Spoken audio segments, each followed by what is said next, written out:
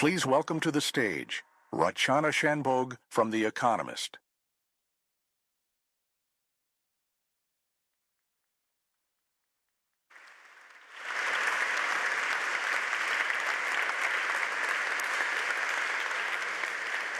Hi, I'm Rachana Shanbhogue, Business Affairs Editor at The Economist in London, and it's my pleasure to introduce Lars Klingbeil, Finance Minister and Vice-Chancellor of Germany. The role of Finance Minister is always important, especially in Germany, and even more so when there's a special infrastructure fund to be spent, defense expenditure on the way, the world is on the brink of trade war, and the rules-based order looks in peril. So given this in-tray, it's a marvel that Lars Klingbeil is here to speak to us, but he's here nonetheless. He will deliver his keynote for the first 15 minutes, and then he and I will have a conversation. So, Vice-Chancellor, over to you.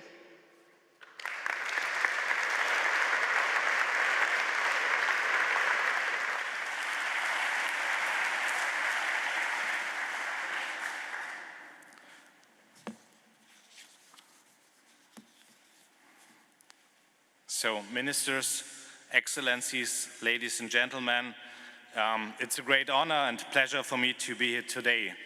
When Minister Rim Alabali Radovan invited me to open the second day of the Hamburg Sustainability Conference, I said yes right away, because I want to promote policies that build bridges to a better future, a fairer future with closer international cooperations, more sustainability and more equality. Even well-established rules and institutions were unable to prevent a war in Europe. Germany has had to learn some drastic lessons in the recent years. For the first time since the end of the Second World War, we need to take care of our own security in a much greater extent. And our export-based economic model has to cope with long-term partners suddenly calling into question the trade relations that have strongly benefited both sides. These developments are important reasons why we need to swiftly strengthen our economy. The new German government has and will continue to take strong action. We will take strong action now because every euro and every bit of political capital we invest today will pay off as many times over in the future. To put it in another way around, inaction today will come at a great cost in the long run. Ladies and gentlemen, in the last few years, I have made several political visits to countries in the global south. I've been to Namibia, South Africa, Ghana, Mongolia, Chile, and Brazil. I know how important it is for us to talk to each other, not about each other. That's the key in building strong and trusting relationships. Successful cooperation benefits everyone. One important aim of this conference is to promote such helpful personal encounters. The world is currently undergoing tremendous realignments. The balance of power in the global economy and in international policy cooperations has been slowly shifting for years. For the benefit of global citizenship, we must rebuild multilateral cooperations. Multilateralism is the answer to global challenges. After all, we have plenty of interests in common, such as fighting climate change, displacement and expulsion, inequality, hunger and poverty, among others. A rule-based international order has the best chances of success for the largest number of countries. The Agenda 2030 demonstrates the international community's joint commitment to achieving these goals. This is the spirit we have to revive. Most countries still think that stable, rule-bound relations, including fair trade, are important. Most countries value the rule of law, not the rule of might. They support a strong United Nations and joint responsibility for the future of the global community. That's why our priority must be to defend the rule-based international order and also to reform it. Many of our international organizations will need to better reflect the changing global balance of power. For this, we have to invest much more in new strategic partnerships. And we will also need to listen to what our partners expect from us. These new partnerships will probably be more issue-based than in the past. We don't need to agree on everything to become partners, but only by working together, we will find real solutions in these major challenges. We already have a lot of good initiatives we can build on. I would like to mention a few of them more in detail. One of Germany's priorities is to successfully implement the G20 Compact with Africa. Moving forward, the Compact can and needs to support progress within the African Continental Free Trade Area, thus making it possible to combine markets, creating economies of scale that generate decent jobs. This will boost economic development and strengthen the fiscal capacities of African countries. We in Europe have an interest in an integrated African market. We need to ensure that our trade policies support integration, not make it more difficult as it perhaps sometimes has been the case in the past. Second, underscoring our dedication to global partnerships as well as our proactive approach to addressing global challenges, Germany is a leading player in development financing. In absolute terms and given current developments, we are on course to be the world's biggest contributor of official development assistance. Germany will stand by its international responsibilities, especially now when other major donor countries are reducing their support. Germany will remain a reliable partner. What we cannot do is to compensate bilaterally for the global shortfall in development financing. We call on old and new donor nations to increase their official development assistance to a similar level than ours. We also call on all donors to work better in coordinating this aid. Still, non-financial cooperation will be more important than ever in the future, like free and fair trade agreements. In this context, Germany supports the EU Global Gateway initiatives that fosters the implementation of the African Continental Free Trade Area. Third, as a finance minister, I need to talk briefly about taxation. Germany has a long been standing advocate of international tax corporations, promoting fair and transparent tax policies that benefit economies worldwide. For example, we are firmly committed to a global minimum tax. It will help developing countries because they can generate material tax revenues of their own, which they will then be able to invest back in their economies. We also want developing and emergency countries to be actively involved in international tax policy discussions. Thus, we ensure that international tax standards have broad-based support. These are all important initiatives, but we want to do even better. We want to take our cooperation to the next level. In 1977, the Independent Commission on International Developmental Issues, also known as the North-South Commission, was founded. It was chaired by the former Chancellor Willy Brandt, the former German Chancellor Willy Brandt.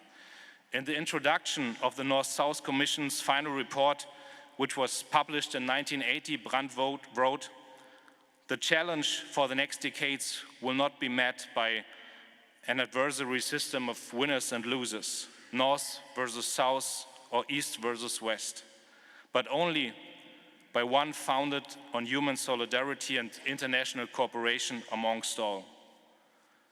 With his call on a different, more respectful way of working with the Global South, Willy Brandt was far ahead of his time. Almost half a century later, we can still benefit from this inspiration to address global challenges. I'm therefore delighted and proud that within the new German government, we have agreed to establish a new North-South Commission. We now need to work on the specific details on how the Commission will be set up so that addresses that it addresses expectations from both the North and the South. I envision independent experts from the areas of politics, civil society, business and research from all parts of the world coming together on a regular basis to search for new answers. I am convinced that we also need to have some younger participants and more women than in the previous North-South Commission. The overall goal is to jointly suggest new North-South politics for a multipolar world. In these times, I believe that no crisis can be solved without cooperation of the countries of the Global South and the Global North.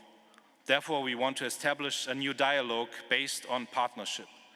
By founding a new North-South Commission, we can create a global network that I hope will make a decisive contribution to such a new North-South policy without doubling or disrupting the good day-to-day work that current institutions and processes are doing.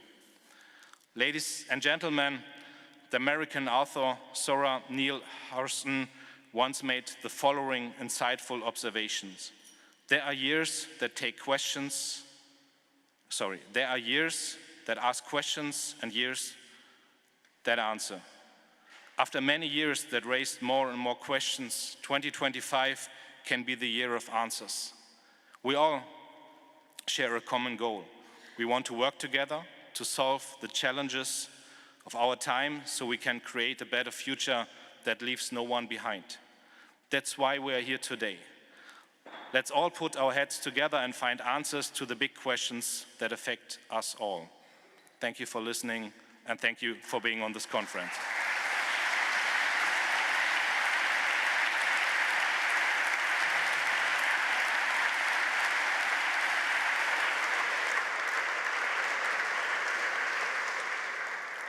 So, Vice-Chancellor, as you rightly say, there's a lot on the plate of Germany, there's a lot on your plate to take care of your security, as you put it, but also to defend and reform the rules-based system.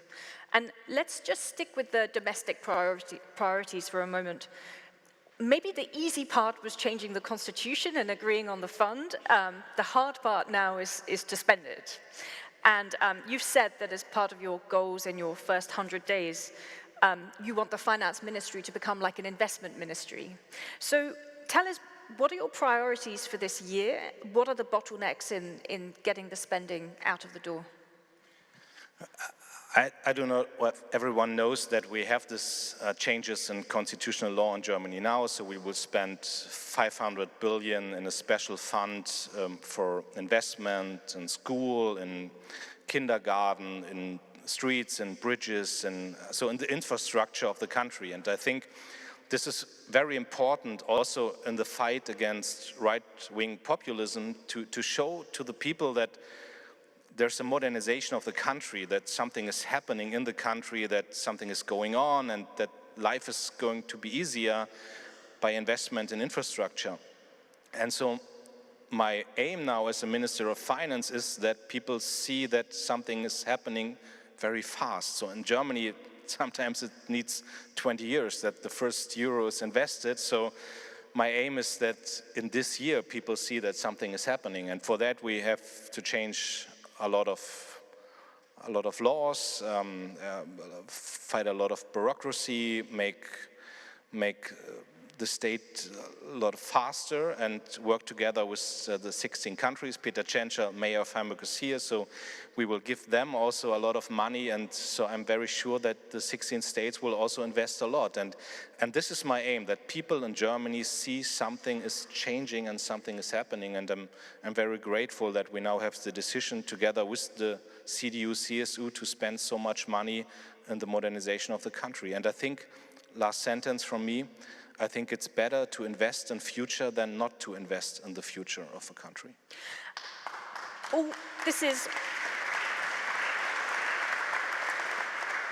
is all the more important because the economy has been weak for the past 2 years. It's been contracting. So what is the answer to the problem of economic growth? In addition to thinking about the global economic order, there's sort of a problem at home as well. And so will you be able to marshal enough stimulus to keep the economy strong? This is what I hope. I mean, this is also a clear message to German economy. Now it's time to invest. And I mean, to be honest, we're in a geopolitical situation where I think it's not clear where all the investments will go. So we have 3 or 4 years in Germany now behind us where a lot of industry, for example, did not do investments in Germany because of there are too high energy prices, there's too much bureaucracy, there's no investment, there was this fight in the old government, and so it was a political uncertainty. But on the other hand, I think Germany is a good place for investments, Europe is a good place for investments, and then we have, on the other side, we have Trump in the United States, and I know that a lot of businessmen and women thinking about, is United States the safe harbor for investments? And so my aim is to show that Germany is a good alternative for investments. Second point to this question is, I was reading a very good interview with Ursula von der Leyen in the last weeks in the German newspaper Die Zeit. And she was talking about there were so many governments from Latin America, Africa, Asia, give a clear signal towards the European Commission that we want to build new strategic partnerships, like I was talking my speech. And so I think this is really a good possibility for Europe to be a strong economic and political actor, and I think Germany would give an impulse with these investments we are now doing, public and private investments. So it's about being strong in Europe. And moving abroad, as you say, there's threats to the global trading system, and America is your biggest export market. It's a hugely important export market for many countries in the world. You were in Canada at the G7 meeting. Did you come away reassured about the trading system at all? Were there elements where you thought there are common grounds for global multilateral action, or did you come away very worried?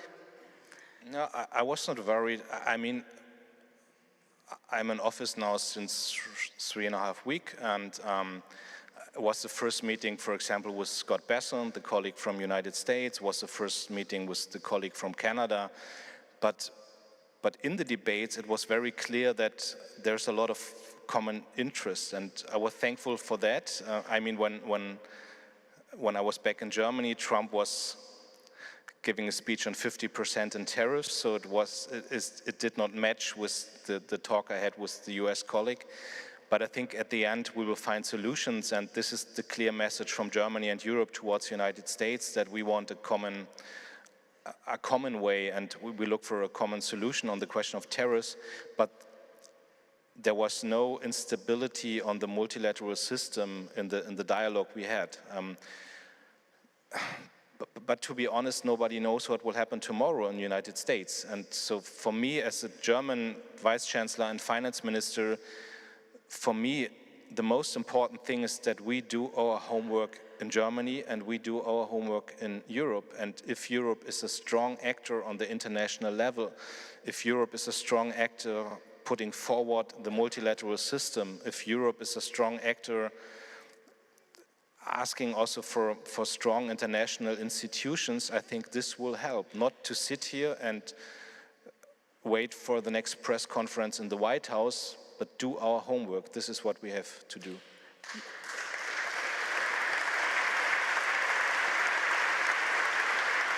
So Europe has the advantage of having a big economy, nearly $20 trillion. It's a huge consumer market. Do you see the EU now as being the standard bearer for free trade around the world? Would that be your vision for now, what Germany and more broadly the EU must do? If we are a good actor or not, want to be. Yeah, we have to. It's what I said before. We have, and to be honest, I had now my first meetings with the Eurogroup and the ECOFIN, and I think Europe is too slow. And so even when I'm talking to people in the German government and capital market union, yes, we need it, but we have to think about this detail and this detail. Strengthening the common European market, yeah, we have to do it, but we have to talk about this detail. So it's too much bureaucracy and not enough politics. And I'm now 47 years old, and I'm very sure that for my political generation, this is maybe the most important topic to go forward the next steps with the European Union. I mean, if you look to the history of Europe, there have always been political decisions that at the end made Europe stronger. And I think in these days, Europe is too much bureaucracy and not enough political decisions. And this is what I want. I want political decisions, because maybe these are 2 years and then we will have elections in France. Nobody knows what will happen then. So we had the presidential elections in Poland. Was a really terrible result. I think it's bad for Europe, and so it's now time to act, but we are not as strong as we need to be. So, how could you speed Europe up? Political decisions. I mean, this is, and I think Germany, Olaf Scholz made a very good job as a chancellor, and everyone knows that I really worked together with him, and I really liked what he was doing on the European level, but there was one coalition partner, was not the Green Party, that always blockades European decisions. And so we now need a government that really puts forward European decisions, together with France, together with Poland. So we need to go on. And I mean, this is also necessary if we look to the situation in Ukraine. We need a strong Europe. If we look to the markets, we need a strong Europe. If we see the political debates about multilateralism, we need a strong Europe. And this is what I said. So we can solve it if we go forward. Means not.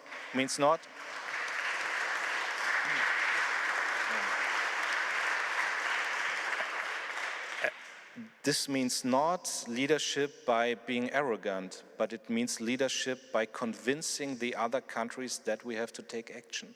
That's important for me. We have to go forward, and we have to convince the others that it's good to have a capital market union, that we have to have a common foreign and security policy, a common development policy. So in all these questions, I think Germany has good arguments, and we should really go on. And what about the conversation, not just in Brussels with your peers within the Commission or the EU, but voters at home? The fact that there's an increased sort of interest in populist parties makes it harder to make the case for multilateralism, or it suggests that the support for free trade, for example, is falling, not rising. So what are the conversations that you need to have at home, that politicians need to have at home with voters to say there are benefits to trade? Yeah, but this is the political debate we have to have. And I think it's, if progressive parties are arguing against international cooperation or multilateralism, we will always lose. So we have to argue why it's important, even for the steel worker in Duisburg or for the automotive company in Lower Saxony, in my home state. We have to argue why it's important to have a global market, to have trade relationships, to have multilateralism, to have international institutions, and I think there are good arguments on our side. I think the problem for the progressive parties in the last years was that we didn't really argue for Europe or for the United Nations, because we were convinced that it's good to have them, and then we were silent, and so we left enough space for the right-wing populists. But we should never take their arguments. And to be honest, if I see what debates are happening in the Labour government in UK with the financing of development aid, or if we see what happens in the United States, I think it needs a clear signal from other countries that this is not the right way.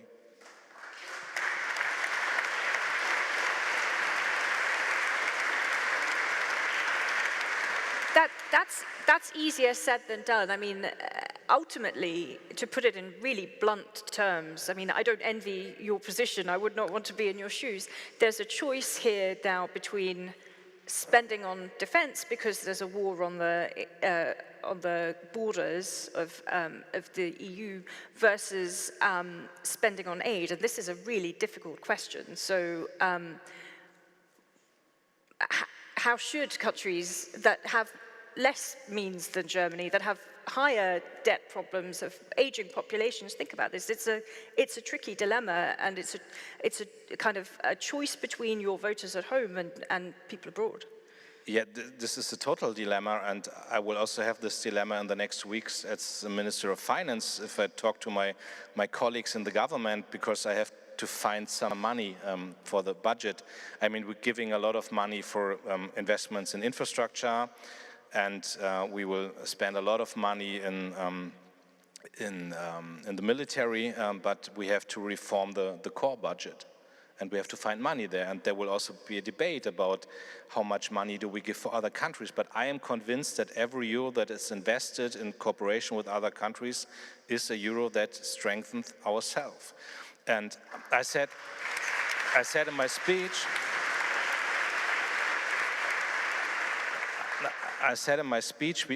it's not just money. I mean, it's also the question of how we build strategic partnerships. And I remember when I was traveling to Chile and Brazil, I was talking to President Lula. He was the candidate, not the president in these times, but he was talking about energy cooperation. And I think this is a total win-win situation. I remember when I visited Ghana and South Africa and Namibia, and especially in Ghana, I was really impressed how there's innovation, how there's also economic innovation, and I think we also can build a win-win situation. So that's, yes, we will talk about money, but we also have to talk about how we can build the strategic partnerships. And again, in the moment, this is a very good situation for Germany and Europe, because all these countries are looking for other partners. And to also say that, there's also a security impact, because when I went to these countries, there was always a clear message towards Germany and Europe that China and Russia are still there and looking for cooperations. And I think if we want to have strong relationships also in security issues, we have to find the cooperations on energy markets, on economic questions, on political questions, and I think it's not a good idea if we have this space, we leave this space for China and Russia. So this is also a question of security if we have the cooperation with countries in Africa, in Asia, and in Latin America.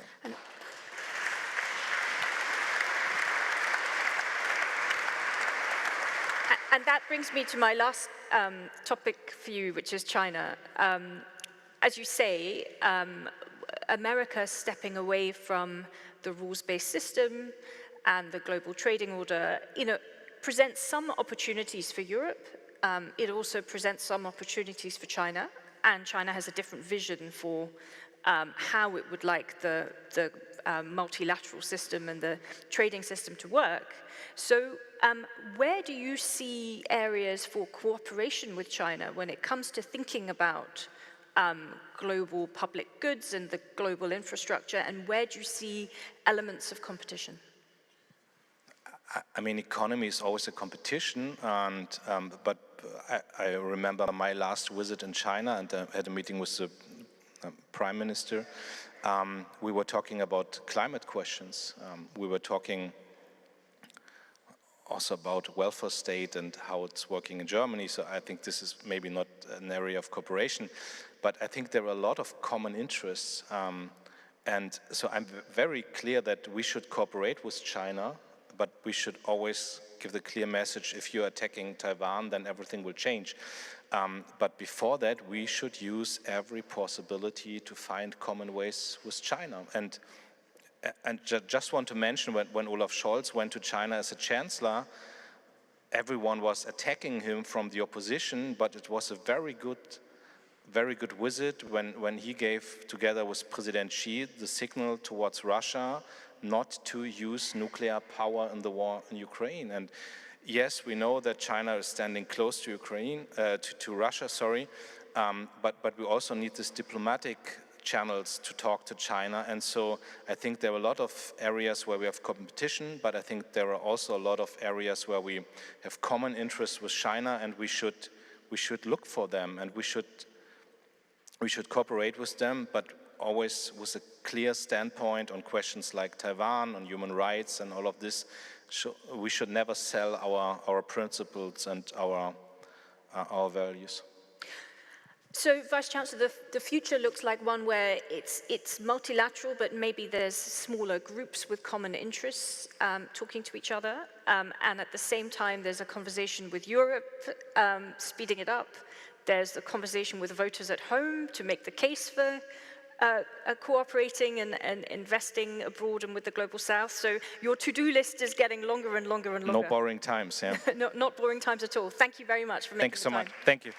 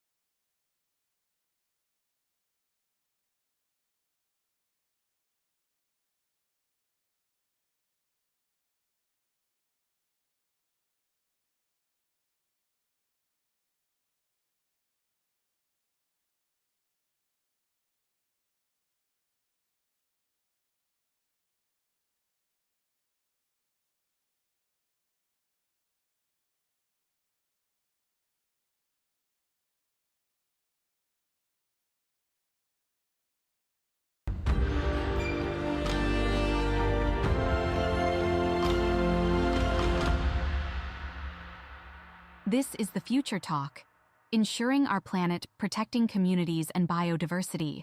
Please welcome to the stage, Alyssa Swango from National Geographic.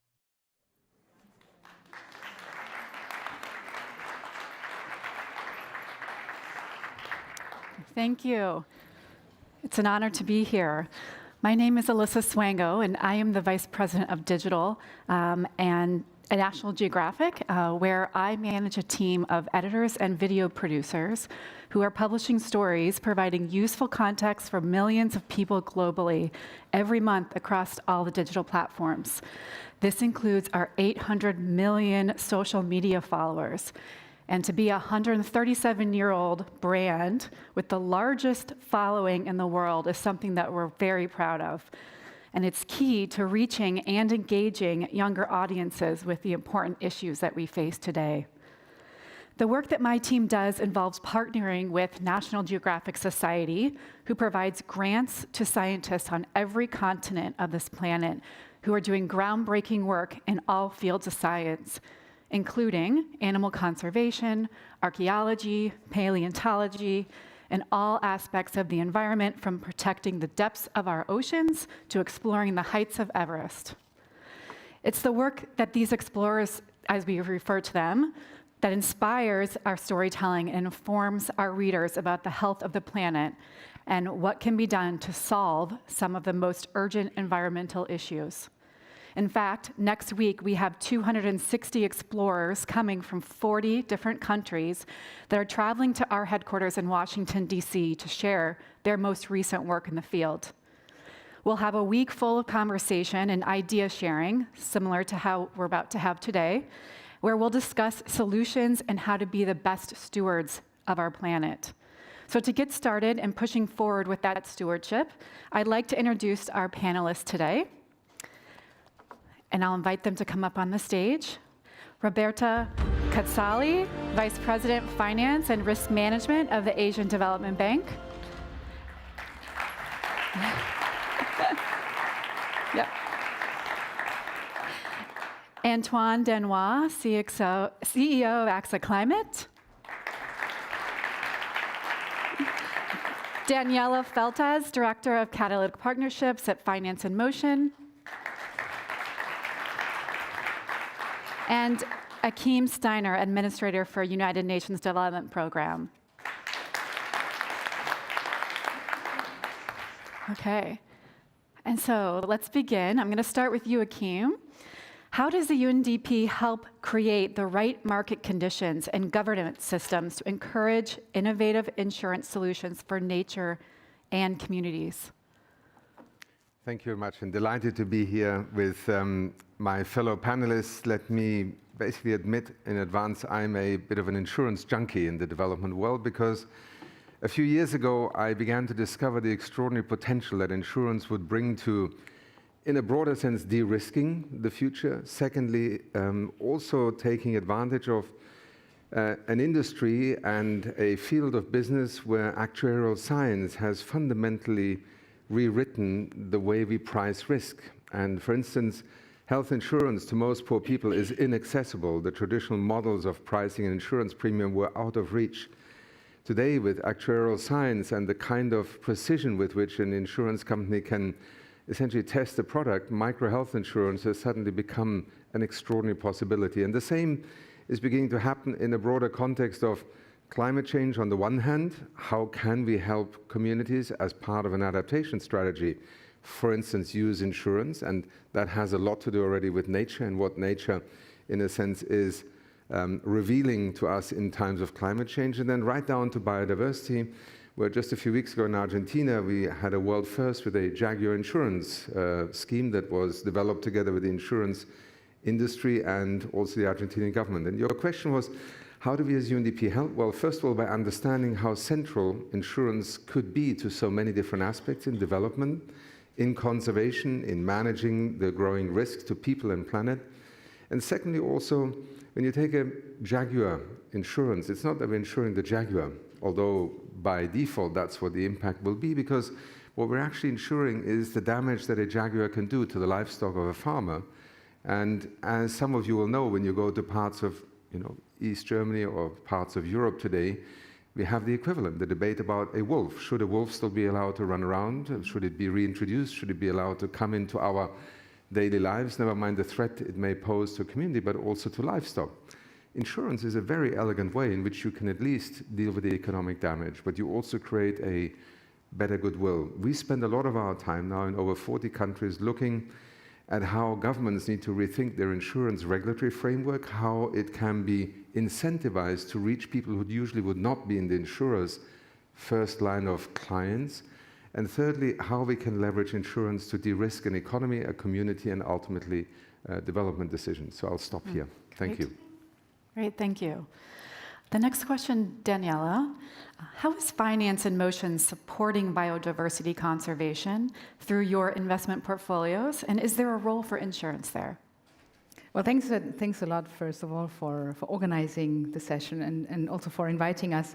So I think we have already a lot of tools in climate action, but which are not so easily just transferable to nature investment. So there is definitely a need for more innovation and also looking at deeper how insurance can benefit more in that area. So maybe just a quick word on Finance in Motion. We are probably one of the largest private impact asset managers, privately owned and specialized in emerging markets for 20 years, providing about 9 billion of impact finance to low and middle income countries. And our strength is in developing blended finance vehicles, so funds where you pool public money with private money in cooperation with development banks. And in nature finance, we focus on the biodiversity hotspots in Latin America and in Sub-Saharan Africa. Sorry. And the focus lies, for example, on agricultural, sustainable value chains. And here we have, for example, a coffee producer in El Salvador, which will be able to modernize the coffee mill and water savings and recycling technologies. And certainly insurance can play a better role here. And we would be very happy to explore more in how insurance can come into this blended fund. Thank you. I'm going to jump to Roberta here. How is the Asian Development Bank using its investments to unlock private investment for nature finance? And what is the role of insurance? Thank you, and also thanks to the organizer to inviting me at this panel. And let me start saying that investing in nature and biodiversity is connected to growth and development. And we are tackling the biodiversity crisis by putting all our balance sheet to work. On one side, we issue thematic bonds to raise capital. On the other, we finance directly projects that have positive nature results. And we have already a track record of thematic bonds. We start issuing our first water bond in 2010, and we continued with many different thematic bonds, including biodiversity bonds. In 2021, we issued our first blue bond to finance the protection of ocean health and marine biodiversity. But the key milestone was last year when we issued our first biodiversity and nature bond in Cali, so at the Biodiversity COP16, and the value of this bond was $100 million, exactly the same amount that we had for the blue bond that I previously mentioned.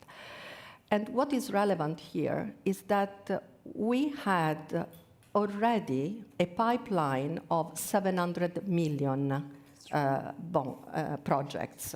So to finance, to raise money from the market, backed with a pipeline of projects that were already targeted to biodiversity and nature. And Dai-ichi Life Insurance was, from Japan, was our first buyer. How we work with insurance.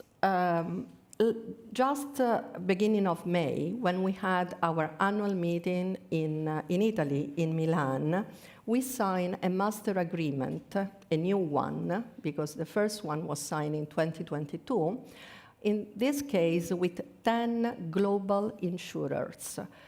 To do what? To pass them part of our credit risk. This means that if insurers are taking some of the credit risk of the bank, more capital is free to be devoted and invested in projects.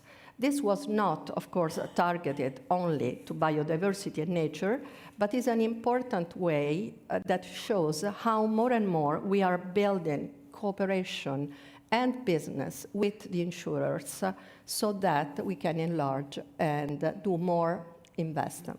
Mm-hmm. And the role of insurance, let me just say this, can be, as of course, but we will hear from my fellow panelists here, as patient capital providers, insurers have long-term money that's perfect for nature projects, and has risk bearers. They can create innovative products that cover risks to ecosystem, agriculture, and of course, biodiversity, such as parametric insurance for coral reefs. But they can also enter in the pool country risk to protect against disaster. And they can include and integrate nature-related aspects into the traditional insurance product, so the property, the casualty, the liability. The challenge, of course, will be limited data on this. And last, there are also in the capital markets innovative products, such as the insurance-linked bonds in Hong Kong and Singapore. And these are interesting because they pass the risk to other capital markets investors. Let me stop here. Yeah. Thank you. Thank you. Antoine, I didn't forget about you. How is insurance enabling nature conservation and restoration efforts and unlocking this capital? So it's a big challenge. Thank you for the invitation. Maybe where do I talk? I talk from a strange animal which is called AXA Climate. So it's an entrepreneurial journey. I set up this company 6 years ago. We were starting from scratch. And we are now more than 200 team members, most of us being scientists. And we have one mission over the past 6 years, which is climate adaptation. So the big challenge for us, tackling biodiversity as insurers, is a cultural shift. Because as insurers, we like statistics and uniformity when we underwrite. And truly speaking, you know well the topic, but when you are tackling nature, you understand that you do not have any data, you cannot rely on statistics, and because of climate change, you cannot rely on the past to predict what is going to happen in terms of climate events. And for me, nature is singularity by design. Based on a few kilometers in terms of soil, you do not have the same reality of risk. So when you say that, the challenge is to switch from, I caricaturate a bit the pitch, but you switch from an actuarial underwriting to a scientific underwriting. So my first priority as a CEO of AXA Climate, launching this company, is to recruit scientists, is to be able to build physical knowledge of natural ecosystems in order to be able to underwrite. So this cultural shift in terms of underwriting is very, very important, because if we keep this paradigm of uniformity, standardization, and statistics, it will not fly for the market and the insurers. I can talk about one tool. You mentioned parametric insurance. It's not the A to Z, of course, of the solution, but it can be a great tool in order to secure and to insure natural ecosystems. By parametric insurance, we mean a very simple mechanism of insurance when you trigger payout based on satellites. So you do not anymore need to send claim adjusters on the field in order to check claims when you have a drought, floods, or the wildfires. So it has a significant impact in terms of cost. It's more cost effective. So it's a good way to bridge a gap of insurance in many, many emerging markets, especially for natural ecosystems. Just 2 examples to make it concrete. The first one is marine protected areas in Philippines. We protect through a parametric scheme, more than 80 MPAs in Philippines and Mexico also. It represents more than, let's say, 80,000 hectares, and it protects more than 10,000 fishers. So it has many, many indirect benefits on the communities. And the rule of the game is quite simple. If you follow me, you put at the center of a cycle the asset, the natural ecosystem, let's say the MPA. You cross a cycle, and if there is one tropical cyclone crossing the cycle at a certain category of severity, you pay out immediately. And the fact that you pay out immediately in terms of cash reduces drastically the level of severity of the claim and the disaster, because you can finance emergency. You can, in some kinds of corals, having divers diving in the sea in order to repair the corals after a few hours. So that's part of the solution. And another example is, because we talk about carbon, you have many, many projects of carbon that are financed by credit of carbon. It can be, for example, a project of forest restoration. But when you have a wildfires, it jeopardizes suddenly all carbon conservation of the project. It can jeopardize the full integrity and the full profitability of the project. So we provide also parametric insurance in order to blend with finance and credit and loans from the banks, in order, if there is a bad event happening, we can secure at least the project and the stakeholders of the project. That's it for AXA Climate, but we provide also consulting software and many other topics, but we can talk about it later in the session. Yeah. So as we've just heard, that nature-related finance innovations are growing. And if insurance can be a catalyst for biodiversity conservation and investment, is there an opportunity for a global platform to protect our natural assets like reefs and forests and wetlands? And how do you see collaborative efforts to unlock these investments at scale to help close the $700 billion biodiversity finance gap? So I'll ask each of you, and I don't know who wants to jump in first, but what does that look like, and how would your institution engage? Any volunteers? Let's start with Hakeem. Well, I can perhaps kick off, because I would like to draw attention to a platform that exists already for a number of years, called the Insurance Development Forum. It's actually a very interesting illustration of precisely the kind of institutional commitment to exploring the frontiers of what practice is enabling us to do today. I'm listening to you, Antoine, just now, listening to how the ADB looks at capital markets, at bonds, how governments look at it, investors look at it. We try to bring together leading insurance companies from around the world with leading development players. I, together with the head of Swiss Re and other insurance companies, have co-chaired this forum, and it was particularly focused initially on climate. But much of what it is doing is precisely this bringing together of a private sector, insurance sector competence and capability with a public good, so to speak. And that public good is not necessarily in a generic sense. I mean, de-risking a coral reef or insuring against a natural disaster is one example, but it's also how governments need to rethink the insurance market. Because it's actually quite intriguing. In many countries, regulatory frameworks for insurance have not changed, sometimes for decades. And yet we have entirely new actors in the field. And one of the ways in which we use our global platform is to bring that best practice of an insurance sector that is way ahead in terms of its methodologies, scientific understanding, including the insurance. I just looked up the latest Insurance Development Forum launched a suite of free open access risk modeling tools for climate and disaster risk analysis. These are now accessible. They're open access tools that many can use. And we in UNDP then take this to the country level. We have insurance innovation challenges where we invite local insurers or perhaps partnerships to develop new insurance products. It's a kind of competition. We provide them with some technical assistance, and then things such as a habitat protection biodiversity fund emerged, as it did in Mexico, attracting investments and funding the conservation of key species. It's a smaller form of, in a sense, going to capital markets. Another example in Colombia is the parametric insurance scheme. And maybe, Antoine, you can still say a couple of words, because sometimes parametric insurance sounds really cool, but most of us may not always know what it means, so I leave that to you. But it is actually something I learned also, how smart a way this is to introduce that sometimes at the level of a local national park, or insurance more broadly helped us as UNDP. You may recall a potential disaster in the Red Sea 2 years ago that had been growing in terms of an oil tanker, the famous Safar that was anchored off the coast of Yemen. In the middle of a civil war, the UN and UNDP then took on this challenge of actually removing 1 million barrels of oil from the tanker before it would break apart.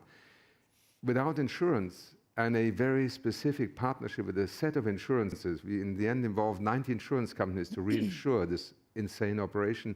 It's another great example of how public and private actors can really come together, and therefore the idea of platforms, I would say, maybe not a singular one. We can learn from the Insurance Development Forum, we can learn from things that happen at national level, and sometimes literally just an insurance company coming to aid a unique enterprise and then using its convening power in the insurance industry to reinsure, so to speak, that risk. And these are just a few examples. Thank you. Antoine, do you want to respond? Or? Yes, I have a dream. It's to what I call mutualism. Why mutualism? Let me explain you why. Because when we face climate risk, when we are facing the challenge of adaptation, for me, the answer is really cooperation. Because when you are facing water scarcity in one watershed, in one place, we are supporting 2 cooperatives, agricultural cooperatives. They have no choice but cooperating. It was not really the case for the digital transformation. For me, it's quite certain that it will come, the cooperation necessity for this challenge of adaptation.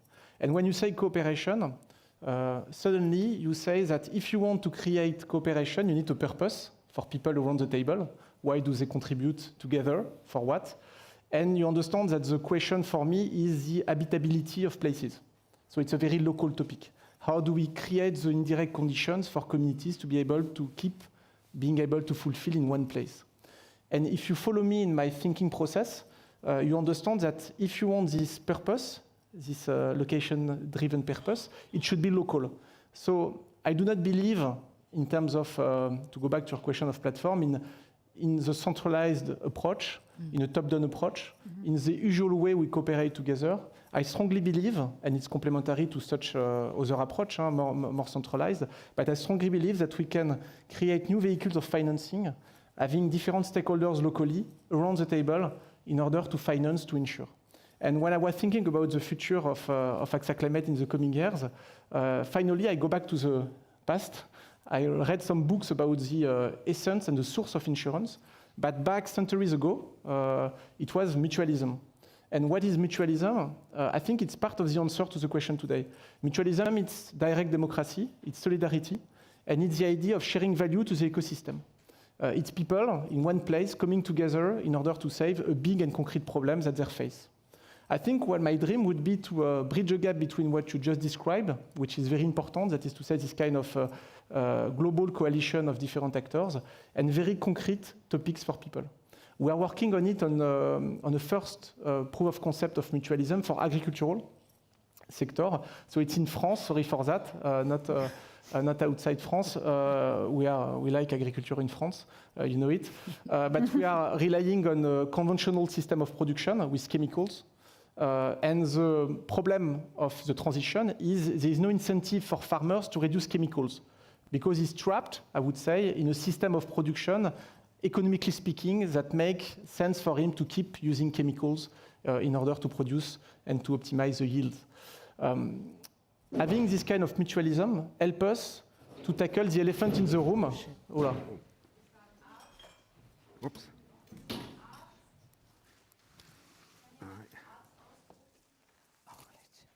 You okay?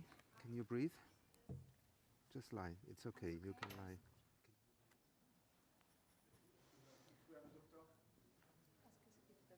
Is there a doctor here?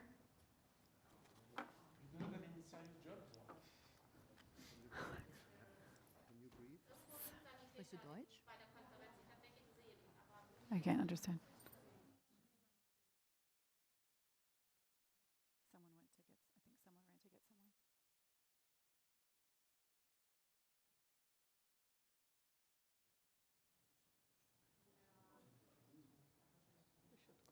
Yeah, does someone have a phone to call? Outside, from outside, please. Okay. Is okay? Okay.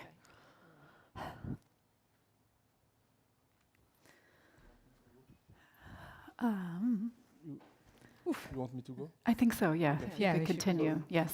So what is interesting in the example of agriculture is the elephant in the room is what we call resilience. We like to talk about resiliency, to be resilient, etc. But it's very difficult to model resilience and to give value to resilience. It's really a challenge because we like in our corporate and organizations to optimize, but to give price and value to resilience is difficult. When you get local, it's possible. So the idea is to say, okay, if you are a farmer and you reduce the level of chemicals per hectare, it has indirect benefits, for example, on the pollution of water, because less chemical in the soil, less cost of public authorities in order to reduce pollution for water and inhabitants. So the idea is to have people that can give a price to indirect benefits. And you have a lot of indirect benefits, given, of course, the topic of biodiversity. So to resume my point, it's important not only to change our product in a silo way, our financing product, insurance product, and so on, but to change the process of working together.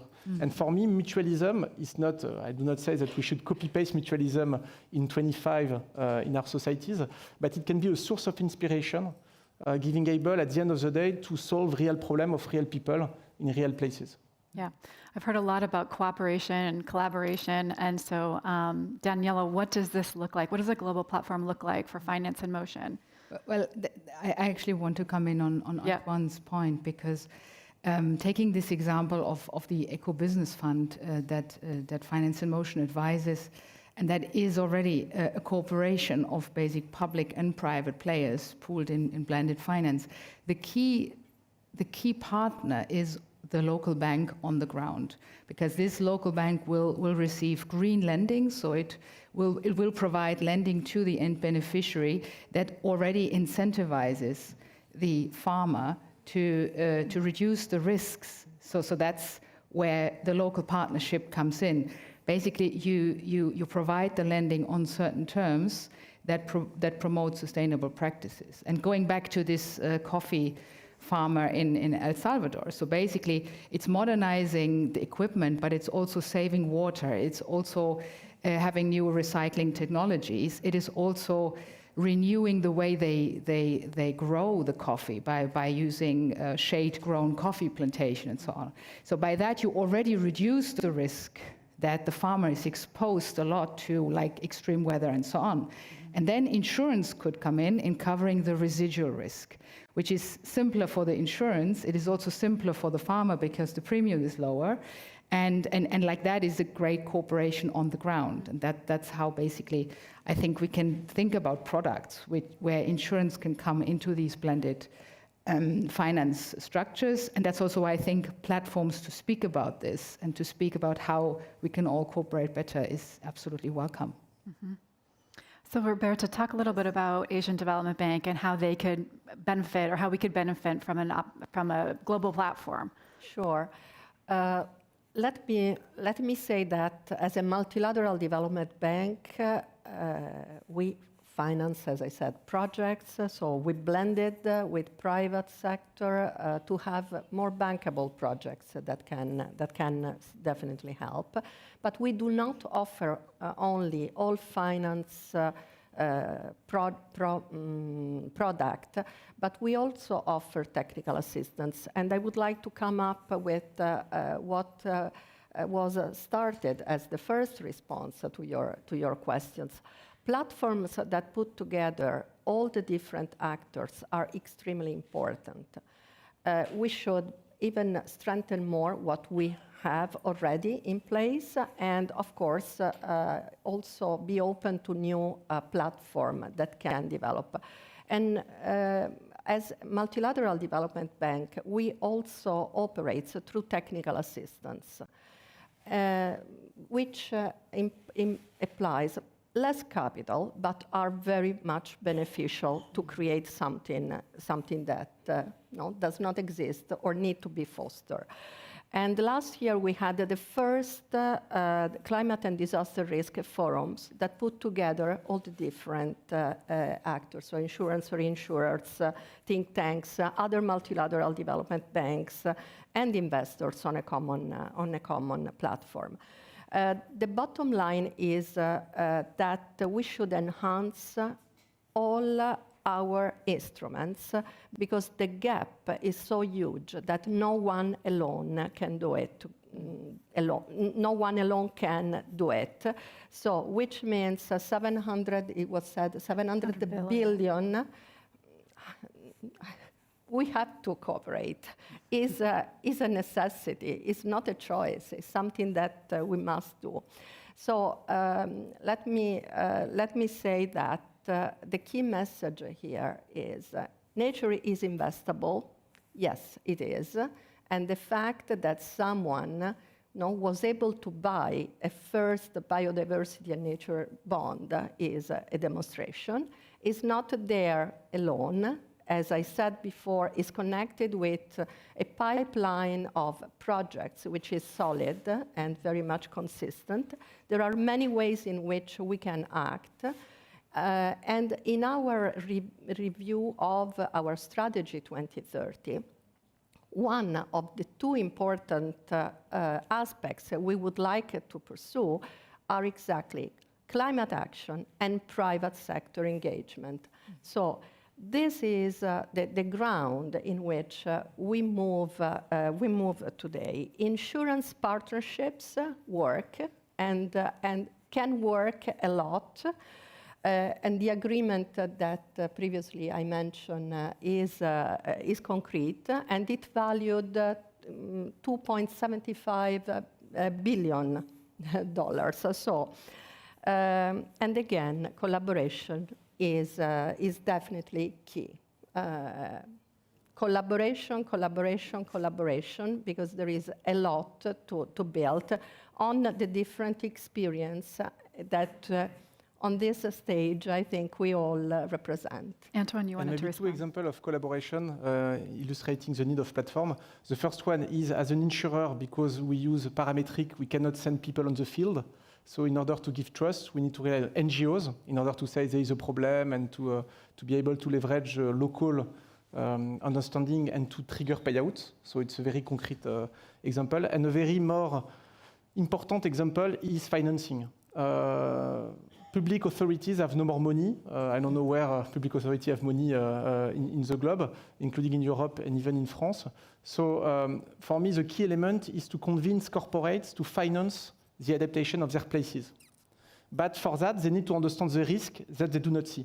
I will give you one example, also in France, but it can inspire also geographies.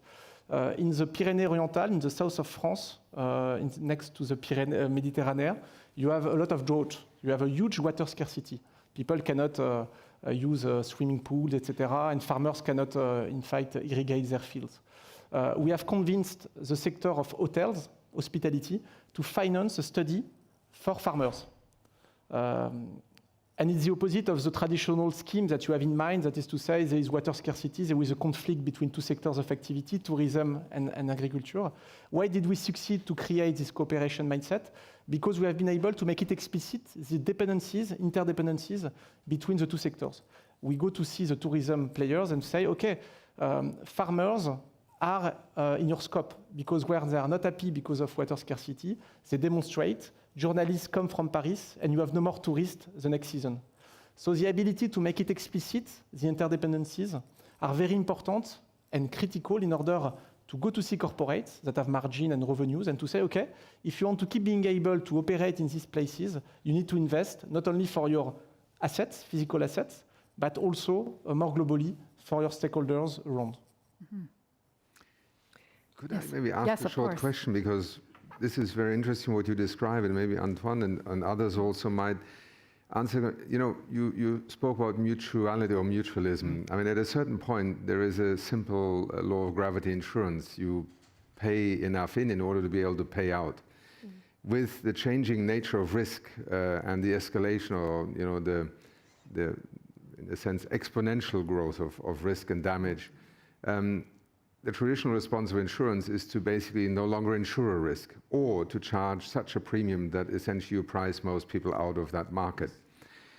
What is, in the kind of world you are describing and that we are all experimenting with now, what is actually happening to not let that become the reality? Because as a consumer, you already are confronted, but as an insurance industry and as a government that needs to find maybe sometimes a combination of insurance and taxpayers underwriting. Because going back to, for example, the natural disaster in Germany, just the Ahrtal, how long ago was it? 5 years, 6 years ago? And that 6 hours of a flooding event in a very location-specific area cost the German taxpayer billions of euros. So I'd love to hear a little bit more, because I think to anybody who is thinking about, is insurance going to really help us to cope with this, or at a certain point we're all priced out of the insurance market? I will not talk on behalf of the whole market, and your question is very important and deserves very diverse answers. I only talk from what I experience. For me, the agricultural sector is the most critical sector in terms of insurability. Nobody wants to insure farmers. Why? Because nobody wants to pay for premiums. Why? Because the value of agriculture is not clear. The value of agriculture is only food and the price that you pay in your shops. But when you look at what the indirect benefit on one farmer in one place, you can make it explicit many more indirect benefits against flood. If for cattle you switch from just importing soja and corn to go to grass, you will slow down the water cycle and you will have indirect benefits in terms of flood for the communities around. So part of my bet, our bet at AXA Climate, is to test another process, going back to the idea of mutualism, is to say, okay, it should be economically profitable, but we need to have people, stakeholders, paying for what they didn't pay before. On this example, public authorities paying to protect against floods. Water agencies paying to reduce the cost of treatment. And if we are able to have stakeholders paying and to have a larger view of the value, I think it will be part of the answer in terms of insurability. And you can do the same for floods. Huh? You can have the building constructors, the local insurers, the local bankers, to set some rules of adaptation of houses in flood area, prone area places. But I insist it should be local, because when you want to have norms of building sectors at the national level, it doesn't fly locally because it's highly dependent on 1 or 2 meters, the risk of flood. So I think it can be repeated as a methodology. May I just, your question is fundamental, is the question, I believe.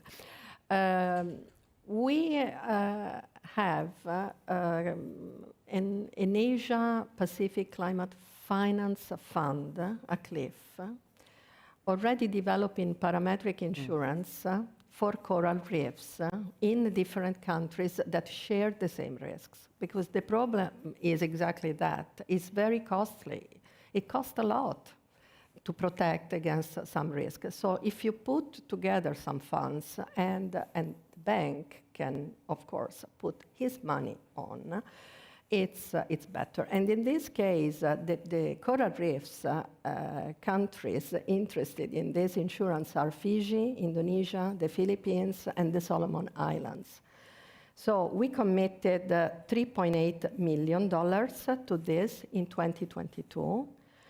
And another example that can build, that help reducing the price is construct the pools. So regional risk pools that can be built among some countries that share the same risk. So again, we should see what we have today, let what we have today work, or if not work, change, because we are in a ground in which we all together are constructing something new, and of course, give room and space to any innovative ideas that can really drive the change and let our planet, the biodiversity as a public good, be protected and saved. Thank you. Yeah. We have just a few minutes left, so I'll throw this question just to the group. What do you see as our biggest challenge right now? You mentioned one. Is there a challenge for your sector, and do you have a solution to solve that for the global platform? Continue to work and continue to be open to new ideas. So bringing the private sector in for us is not only to bring more capital, but to bring ideas, to bring technology. I'm hearing today my colleague here, and I mean, it can be productive to start. I need protection. So it's really I mean, amazing what we can work and do together, because not only from sharing information and experience we can create something that is worth. For me, the main challenge for insurance is to be systemic. We are systemic because we are global in terms of size, but as all other players, I'm talking about all sectors of activities, because we are very big, we are in silo in terms of department and teams. So we have what we call P&C, we have life insurance, and I think part of the challenge is to keep being very profitable in silo in all these different lines of insurance, but to be able to understand the global picture. If I go back to the question of farmers, if we are able to connect the impact on health of chemicals, the impact on yields, the impact of risk, we are able to be smarter as an insurer in order to embrace and to find solutions. So my wish is to be more systemic globally for all players. We are talking about platform, but if you talk about insurance, I think part of the challenge is there to connect between teams working on different products of insurance. Because at the end of the day, it's one place and the same health, whatever the stakeholders. Collaboration again. Collaboration again. Danielle? Yeah, I fully agree. And also it's the collaboration at different levels. You need this local element to it, and it needs to become systemic. So coming back to that example, if a farmer in wherever is really educated to reduce the risks because he gets lending only on certain green sustainable conditions, the risks for an insurer will also be lower, and therefore it can be coming more systemic in. So I could see an insurer coming into a blended fund concept where you design specifically this product that is needed and that could be combined with the green lending to give it to the local partners on the ground. And this is what we should explore in such a platform, for example. Akeem? Well, let me just say, and I see the Minister of Iraq for the Environment, for example, here, and I think governments actually have to rethink the way that they can combine the way a government is meant to protect society, assets, and economy with the capabilities of a market for insurance. And I think one interesting example is in Europe, in Germany, I think Switzerland, Austria, there has been a moment when farmers wouldn't buy insurance against hail damage because the likelihood that you would be hit and the premiums that were being charged wasn't interesting. And yet when hail hit, it destroyed an entire family operation. So I don't know if it's still true today, but many years ago, the government then put in place essentially an obligation. Every farmer had to insure, which massively brought down the premiums because everybody contributed. And you created the kind of reserves that would allow you to bail out those who were damaged by hail. So this is an interesting policy question. Is it the taxpayer who has to basically step in, or is it everybody?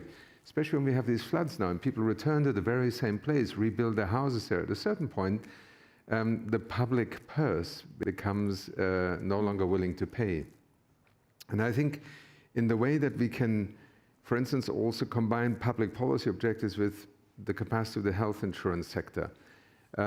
For many poor countries in the world, it is still difficult to have a national health security, social security scheme, national insurance scheme. But what is interesting, in parts of Africa now, you essentially have a partial subsidy by government to attract a private insurer to provide micro health insurance. It's still a fraction of what it would cost if government were to set up a national insurance scheme, because with today's actuarial science, risk pricing capacity, a private sector insurance can bring the power of a broader platform into essentially a market that was completely closed to poor people. And I think this is something we are also learning in our development field. Yeah. So here are two examples where you know, there is the private sector with what it can develop and offer and always looking for new markets, and here is the public sector trying to deal with public risks or economic, macroeconomic or individual, you know, safety nets that they need to develop. It's a real frontier for development. I think it's been fascinating to be on the podium with all of you, including attracting private capital into adaptation and into parts of the world that it normally wouldn't find itself. So also, I listened very carefully to what you were saying. Thank you. Unfortunately, we're out of time, but thank you to all the panelists. Fantastic conversation.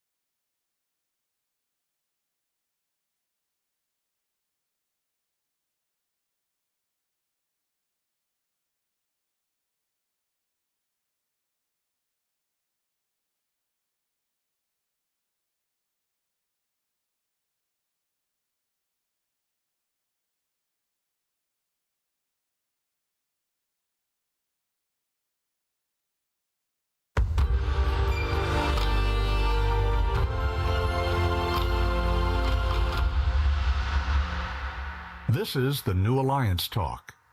Bioeconomy as a link between climate action and sustainable development.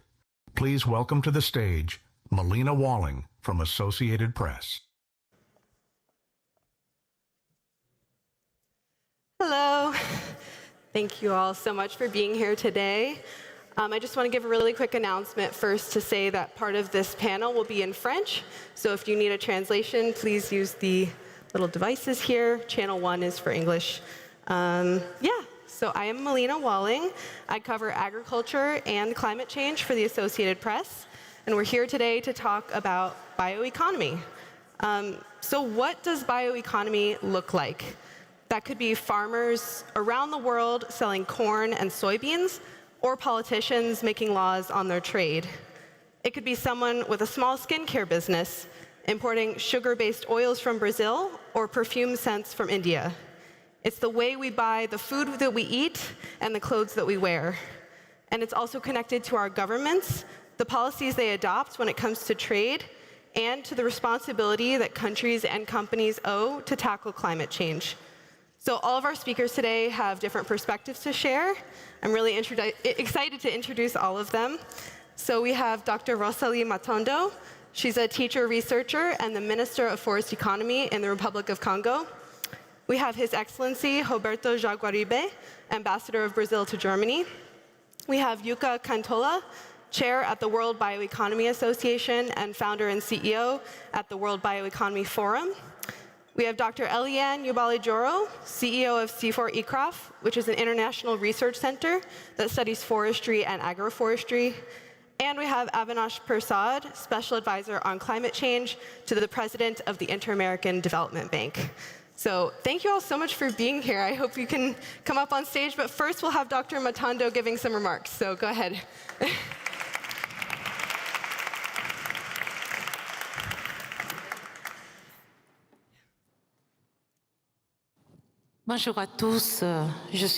Good morning, everybody. I'm very happy to be with you today, and I would like to thank the organizers for welcoming the Republic of Congo. We are very happy to share our ideas about bioeconomy. As you know, I'm Minister for forest economy. How can forests contribute to our economy? We have 23.5 million hectares of rainforest, and we produce timber as well. We also have forests to preserve biodiversity, and we also have savanna areas. So what is bioeconomy about? It's about blending nature preservation and economic development to help our country to develop in a sustainable manner. We want economic development, we want respect for indigenous people, and to preserve nature. What is the challenge today? Well, it's about knowing how to exploit these forest resources to develop our country, what we aspire to. Obviously, we don't want to leave our forests completely untouched. We want to develop sustainably, building on our natural resources, be it forests, mining resources, while fighting endemic poverty in our country. And that is the challenge we are currently facing. So this is a key issue. Why? Because we are accounting for our resources as part of a green GDP, a new concept. 15 countries in Africa, among the Republic of Congo and Kenya, that are leading the initiative.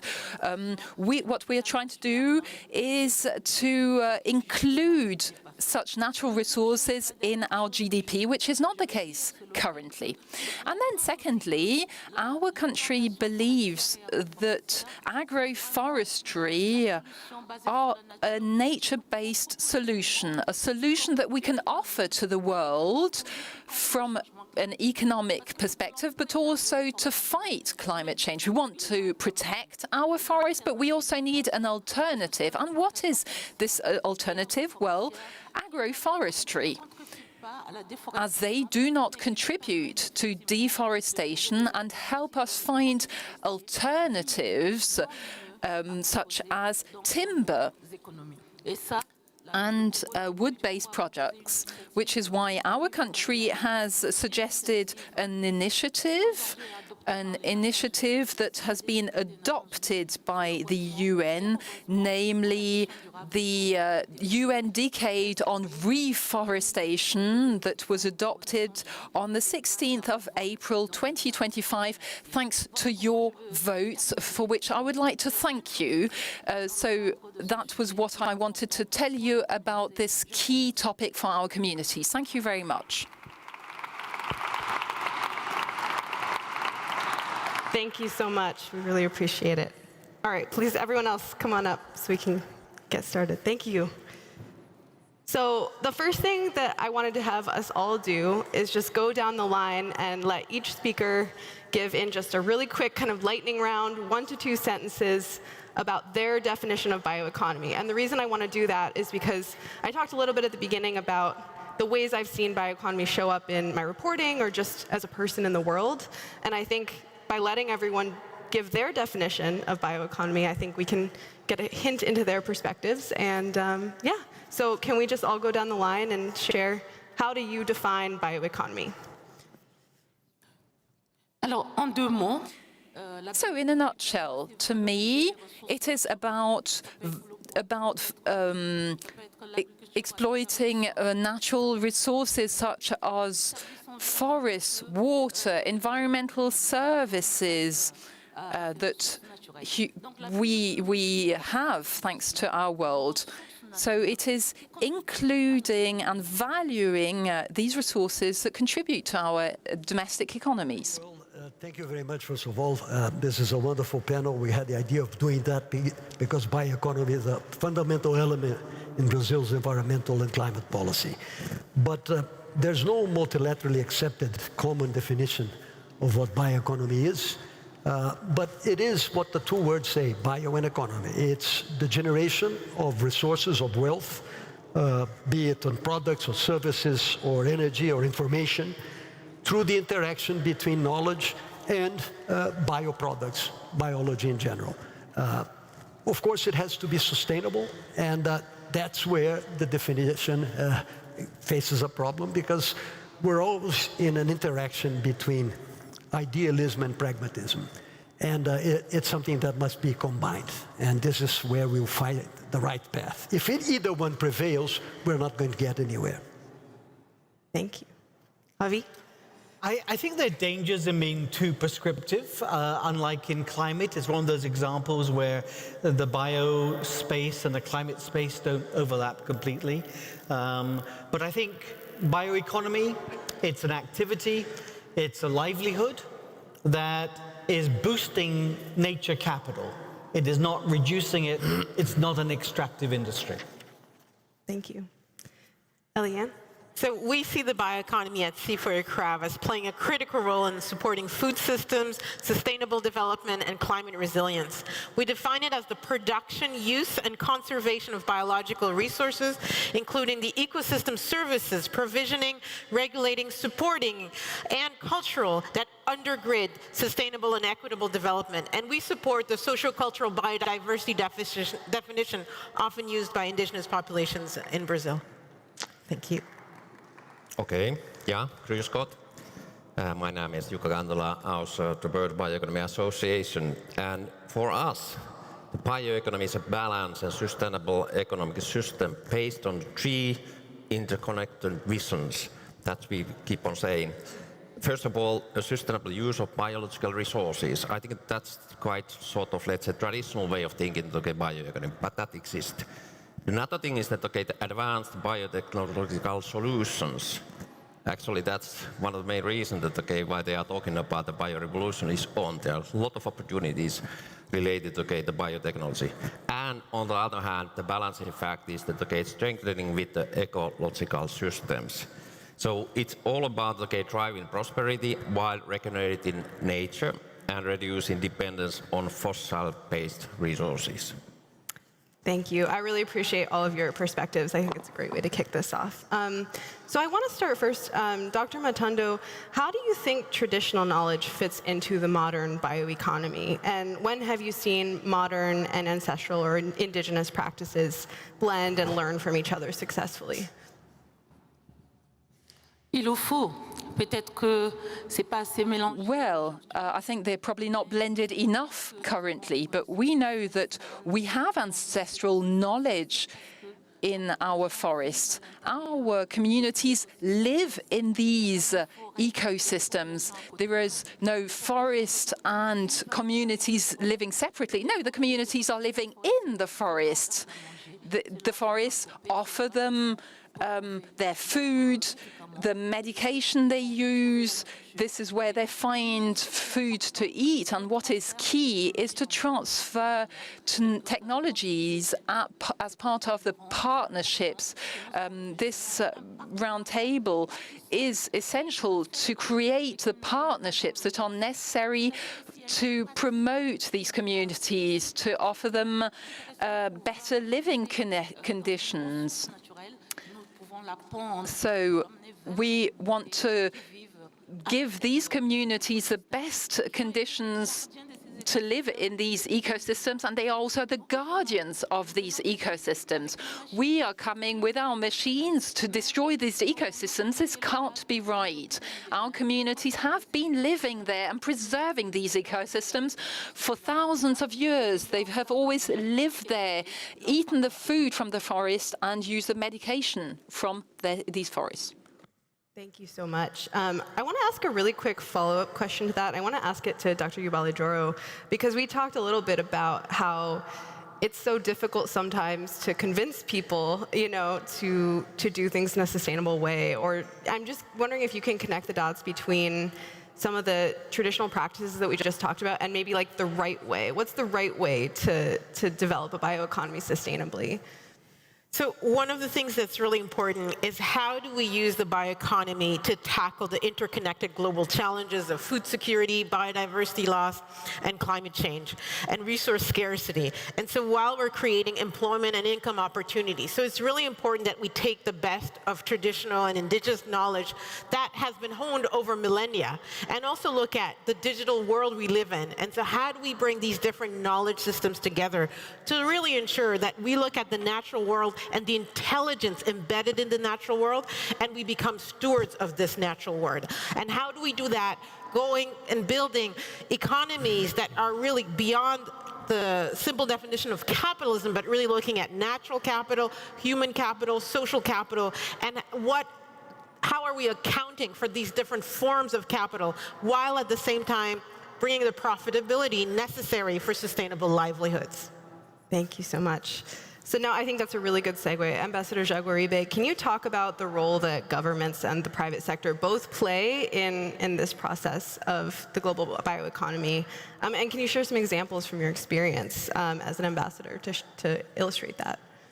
Well, I mean, bioeconomy has been present in so many different sectors, and we have to make the best of it, because ultimately, sustaining sustainability depends on our capacity of generating wealth from sustainability. If we don't generate wealth from sustainability, sustainability cannot be sustained. And bioeconomy is one of the means that we find very promising to do that. It encompasses agriculture, forestry, bioenergy, bioindustry, biotechnology. Of course, the health industry relies enormously on bioeconomy. Unfortunately, they do not share, but they depend enormously on bioeconomy. Also on traditional knowledge, which again, they use but do not share. But the experience is very, very thorough. In the case of Brazil, it's completely encompassed in many different policies. One of the most successful policies is bioenergy. And we have policies for bioenergy for the past 50 years with extraordinary success, including, of course, bioethanol, which has avoided the emission of 1 billion tons equivalent of CO2 and continues to avoid every year 40 million tons of emission. And so these were framed by the government originally not for sustainability purposes, but for economic purposes, which is essentially bioeconomy. And because of that, we are evolving in many different directions, including agriculture, the bioinsumes for agriculture. You need to have regulations that induce private sector to do that way. Without the private sector, any talk about sustainability, again, is not sustainable. You have to lead the private sector in this direction, and government does the leading part. They have to attain to that. So it's a combination. I don't want to dwell into that, but it has to operate together. And as I said, always a combination between idealism and pragmatism. If you're too idealistic in your regulation, you're not going to get anywhere. You have to have a combination which allows private sector to have what they want, which is profit. And they can generate profits for sustainability. But another challenge that we, from developing countries, have to continuously face is what I call environmental neocolonialism, which is sustainability there, development here.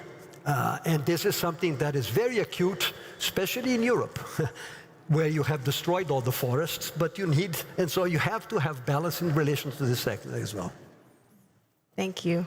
Avi, I think that ties in really well with some of the things that you've talked about. So can you talk a little bit about maybe climate finance and how that connects to bridging this one side and the other?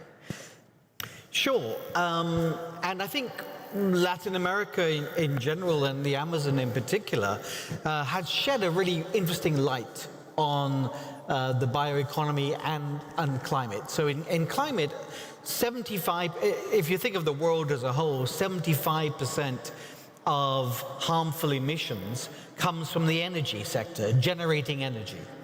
In Latin America, it's less than half. In Latin America, land use and agriculture represents almost half of all emissions. And so we can't think about the climate without thinking about the forest, about the Amazon, about agriculture, and so we have enormous task, but a different focus. And what we've learned in protecting the forest, and we've learned that in the Congo, we've learned that in the Amazon, is that the way to do that is by creating alternative livelihoods. If we don't create alternative livelihoods, people will cut down the forest. That is their livelihood. And so we need to create an alternative, profitable livelihood. And we have found in trying to do that you can do it in a bio-positive way, in a nature-positive way. They are agroforests, as was mentioned at the beginning in the earlier remarks. Agroforestry, which done with the right water management. The forests are the parents of all of our rivers. The forests hold the rivers and the water.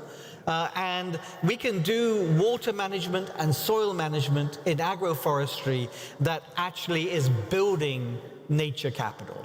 And so we, the Inter-American Development Bank, is working with Brazil and other Latin countries, where we've created a scheme called Amazon Forever. We need to preserve our forests forever. They are critical to humanity. Tropical forest forever. Yeah. And it is, we're spending about $4 billion across 192 projects, which are really about identifying these profitable agroforestry areas, projects and products, and let's scaling them up. And my final remark will be touching on what you called very interestingly the kind of new colonialism. In how do we help develop this economy? The buyers are important to that, and the buyers establishing their sustainable value chains are important in that. But they can't do that unilaterally. They can't do that in an ad hoc way where they change whatever they feel like on an annual basis. That provides no ability for our producers to really focus and sustain a agroforestry and a sustainable, nature-positive business. So we need to do this in an international way, in a stable and credible way. I believe that we're a little bit off track on that, but that's where we need to head to. Thank you so much. Dr. Balajoro, can you talk a little bit more about the positive impacts that the bioeconomy can have on, maybe not just on affecting climate change, but also on producers, on the people who are on the ground? Yes. So I came to Hamburg from Indonesia, where I'd been for 2 weeks, where one of our headquarters is based, and our other headquarters is in Nairobi, where we've been doing agroforestry since 1978. So one of the things that's really important in the work we do is really around development of sustainable and inclusive value chain for forestry and forest products. And this includes mechanisms to share information, benefits, risk among smallholder farmers, cooperatives, and business partners. So it's really people-centered. We work to leverage finance to ensure that these value chains deliver both social equity and environmental performance. And so when I visit with farmers, whether it's in Pará in Brazil, or in Indonesia, or in Rwanda, for example, everywhere I go, what I find is the work we do is really about empowering farmers to be stewards of nature, but also to have livelihoods that thrive through forest and agroforestry systems that help preserve the forest, but create corridors for nature, while also looking at local food security and ensuring that we're building the resilience for climate change, and we're building soil health. And as we build soil health and soil cover, those green rivers are created. And so that's how we preserve the water that's so needed, not only for rural areas, but for our cities. One other thing we also see is it's really important to not replicate extractive or monoculture-based approaches and address inequities in access to land, finance, and knowledge, and ensuring that policies are integrating, aligning climate, biodiversity, and development goals. So we work locally with policymakers around the world to do that. And we also believe that monitoring is really important. So we have assessment, robust tools that help us look at baselines and help de-risk investments in this space. Thank you so much. Yuka, I want to go into some of the specifics about the different products that make up the bioeconomy. And can you talk to us about which of those product categories might have the biggest opportunities and which might have the biggest challenges to contribute to sustainability? That's not a small question. I know, it's a big question. I try. But as you see that we have a diverse group, and also the bioeconomy do have a diversity in place. So let me think about that a bit. But I think the bioeconomy is more common than we think. It's everywhere. It's what we eat, what we wear, what we build, what we heal, what we move. It's have a, let's say, interconnection towards our everyday life. Yeah. I keep on saying this, bioeconomy concept, what I said in the beginning, that there are these visions that I think this allows us to sort of, let's say, acknowledge that there are different scopes of the bioeconomy. But through this three-vision thinking, you could then put them all in the same basket. Actually, that was the basis also for G20 last year, when Brazil introduced these high-level principles on bioeconomy. I think most of you have seen that. That's an excellent documentation what we are talking about the bioeconomy, and it's not long. It's only one page. It's 10 points, but it captures very well that what we mean by the bioeconomy. It's have an interconnection with the climate change mitigation. It's have an interconnection within the biodiversity, socioeconomics. All are covered with one page. I really recommend you to have a look on that. But nevertheless, getting back to these bioresource products, that what do we mean by these? These include the bio-based materials like wood construction elements. We're talking about already the forest. We talk about like the textiles. 70% of our textiles are based on petrochemicals today. So there's a lot of opportunities to move on to the bio-based solutions. Natural, the fibers, biofuels, and even packaging made from the agricultural residuals. These are not often that most visible by the consumers and represent the area of the fast growth, particularly replacing fossil-based materials. But they are also face challenges around land use, resource efficiency, and scalability. So when we are talking about the financing these aspects, it's very much about, okay, how do we do that in a sustainable manner? And that's actually the biggest part of the bioeconomy, and I think it is most common for all of us who are here. But when it comes to the another pillar, what I mentioned, is about the biotechnology pillar, perhaps the most dynamic at this point of time. Then we are talking about the bioplastics, then we are talking about enzymes, then we are talking about the biopharmaceuticals, microbial fermentation and synthetic biology. This is a growing area of the bioeconomy, and it's quite polarized at this point of time. Did you know that, okay, out of the biotechnology patents today, 70% of them are filed either in US or China, and 60% of the investments of the biotechnology are taking place in the US. So in a way, if we're now talking about industrial revolution, there's a notion of the bio-revolution is about knocking on the door. And there's, okay, there's a notion of that, okay, in which direction the world will develop. I think, okay, all of us should have a look on this biotechnology and the opportunities what relies on it. So the last is that, okay, the bioecology, it's sort of balancing factor in between this bioresource vision, biotechnology vision, and the bioecology. We just cannot forget that. That's the source of the biodiversity. So we need to leave some space for the conservation and, okay, versatile role of the forest. We were already talking about that. So you need to balance it between these aspects. And each region, north, south, do have their own priorities on these. But this three-vision thinking allows us to explain that what do we mean by the bioeconomy.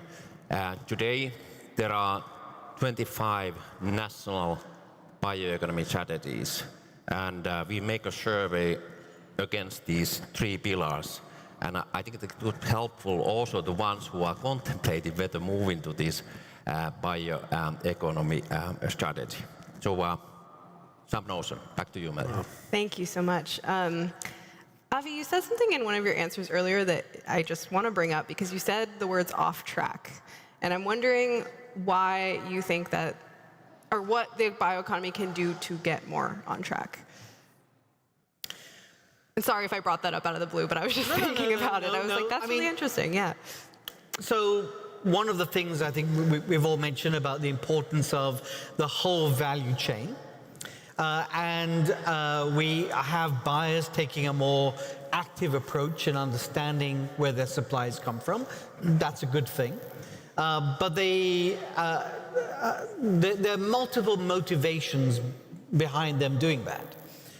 And they are not often seeing how that might impact that value chain. Agriculture has a huge amount of heterogeneity. Now, when we try to think about interventions to support the bioeconomy, we realize that there's no one size fits all. We're talking about a lot of small farm holders and a lot of large, big farm holders. We're talking about indigenous populations and Afro-descendants living on marginal land. We have to come up with interventions that are making sure that they're inclusive in how they're addressing all of this. And I think that we need to bring this into a greater degree of a rule-based system, but rules based on a more inclusive understanding of all the parts of that value chain if we're going to be effective in supporting the bioeconomy. Thank you so much. I think that ties well into a question for Ambassador Jaguaribe. What are the most promising areas that you see in the bioeconomy that you think could drive sustainable growth? And are any of those markets at risk themselves as climate change escalates? Well, I think that we need, first of all, to retain on a broader level the capacity to find adequate regulation globally. And that means a continuous multilateral effort. Without multilateralism and multilaterality, we cannot find solutions for global issues. And all of these require some sort of concession, including one which was just mentioned. We cannot attempt to say what is sustainable for one city to the whole world. To a certain extent, we see that a lot. It depends not just on the biome, it depends on the economic and on the social and the political. At every different level, you have different solutions that have to be taken into account. So again, the dispute between idealism and pragmatism, you take a tremendously idealistic proposal and you are in fact increasing emissions because you're not tolerating a multitude of other solutions that could be made use of. So I think we must have the framework for working this issue throughout. Brazil introduced this issue in the G20. South Africa is going to pick it up. I think this is a good situation where we can continue to have this dialogue. The fact that there's this rupture of multilateralism cannot be accepted. We must continue working on this framework. In relation to the different levels, there are so many. I will talk about what we do in Brazil. For us, as you have said, emissions come from land use.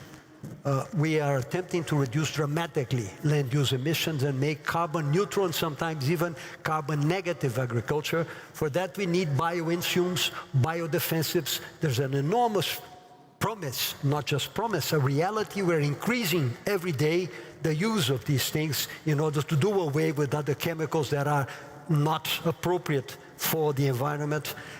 There's a continuous improvement on natural methods of plantation, which have been an enormous success, including in the amount of the results that we have. Sticks and all of that, all the universe that this opens for this affecting the whole environment, you know, the oceans, everything, because of this problem.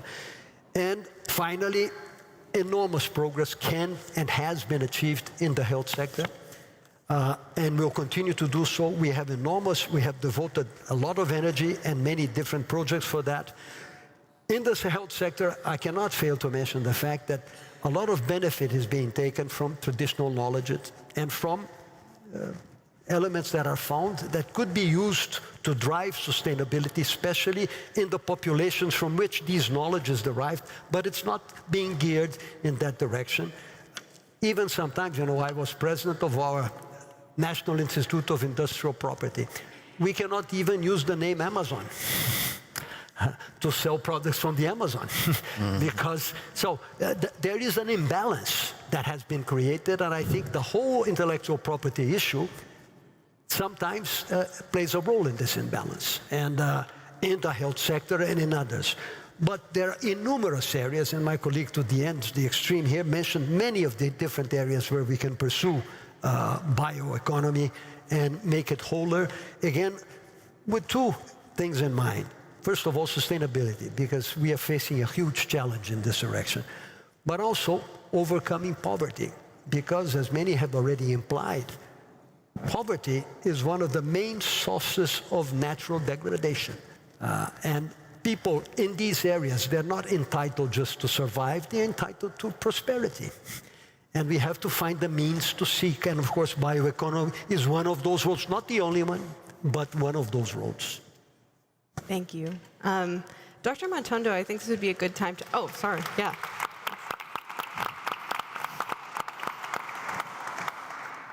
I was just going to ask, as you were talking about this mixture of technology in the future and also about people's livelihoods, Dr. Matondo, I was just going to ask how you've seen the bioeconomy change in your time as a scientist and as a politician. And how has your view of the bioeconomy changed as a result? Merci infiniment. Well, thank you for this question. Let's take the example of the countries in the Congo Basin. We have a lot of forests, intact forests. In Congo, Congo accounts for 1% only of deforestation. The question is, what do we derive from the work we have done to preserve the forests? What are we getting back for our protection and preservation work?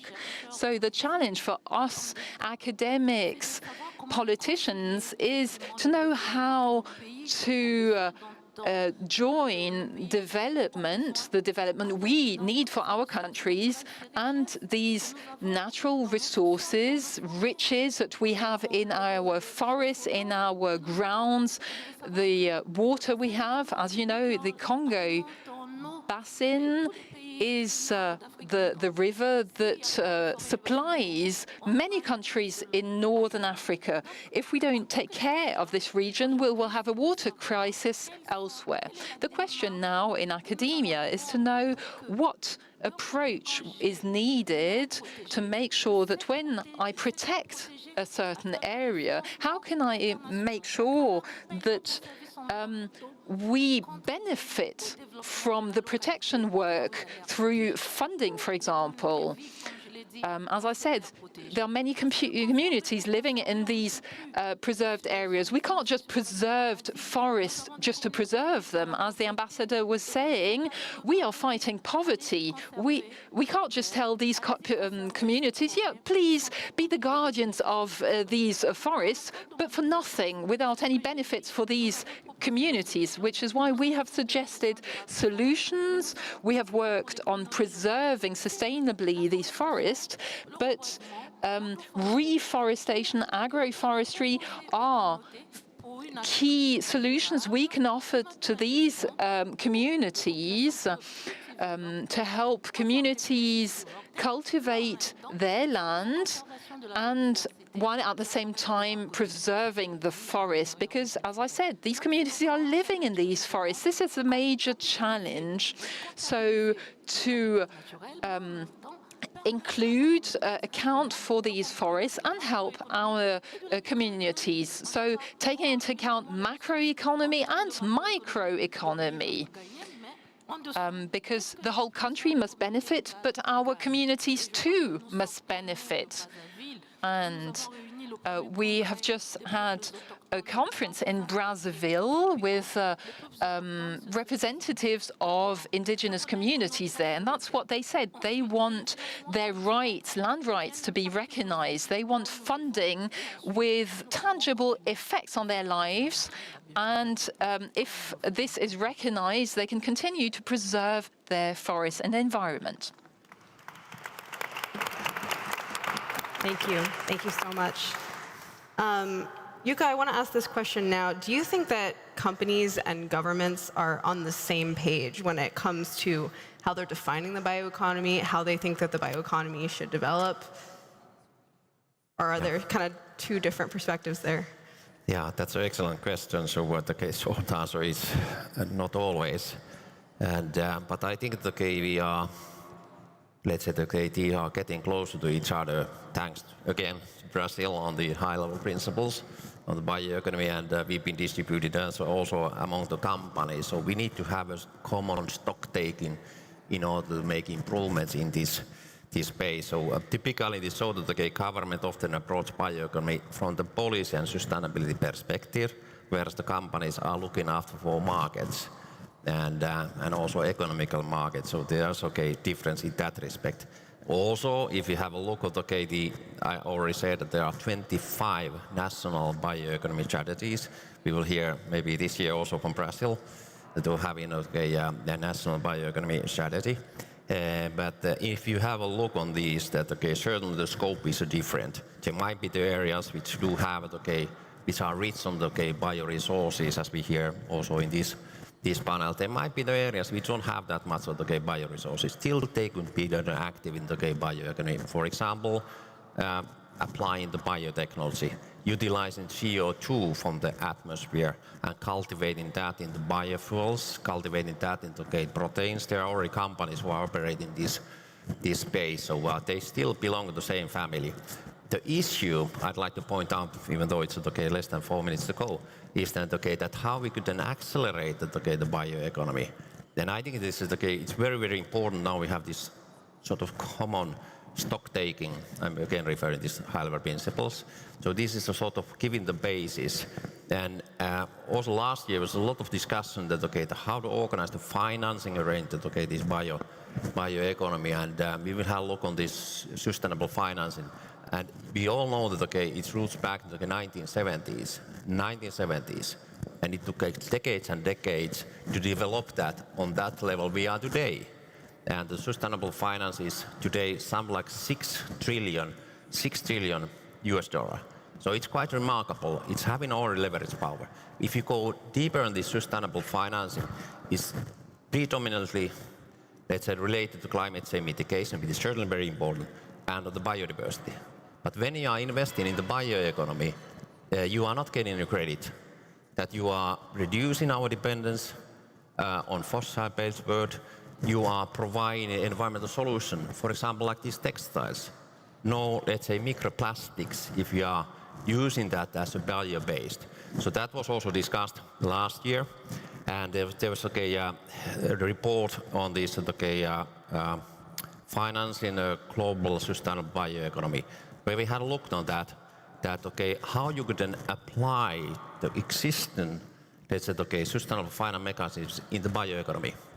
And there's some ideas that how do you build up the adapter? I'm an engineer, so I use this terminology. How do you build up the adapter that you could then brought in the bioeconomy investment as a part of sustainability financing mechanism, which do already exist. And that work has been now carried on also by the South Africa. Last week there was G20 meetings. They carried on this bioeconomy initiative. They will have a look also at the financing. And I think there was sort of, let's say, understand it. We cannot wait again decades to get that the financing in place. We need to be faster. We need to be better in order to improve the developments of the bioeconomy. Back to you, Melly. Thank you so much. I feel like we could all talk about this for quite a while. We have 2 minutes left, so. But I'd like to introduce this issue that a number of people in the panel have talked about finance. Yeah. Finance is the problem we're facing here. We understand our problem. And I think people underappreciate the scale of the financial problem. What developing countries need to do, ex-China, on climate and the bioeconomy is $3 trillion per year. $3 trillion per year. All of the aid and development assistance in the world is $200 billion and falling. Down 7% this year, going to fall 20% next year. So even if aid was to double, and there's no sign of it doubling, we would not be there. So we need to have a financing strategy. And I think we do that we can get to these numbers by breaking them down into things that generate revenues. We talked about agroforestry. Things that generate savings, our investment in them today generates future savings, and things that are pure costs. So we need to direct the aid towards the things that are pure costs, which is a lot about dealing with the livelihoods and people and the suffering that they're facing. But with the savings, we need to make the development banks 3 times bigger so they can invest with low cost in things that generate savings, and we need to find ways of unblocking the flow of money for those things that do generate revenues. That's the only way we're going to get to $3 trillion. The biocredit, the carbon credit market, those markets are nothing. The voluntary carbon market has been around for 20 years, and after 20 years, it's $2 billion a year. Mm-hmm. And the problem is, it's voluntary. That's the problem. So unfortunately, it won't get us to the numbers we need. If it worked, Brazil would be a very rich country. Thank you all so much. Do I have can I get 2 more minutes to ask a final question? No? Okay. Well, y'all should probably find our panelists. Let's give them a round of applause. Thank you all so much. Yeah. We really appreciate it. Thank you. You're doing a great job. Brazil would be very rich if the carbon market worked. Exactly.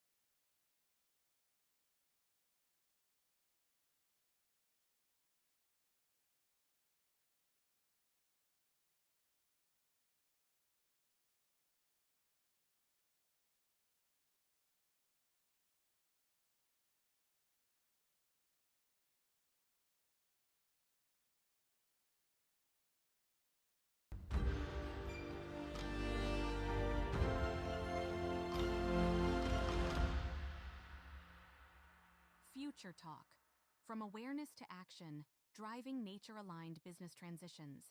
Please welcome to the stage, Carmen Auer.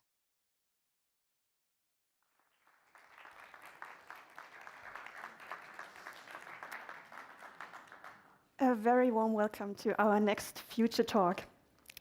I have the great pleasure of moderating this panel called From Awareness to Action, Driving Nature-Aligned Business Transitions. My name is Carmen Auer, and today I'm representing the Initiative on Nature-Aligned Transitions, which is hosting this panel together with the Michael Otto Foundation.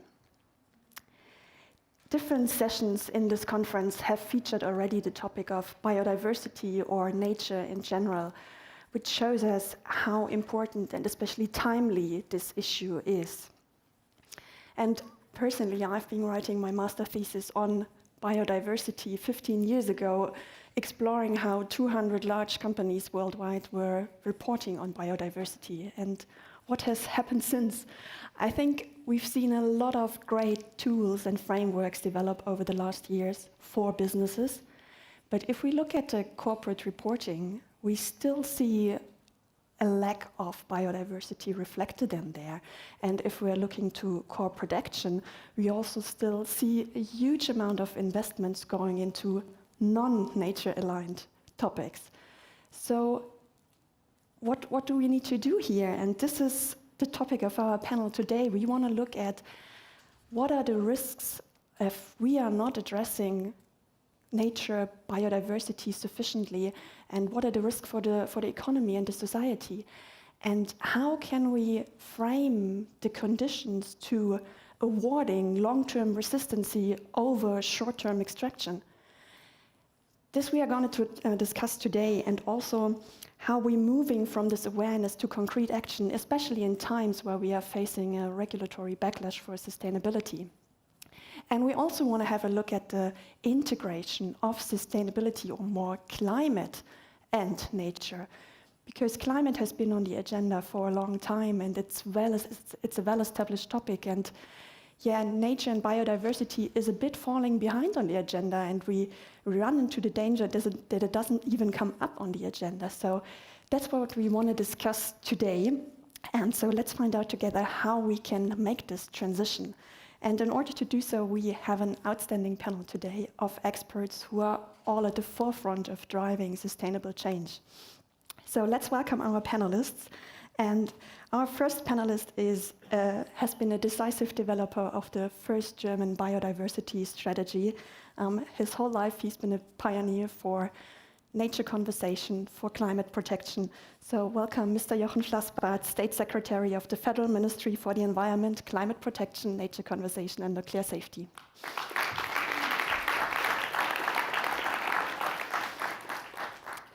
Our next guest has profound knowledge in financial markets and is also an investor into natural capital technology firms, and he's the co-chair of the Task Force on Nature-Related Financial Disclosures.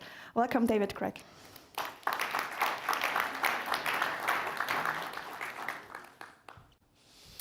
And then we'd like to welcome Robin Hodes. She has had a variety of senior leadership roles in international organizations and is now the CEO of the Global Reporting Initiative.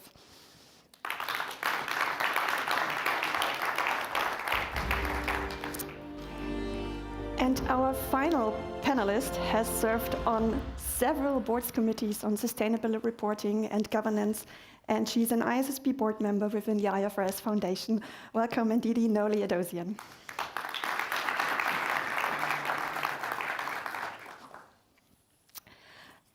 So welcome, everybody, and let's start directly into the discussion.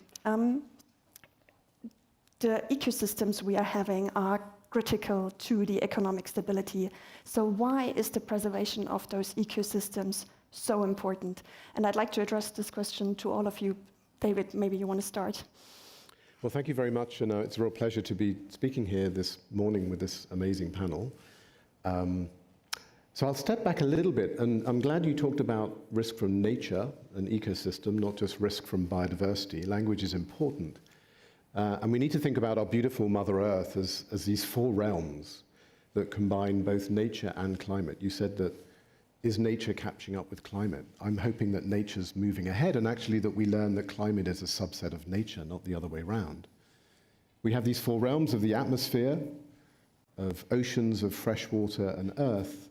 And the risk is because all of these components of this beautiful earth provide services that we rely upon, not just for our cultural enjoyment, our experience, but the water that we use to manufacture or cool our power stations or our industrial processes, the fibers and materials that we use for textiles, and things that we make. Obviously, our food supply system, the extraction of resources that we use for all of the industrial things that we rely on. Everywhere you look, we are highly dependent on ecosystem services. And the risk is materializing because our financial system prices them for free. And it's done so for 150 years, and it's been very successful in that model. It's extracted as much as it possibly can with a free movement of good. And now we're learning that therein lies the problem, because that risk of the degradation of those ecosystem services, like it or not, is on your balance sheet, it's in your investment portfolio, it's in your pension fund. And so the methodology of TNFD is to go down to the location-specific areas of your activity, understand your dependencies on those ecosystem services, the impacts that you might be having too, and try and attach a risk or an opportunity assessment to that. And what have we learned from hundreds of companies that are now adopting TNFD and going through that process? I think I'll just finish, but we're learning a couple of really interesting things. A lot of companies who've now piloted or produced TNFD reports and assessment have learned that it's highly localized and contextualized in the local area. It's often more immediate and sometimes more severe than climate change, but also that there is an artificial boundary between nature loss and climate change. At the end of the day, they're 2 things. So there's some really important learnings. I'll stop there. I can speak later about the industries and the sectors. It is cross-industry. It's not just food and ag, it's industrial, it's telecommunications and technology, and it is the degradation of ecosystem services that we rely upon that is causing this risk that is on our balance sheet. So our job is simple. It's actually how do we put that financially on our balance sheet so that we can manage it properly. Thanks. Mr. Vlasbert. So thanks a lot. And first, I have to apologize because I have to jump out in 2 minutes to have a phone call with Berlin. As Lars Klingbeil this morning explained, we quick started with the new government, and some things are to be fixed also to ensure that biodiversity is not losing this game. So you referred to the first biodiversity strategy in Germany, and I think we did a long way from that time, and at that time, ecosystem services was not a usually used word. We started later on, and I referred to that yesterday at a workshop, with the TEEP report, the economics of ecosystems and biodiversity, a bit like the Stern report for climate, the cost of non-action, and from there we started to understand it. And it was an initiative by the former minister Sigmar Gabriel, and he told me, look, Jochen, you are a biodiversity man, but imagine there are hundreds, thousands of people out there, decision makers, who do not care about nature at all, and we need to make them understand that it is essential, that it is not something nice to have, that it is not something romantic.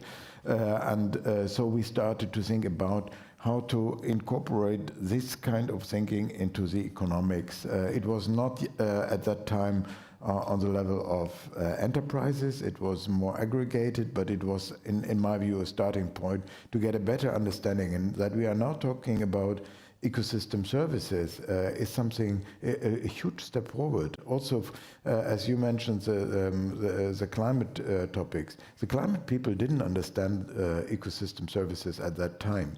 They were suspicious about forestation, what is if the forests are gone again. So all these interlinkages were not properly understood, and I think that would be my first intervention. To have this understanding on the aggregated level is a precondition to make the next step, how to get this into the balance sheets, as you said, how to make this operational for enterprises.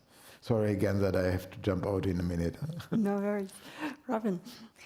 Yeah, I think it's important that when we look at nature, we see that it has an intrinsic value. And GRI is a global system of reporting on impacts by organizations. And the long view that you take when you report on impacts is that the way an organization will have an impact, such as on nature, is going to flow back into risks and opportunities. So I think what we can imagine with our biodiversity standard and with the work that we've been doing with our colleagues here on the panel is to try to create a global system that supports integrating nature into these very important metrics that we now understand are really critical so that companies and governments can take the actions that they need longer term to really make the change that we need so we don't have the biodiversity loss and we don't have the lack of resources and the crisis and the stress. Indeed. And I can build on the comment that was made in terms of connecting this to economy and try to connect it to finance and financial effects and try to channel the keynote that we don't have, the Honorable Minister from the Congo, who unfortunately couldn't make it, and use that to bridge climate and nature. So if you take the example of the Congo, which really is called very often the second lung of the world. You know, very often people know about the Amazon, but you don't know about the Congo Basin.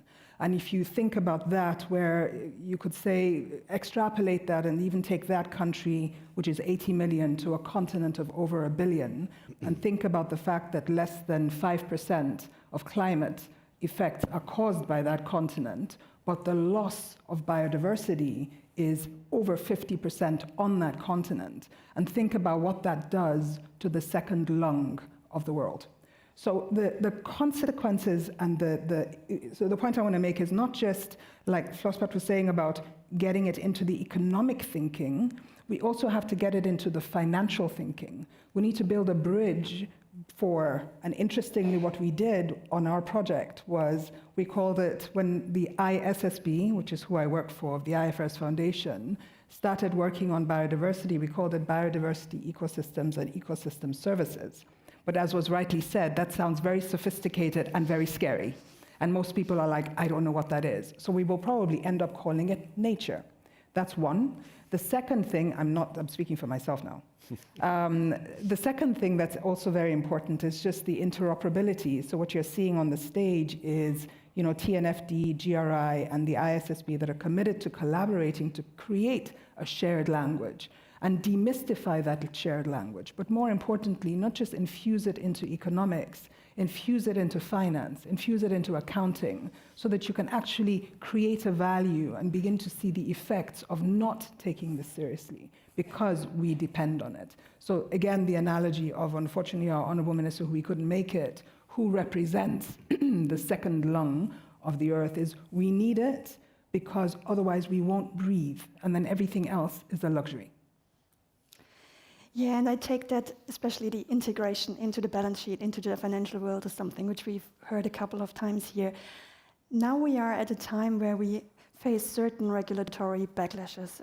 For example, with the omnibus, the CSRD is postponed for the Wave 2 reporters for 2 years, or some companies are even out of the mandatory reporting. And also the ESRS are reworked. We don't know what will happen to the E4, the standard on biodiversity.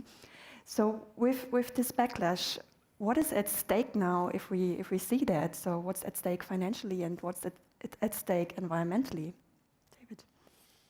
Well, regulation clearly has a very important role, but when you're looking at risk on your balance sheet and opportunity, every board member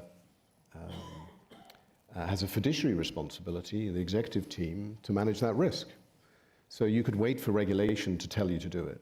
But actually, regulation is, in essence, even in the US, there today that says if you're carrying material risk on your balance sheet, if you think you could run out of water and your silicon chip supply chain gets broken, which it has, and that either creates supply shortfalls or costs, you need to manage that risk.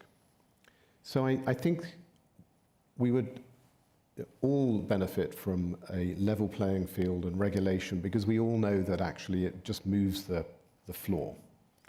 But here's what we're seeing at the moment.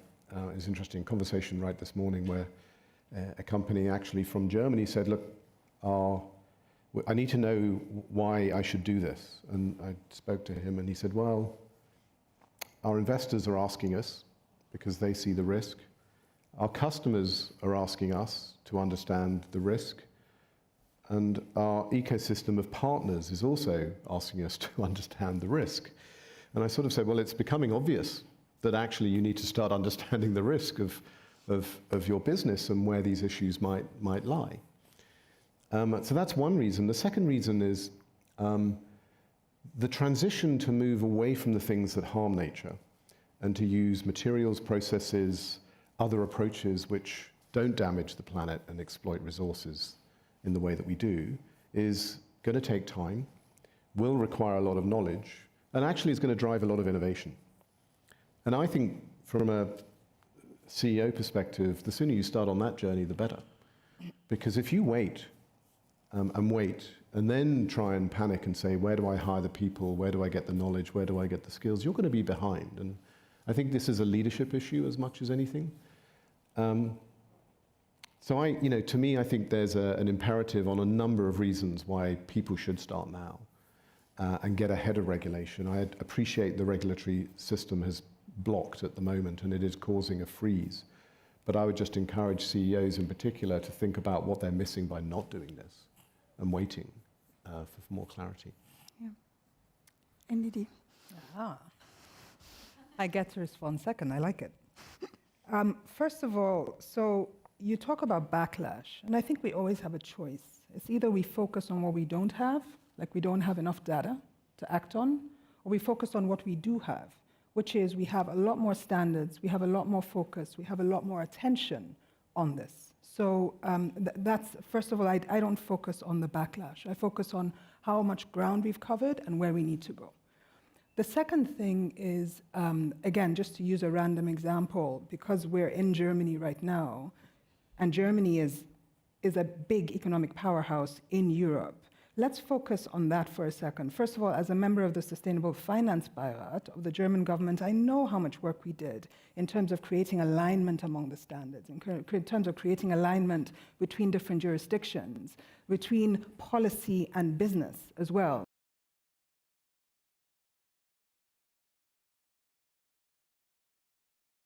And the civil.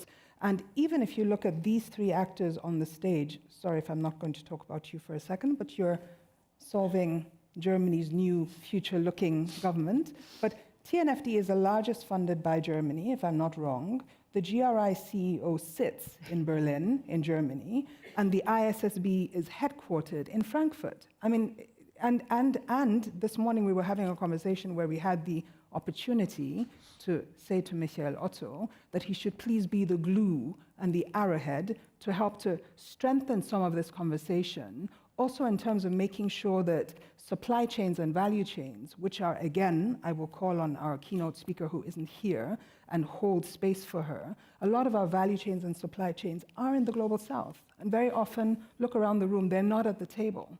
So we can't address this question of nature unless we're really inclusive. And we can't address this problem of nature unless we're also speaking to investors, speaking to accountants, ensuring that we're in the financial statements and in the balance sheet on this very critical theme. And I think that the statistics that substantiate that, again, I can say this for ISSB and GRI and TNFD because we are collaborating, that the ISSB standards have been adopted by 57% of global GDP. That's a big deal. That's not a backlash. Or when you talk about global market capitalization, which we focus on, it's 40% of global market cap that have adopted these standards. And if I take the US out, it's 80% of global market cap. And I'm not taking the US out because the industry-specific standards, because we know that nature-related risk is anchored in location and geography as well. And the industry-specific standards, which we could also call sector-specific standards, which we're all collaborating the most on, were born, at least from where we come from, they were born by the largest capital market, which is in the US, and is now being internationalized. So I don't think we're facing a backlash. I think we're taking a pause to think about what is truly material, truly essential, and what can we focus on together. Thanks. Robin? Yeah, thanks indeed. I think headwinds can help us focus, and there's no question that there's a lot of ideology right now around sustainability. We've had to change language. We can't talk about ESG. The words matter, as you said, but I think at the same time, we see that companies are really still on track, at least the ones that I've spoken to here and that we're hearing from. They're still very committed, and we need that leadership right now. We need that resolve. And actually, investors are still in. There's good Morningstar research that shows that asset managers are firmly behind a sustainability agenda. So I don't think we're seeing a practical change. I think we're running into some politics. And certainly from where we are at GRI, where we have worked very closely with EFRAG, with the European standard setter, to really make sure that their double materiality approach builds off the work that we've done, helps support also the financial materiality supported by ISSB, is also aligned with TNFD. We certainly think that Europe right now has a moment to demonstrate leadership on double materiality and on, let's say, not throwing the baby out with the bathwater despite pushback. So recognizing that Europe wants to be a leader on nature-positive business and Europe wants to be a leader on green business, well, this is a time to stand up and recommit to that resolve. I do think that for mitigating some of this challenge right now, it's important to get started. And we do have standards. We have a GRI Standard 101 on biodiversity. There's a way we can get moving as we wait for the standards to converge, which is what we're all very much committed to, so that we're going to make it easier for the market to move forward. But let's not let perfect be the enemy of the good, and let's really lock in with the business leaders who want to demonstrate the value of reporting on nature. Thanks. Mr. Vlasbert, where do you see risks, especially for companies, if they are not treating nature as a very important topic? Yeah, thanks, but maybe I come back to your point, if you allow, because I like it very much. While looking at the legislation, one can get the feeling there is a backlash, and maybe it is. But compared to 3.5 years ago when I left the Ministry for Environment and now I'm back, we have now a regulation on the European level. It's weakened, yes, but it's more than we had in the past. And let's focus what we get. And then we know that we do need front runners in society, and then you get the rest behind you step by step. And therefore, I think what the insights of the private sector and the commitment to the private sector to look at the risks, that is what you are asking right now, but also at the opportunity, is essential. And that will drive the economy not only by us, but also by others and other places. So the risks, of course, they are diverse because biodiversity is a bit different compared to climate. Climate, you have focus on CO2 and a little bit more of greenhouse gases, but biodiversity is hugely complex. So it's a difference whether your supply chain is linked in a way to marine resources or to agriculture products or to forests. But it's basically the need to understand how your supply chain looks like and which kind of ecosystem services are behind that. So looking at the agricultural sector, I would say, frankly enough, we are galaxies away from sustainable agriculture in the world, not only at home, but also in other parts of the world. So it's important to understand, where do my products come from? Where are they sourced? Where are their origin? What kind of changes how are they influenced by climate change? How are they influenced by the water management? Do we have an increasing loss of fertile soil, which is hugely underestimated as one of the key risks? So all this understanding leads to a kind more resilience simply inside the enterprise's activities. But of course, there is the other side of the coin as well. Where are the ecosystem services on which we can build new business models on? What do we do with restoration models? We have still the decade of restoration, hugely important to meet both the biodiversity and the climate targets, and by the way, also the water and soil targets. In my role, I'm speaking to many companies, and of course the opinions are widespread, and you hear sometimes the arguments that there's too much bureaucracy, too much standards, but many companies are also generally supporting what's been happening in the last years, and they see the need for the standards and do not want to shift away from that. So having 3 standard setters on the stage today, the question is, are we having a standards overload? Is this something companies are fearing and facing? I mean, so we're not a standard setter. The standard setters are here. Our job is to mobilize the industry to develop, design, to test, and put practical recommendations forward, emphasize practical on how this can be done. And I think we've been very successful with the hundreds of companies we have now putting this into action. And I hear this, there's too many standards and bodies. And 3 years ago, before ISSB formed, you'd probably have a panel of 10, maybe. So we've made real progress, and it's amazing that ISSB is here and we're engaged in this way, because our goal is to have ISSB adopt and incorporate the TNFD recommendations like TCFD that we built upon, and then our job is done. We're some way from that because we've got lots to cover and lots to do. But to this point about, is this an issue around standards? I was talking to a very large food producer who's a TNFD adopter. They've got a team, they're going through the leap analysis of their global supply chains, and they said, well, the real challenge we have with this whole approach is we have to understand our supply chain. And I sort of took a breath for a moment and said, so you're telling me that you didn't understand your supply chain? And they said, yeah, that's right. We aggregated food, we had soft commodities, we need to understand the way they are. And actually, we've learned a huge amount, which we think is important for the business, because we have a detailed understanding of how our supply chain works, and we can make choices across it for all sorts of reasons: nature, human rights, political risk, and other things. So, talking as someone who's led large businesses, actually understanding your supply chain, I'd argue, is a very good thing to do. It does take work, it does take knowledge, and it does take understanding, but what we're proving is it's practical and it's possible, and there are benefits of doing so. So I'd argue to the companies who are still saying, well, there's too many standards and therefore I'm going to sit in my box and not do anything. You need to start understanding your business better and where the risks are. Because if you don't, you've got other issues around, let alone the standards bodies. So the standards will evolve. We will always complain about standards and there's too many of them. That's human nature. But I think the goal here is to understand your risk and opportunities of running the business and your portfolios more effectively. And that's important work to do. Yeah, I'll pick up on that. I think standards are a tool. I heard on a panel this morning about data in health and climate systems in Africa, that data is a torch.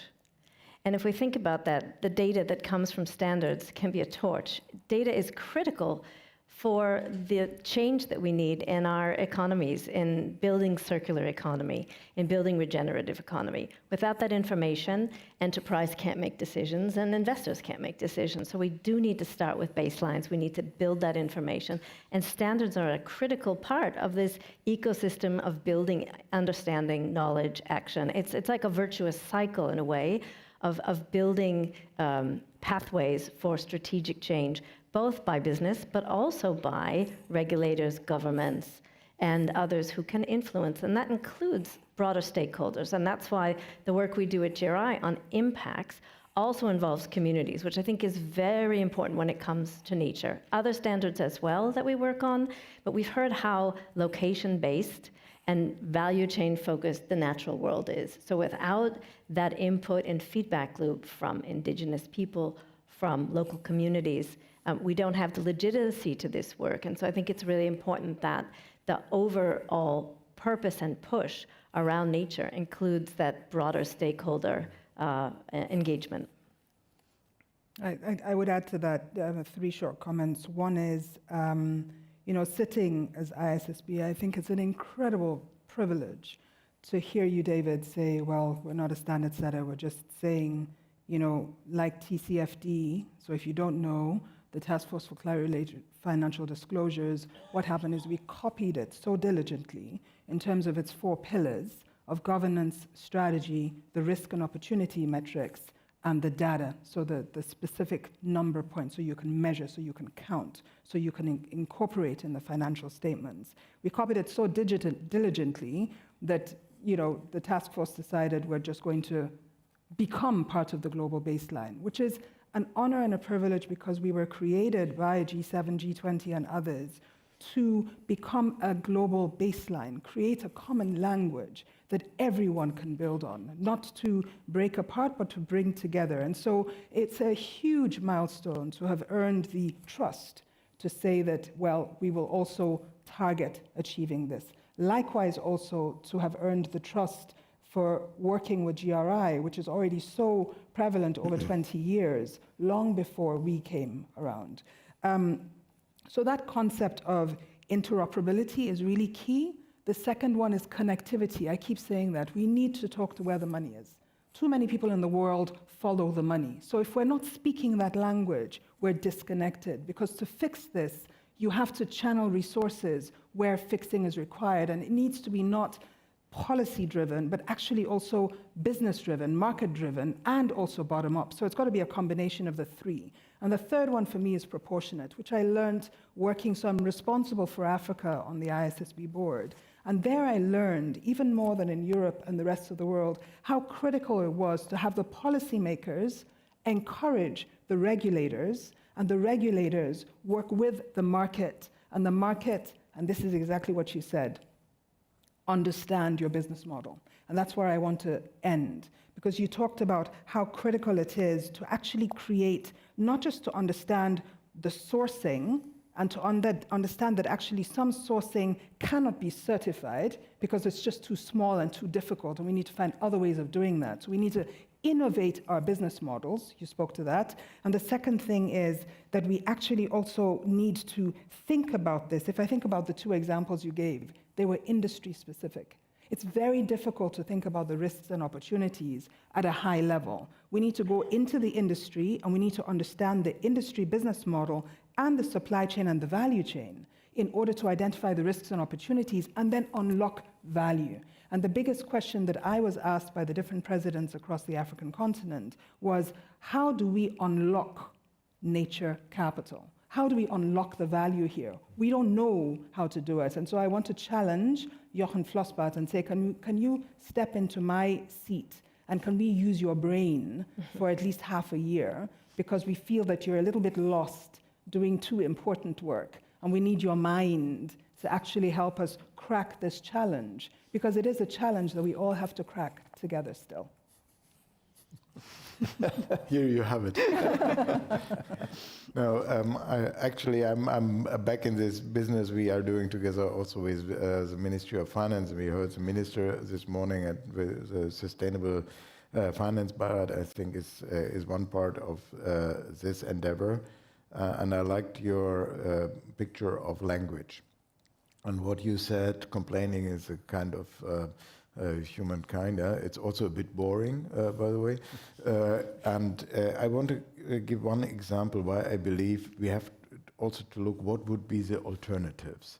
And some 15 years back, when we had a very important and broad debate on illegal logged timber in the supply chain. Now we are talking about deforestation-free supply chain, but at that time it was about illegal logging. And there was a big company, a newspaper company here in Germany. Johannes knows what I'm talking about. And the CSR manager or environment manager at that time there told me, I don't want to be longer accused by Greenpeace with some illegal logged pieces in my supply chain. I want to understand better everything about my supply chain than at least the NGOs, and at the end I want to know everything. And I think you can do it company by company and supply chain by supply chain, but having a common language, because you have more actors in the supply chain. So agreeing what the standards are makes life well, on the surface, maybe a little bit more bureaucratic, but the alternative would be a workload that at least a small and medium-sized enterprise would never could cover. Yeah.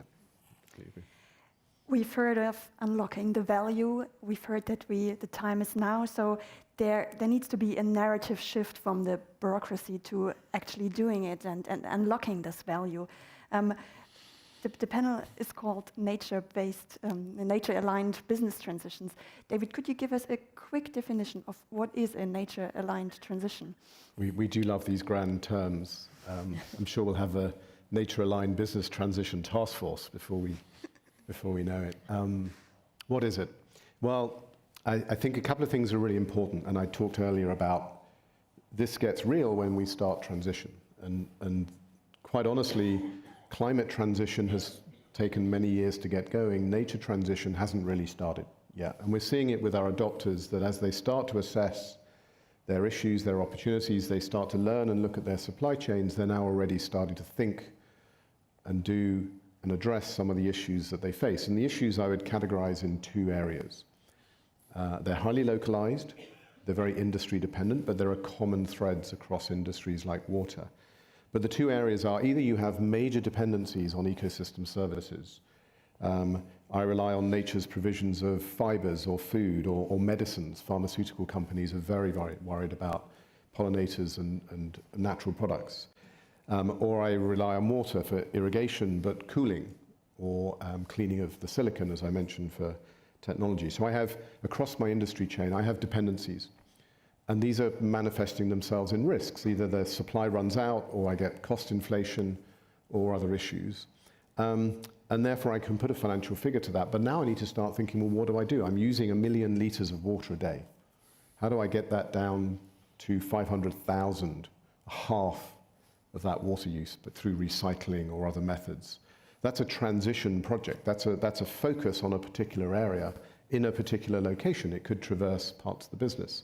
And that's where actually it gets interesting, because then you start looking at the innovation that you can use, the materials you can use. Take other examples, packaging and plastics and others, but there's a whole revolution happening around bioproducts in packaging, seaweed, fibers, bamboo, other areas. Are they suitable? Can I use them? Have I been tested? That's a lot of work. So you've got this, transition has to be, it's not big targets and big top-down efforts. It's actually quite bottom-up for the companies. Transition for an investor is interesting though, because what they need to decide, and many are doing this now, is okay, we've understood that we have big risks in these sectors or these big themes, what do we do about it? And what we've already seen are 20 major investors around the world, UBS, Norges, BlackRock, list of many others, have already issued investor guidance, stewardship guidelines. They want the companies that they're actively involved in to start assessing their nature risks and opportunities and use various frameworks, often TNFD, to do that. Now, so they actively demand that companies start looking at it, and they can also make some decisions about shifting their investment away from areas where they have significant risk. Norges Investment Bank, for example, just published their report, and they found their technology sector was one of their most at-risk sectors because of water, both in the creation of the products, the cooling of the data centers, and then also the pollutants that come out at the end. So investors' transition is different from companies, but again, it has to be quite bottom-up. It has to be focused on where the issues are. And it shouldn't be led, I think the lesson learned from climate is let's not go out and set huge, big targets. And the good news is it's quite hard to set targets in nature because there's so many different ones you can set. Let's actually work bottom-up. Let's look at dependencies. And then also let's look at impacts. As Robin said, the separation in nature between dependencies and impacts can be quite artificial. If you have a dependency on using a lot of water, you have that risk, but you're also impacting the water table. So you have an impact and a dependency, and they're linked. So there isn't necessarily always the separation, not always true. You could be issuing pollutants that have huge downstream effects. But those are the two reasons that you're looking at this from a financial point of view. What are my dependencies or what are my impacts, and how can I mitigate and transition against them? And then the other driver for transition then is the innovation side, which is actually, if I want to be a leader, a lot of the things that I'm doing that are making dependencies of natural resources or having impacts are actually quite wasteful. using too much water is waste. I can actually reduce my costs by reducing the amount of water I use or switching to different materials or other processes. So, the transition element, I think, needs to be focused first on the why. What are the things I'm trying to achieve, and how do I go bottom up to look at the areas of my supply chain where I have these issues and I can start to deal with them. Dependencies, impacts, and the opportunity side are all important, and they're very, very industry specific as well. Do you know already some best practice examples, companies who are taking the lead and are early adopters of nature-based alignment? Do you know some best practices? Yeah, we've been lucky enough to work with a number of companies piloting our standard before it's come into full effect. And we've also done some collaboration with TNFD in some case studies. And I think what we can show is that the transition planning is certainly coming, but right now we're looking at companies understanding where they are and investing in themselves and in solutions. And this is going to be an iterative approach over time as we get more information, as companies get more information. But these nature-related disclosures are already supporting a lot of strategic and financial good results, positive results. So we have, for example, NL Group, which basically reported over time on TNFD and GRI and showed the complementarity of the two in their work, and that really helps build this idea that we can build a global system that supports nature reporting. We have a first experience back from CDL, which is a Singapore-based real estate company. They've been integrating nature-based solutions into their developments, and this has resulted in fantastic green financing for them. And it's really unlocked also some innovation for them as a company. And we've also got some experience from Ecopetrol, which is Colombia State Oil Company. They developed, on the back of their nature reporting, a socio-ecological resilience tool. And this is helping them with planning for flooding, planning for business continuity in case of crisis. And it's also helped them set up some eco-reserves, which have built them credibility and contact and engagement with the local community. So this reporting has already built a data source that's been appealing to the financial community and also to the business strategy and development process. Thanks. So, being conscious of the time, let's move to our final topic we had on the agenda for today. It was the topic of integrating nature and climate, and to what extent can we use climate and the integrated thinking for moving nature forward? Maybe one final statement from each of you to this topic. Mr. Flassblatt. Very much linked to what we just discussed about the transition. If you want to talk about transition, you need to know from where you come and where you want to be. And I think the big breakthrough from Montreal was the nature positive idea. And that is something that you, in my view, can only achieve if you have an integrated view on climate, soil, water, and biodiversity.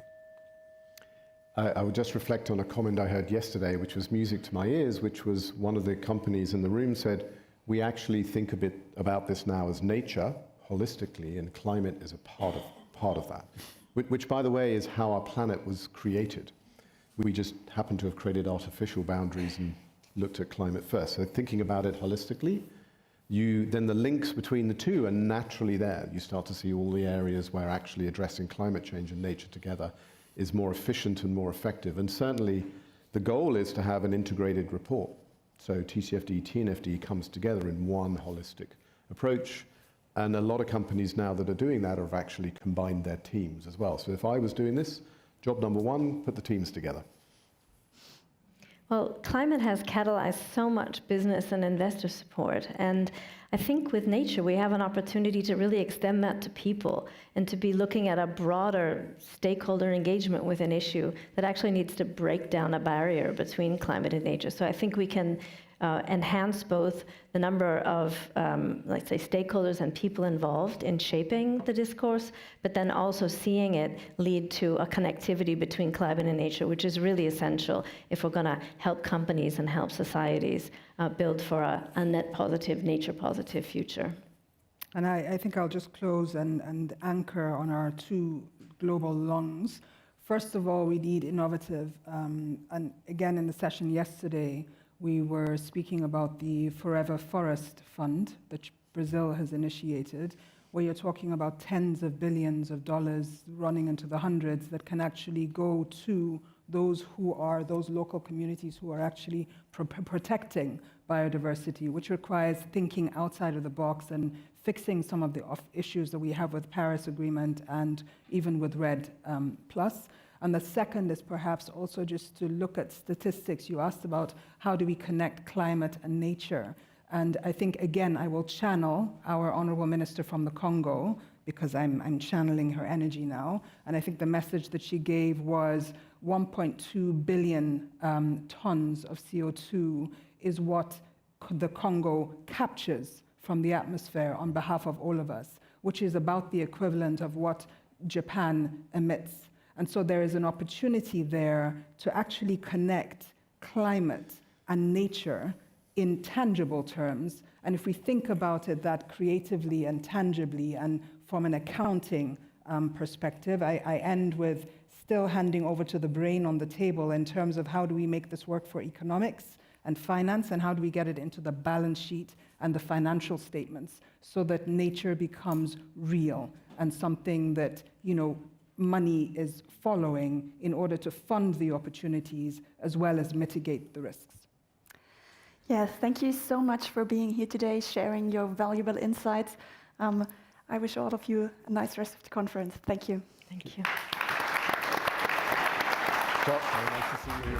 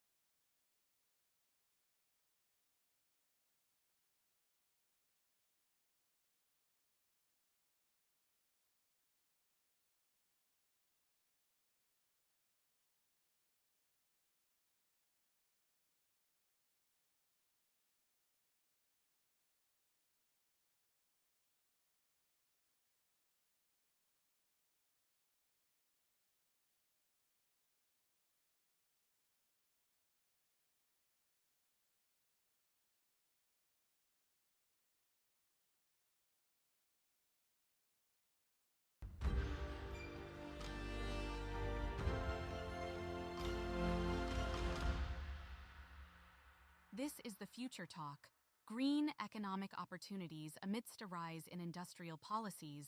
Please welcome to the stage Martin Knobbe from Handelsblatt.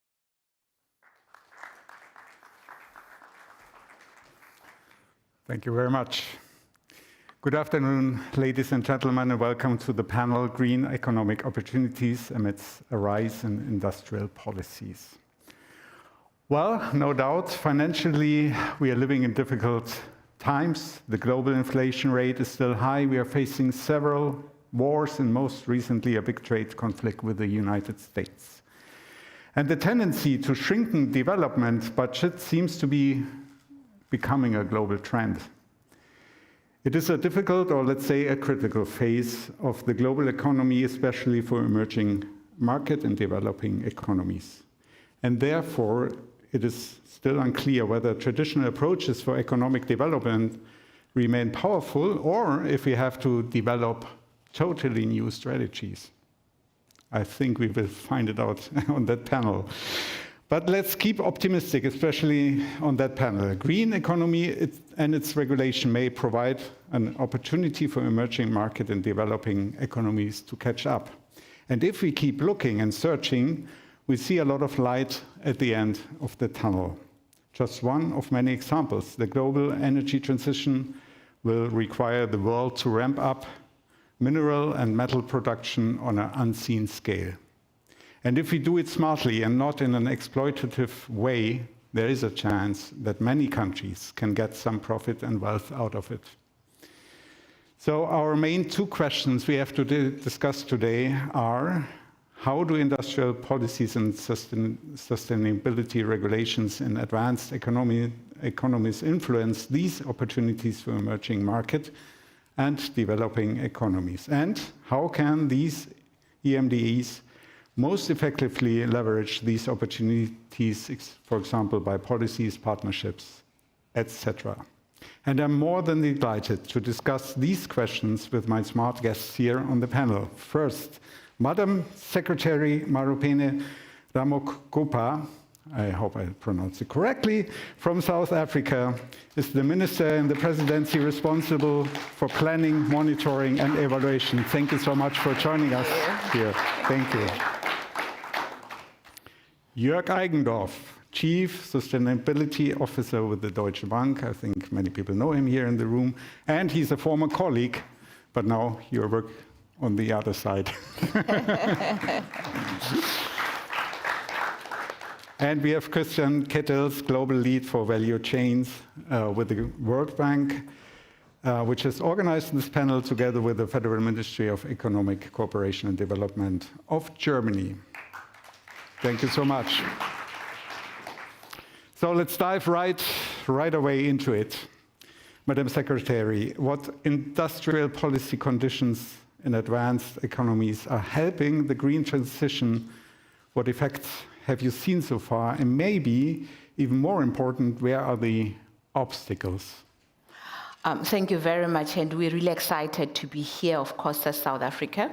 And from where I come from and where I operate, of course, we do believe that everything must be legislated, of course. And the good thing that we're seeing is that there are a lot of policies and legislations that have been put in place. For example, in South Africa, last year, the president did enact into law the Climate Change Act that is actually responsible for ensuring that we do have mitigation and adaptation actions that would constitute what we would do in terms of the global climate change issues.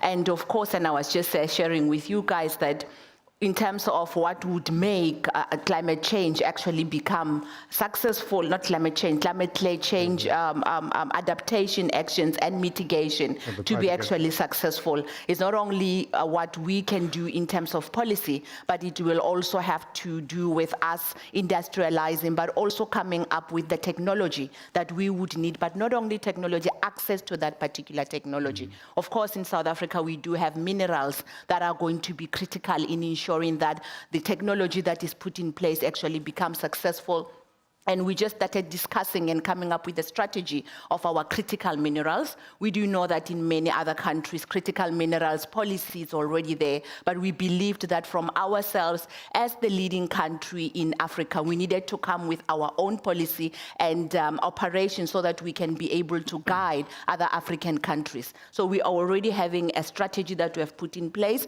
that we do believe by the end of this year, we'll be having a policy and a legislation that would guide us in terms of these critical minerals. Of course, we want to move away from how Africa has always done what it did in terms of minerals. So in terms of beneficiation of those particular minerals, we would like to be able to do all that in Africa, and would like to ensure that the skill base that is needed in terms of the transition to this climate change and the transition, what we call the just energy transition, actually takes everyone with. So that's where we are right now. If you can give us a small insight about the discussion within your country.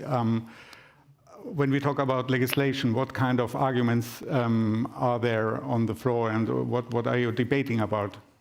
Okay, first of all, it should be transformational. Transformation is quite important in my country, but also we are also talking about the private sector participation. That legislation should be able to speak to private sector participation, which hasn't really been so huge. So those are some of the things that we're talking about, and we're actually discussing. The tax base as well. How are we going to deal with the tax base that needs to align with what we're trying to build, but globally as well, what needs to we actually have to align with. So in the main, that's what we are actually trying to address. But most of all, as I've already said, we don't want to leave anyone behind. As you know, we do have cities and towns that had been built because of the coal mining. Therefore, how do we take everyone in those areas as well with us as we move into this just transition, or the energy transition, green energy transition that is actually in place now?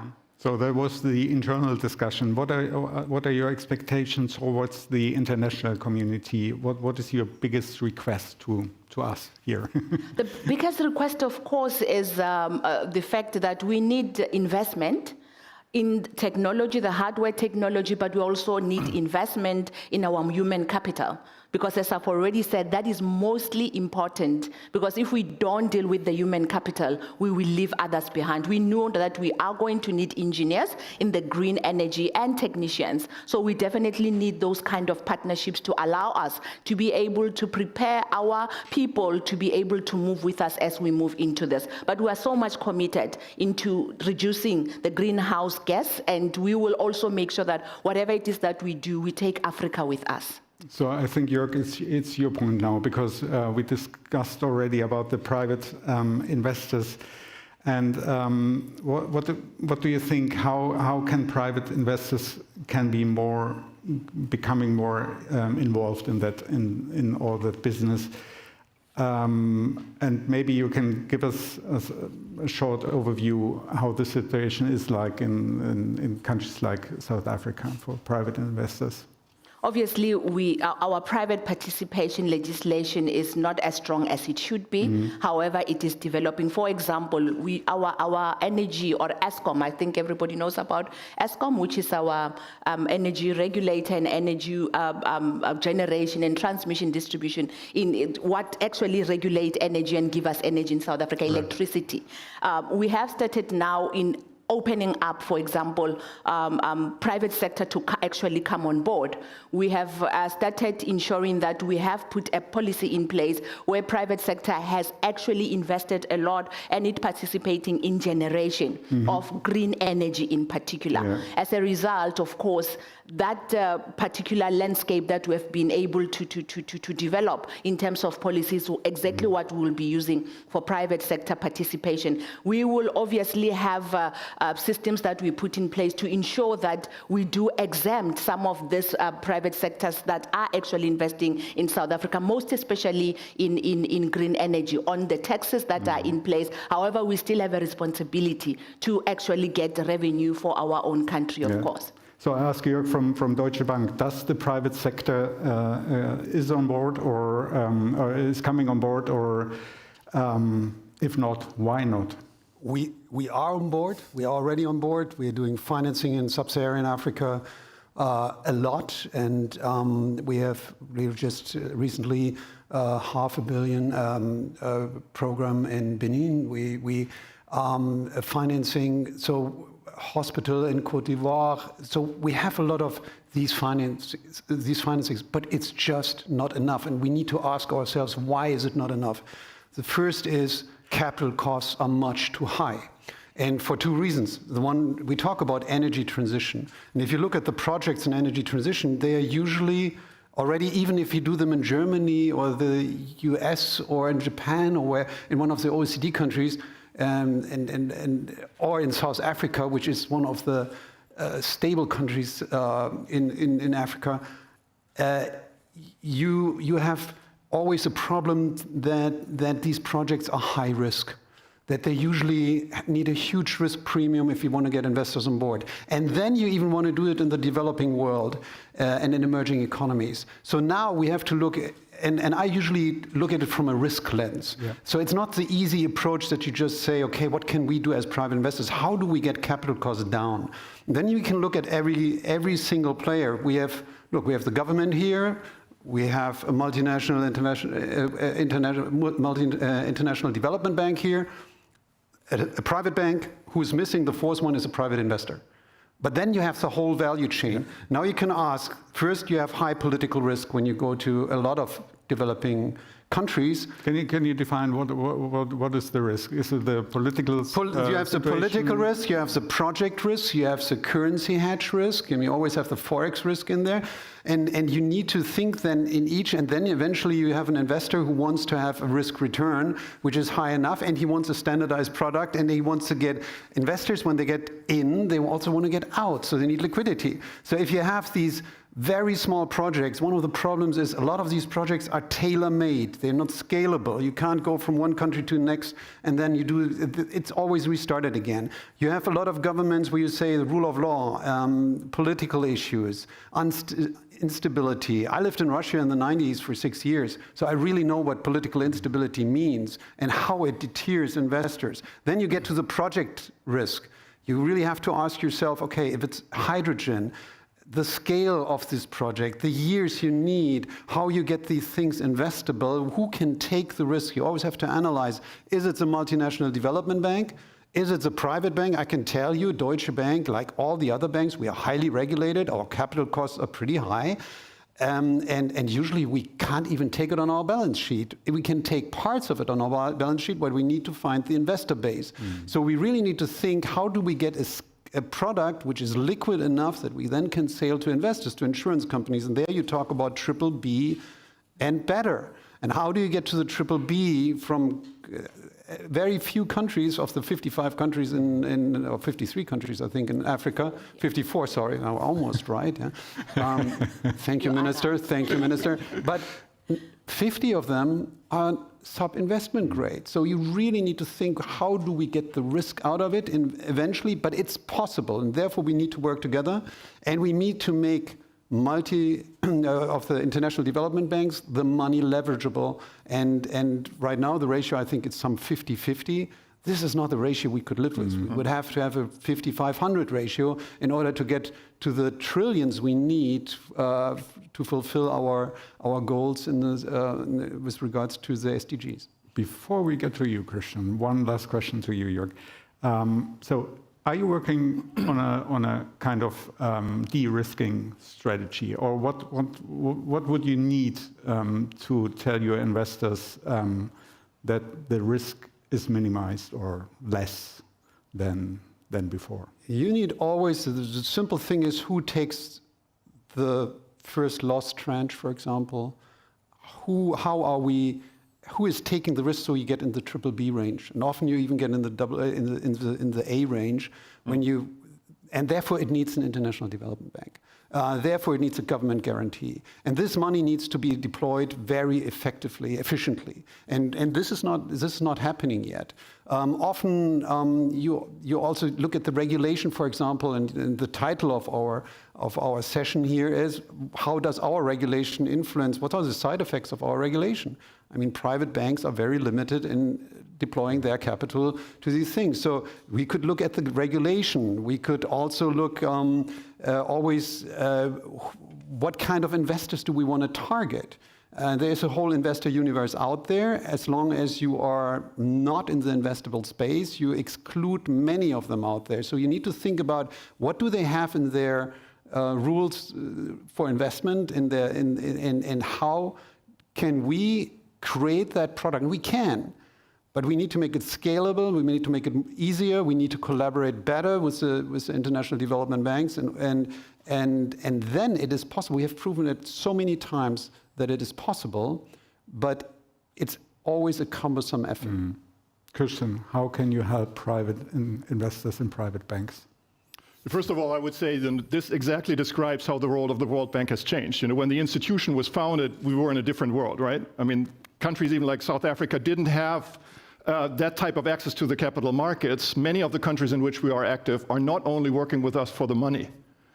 They are also working with us for the money, but largely because that is unlocking private sector capital.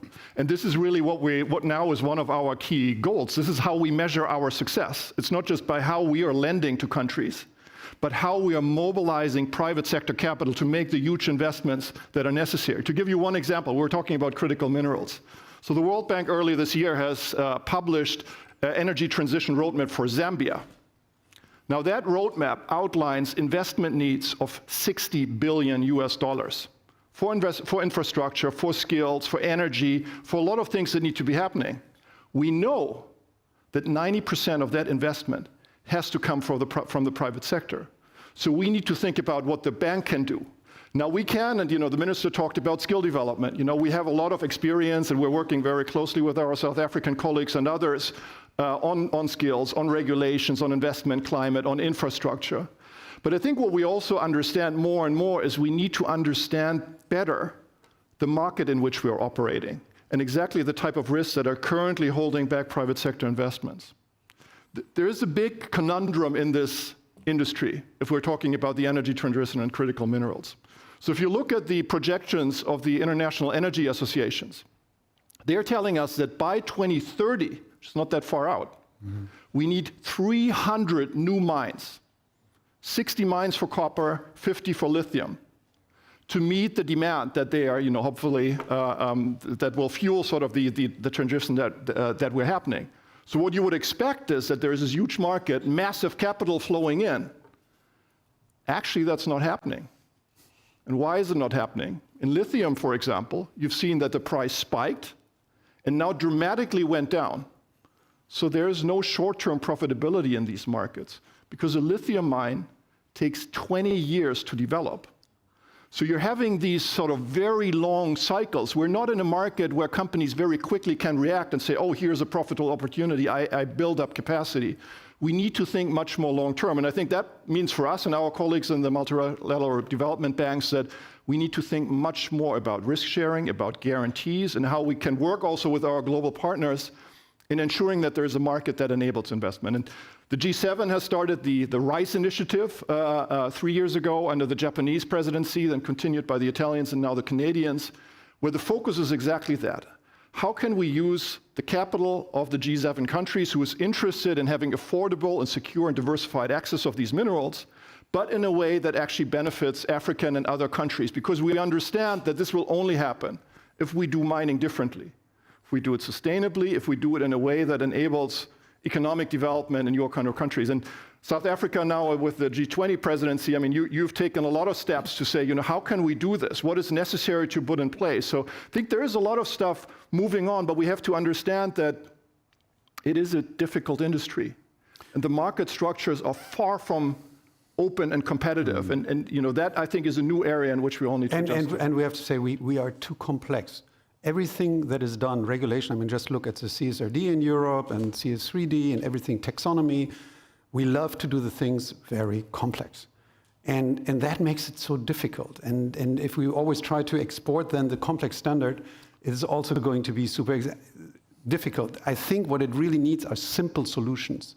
You can always see when you have a product, that's because it creates liquidity. If you have this small fragmented market, it doesn't help. You need to have big products, investable products where you can have an investor base in a large scale and make it simple as possible, and the perfect is the enemy of the good.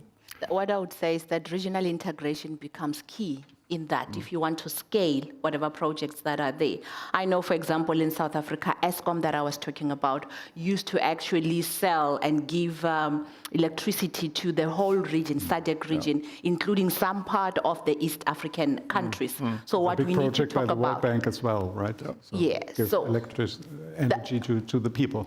That is exactly what I'm talking about. If you want to scale, let us talk about regional integration. And in Africa, for example, there's the African Free Trade Area that we have just developed. It is in place, it is functional. As a result, it just means that if you want to scale up, regional integration is what we are all about now in Africa. So Africa is a better place to actually come now. It's very opportune because of that. And I would say South Africa is particularly strategic. You know, we work a lot of countries in Africa that have minerals and that are going to be critical for the energy transition.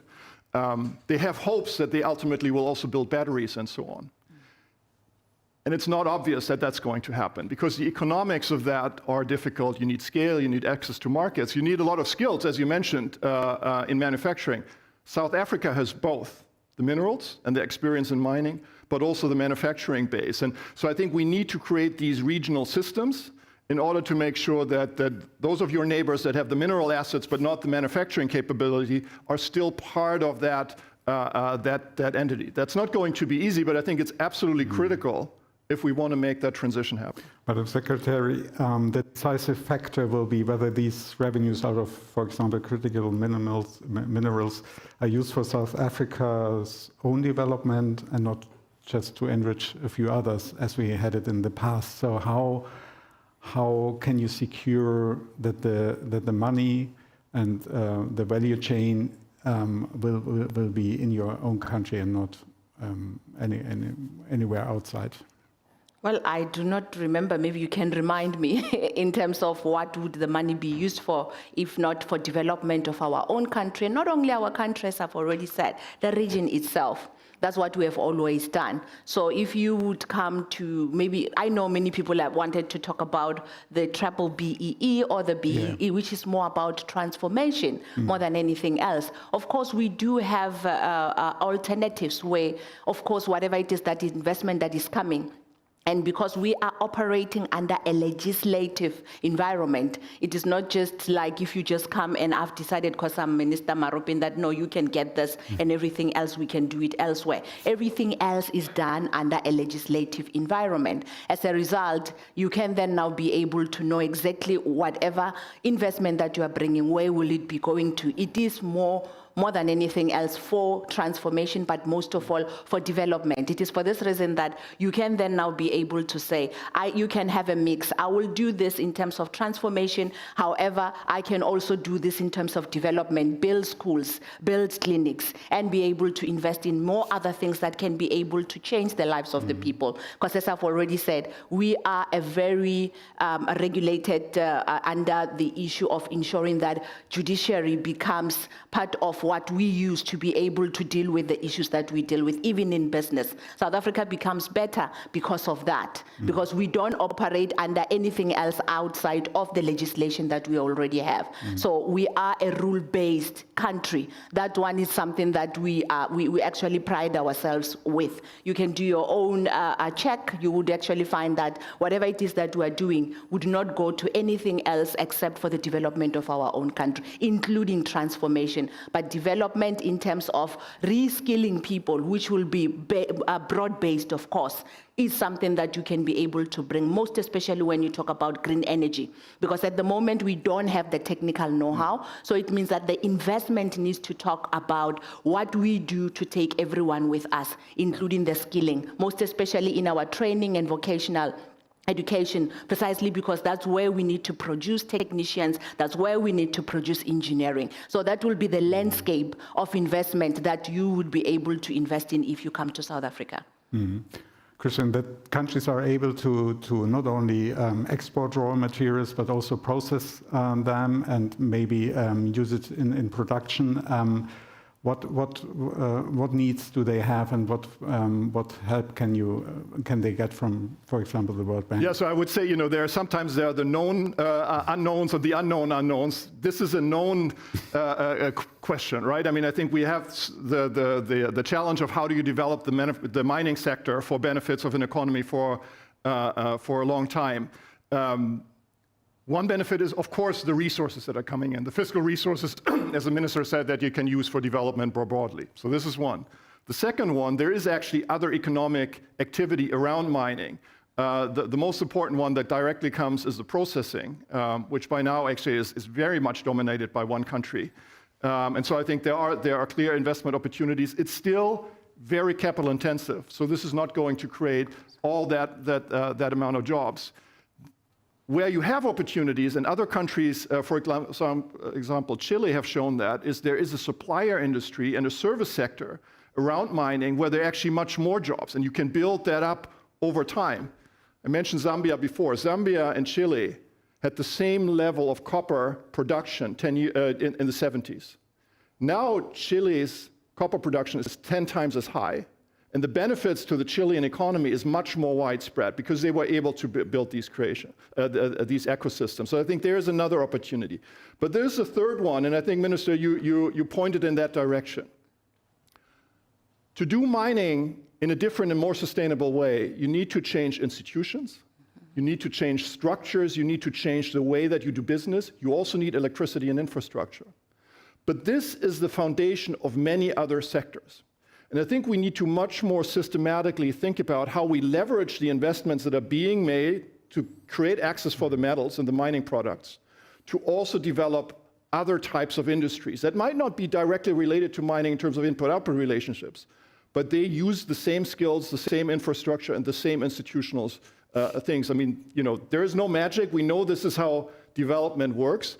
But we too often, I think, have focused only on sort of the management of the fiscal resources that came in, rather than to say, no, how do we use this actually as a step, as a lever, to improve and modernize our economies in order to then also broaden diversify the economic structure. But I think South Africa is a good example how it can work, right? You see other countries where it doesn't work as Absolutely, well. And there's, there's a broad set of tools. You also asked about the bank, that we of course finance. From providing technical assistance to, the huge energy project that we're doing in Africa on electrification. There's regional efforts on infrastructure that are built, skill development, and so on. So I think there's actually a very well tried and tested toolkit of instruments that we need, but we need the strategic direction. It's not just the individual project here and there. We need to make sure that this becomes a puzzle where things actually work together, because none of this is a quick fix. We're talking about 10, 15 years of development to transform an economy. And that's a question, Jörg, how can you convince investors if you tell them you get your revenues in 20 years? Look, when we look at the title again of our session, it's industrial policy. And if you then compare worldwide who has done the best industrial policy over the last 20, 30 years with regards to energy transition, then unfortunately I have to say it's rather China than any other country. So we are in a situation right now, and this is exactly what Christian just said. We have to look forward. We need industrial policy here. We need an industrial strategy. This is, by the way, for countries like South Africa and many other African and countries in Southeast Asia, a huge opportunity. We think back a little bit. We are coming from a world where raw materials seem to be infinite. We are still acting as if this world has no shortage in supply. It's just a price matter. We see it. There will be oil forever. There will be gas forever. There will be copper forever, lithium forever. We act as if this is the case. It's just not true. So we will change. And we had a fascinating discussion yesterday at a dinner table where we started with security policy, and somebody said, oh, we need a foreign climate policy. And I said, and then we need a domestic climate policy. Not only that, we need a raw material policy, because a lot of the things we are seeing will be about shortages in the supply chain. Our supply chain thinking has fundamentally changed since COVID.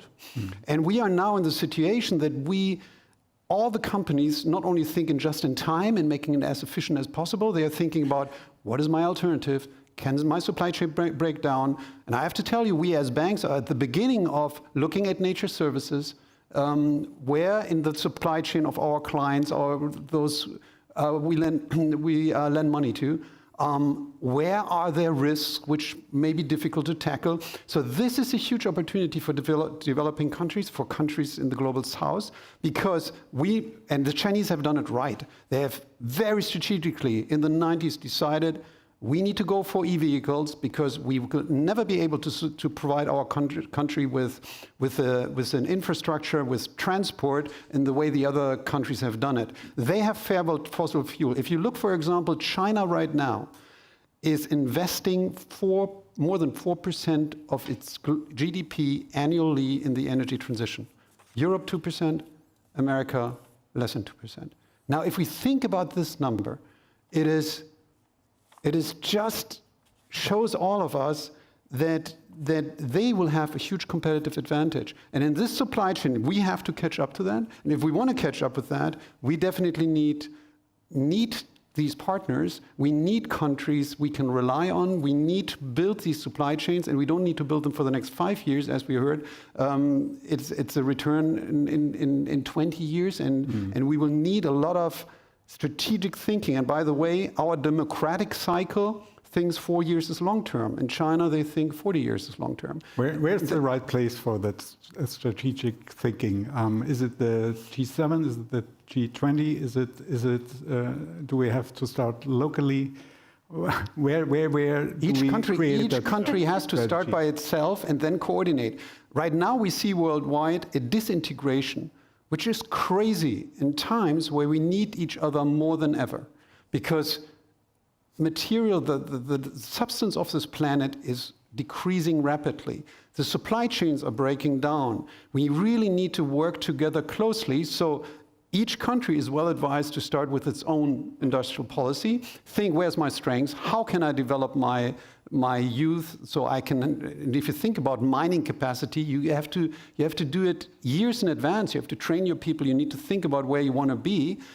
And then you need to come together because you will need the others. And if the thinking in many democratic countries right now also, and not only in democratic countries, in autocracies, is we want to be as independent of everybody else as possible.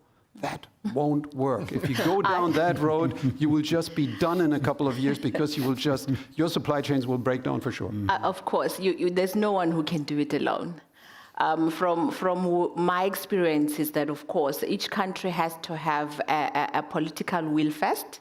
But when you make strategic decisions on a regional level or on a multilateral level, then you go and domesticate it into your own country. It works better. I see with ourselves, when we started with the FCTA, for example, we took that decision based on, of course, EU. We saw how EU is actually working, and the integration has actually strengthened most of the member states of EU.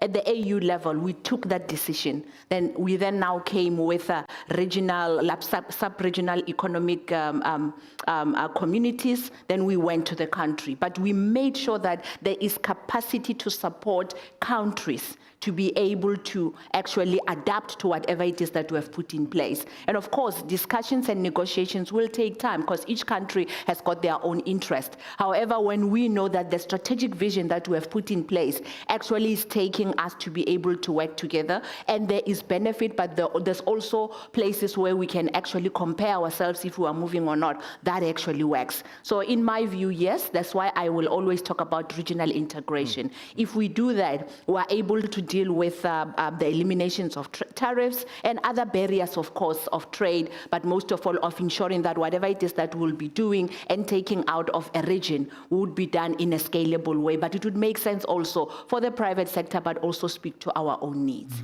But Christian, let me maybe say something controversial, or very welcome. Something Finally, hopefully get us to where I think we have to do some soul searching. Because of course I fully agree. We're in a world where the need for collaboration is larger than ever. Because we have so many global challenges that no country alone can address. But Minister, you started in your first panel yesterday with the question of trust. Of course. I think we have to ask ourselves, why in this time, where there's so much need for multilateralism and collaboration, the political trust of many of our societies in our system providing those type of solutions is so low. That's a big question. And it will not be, we can't answer that just by saying, no, but we need to do more. Yes, we need to do more, but I think we also have to ask ourselves what we can do differently.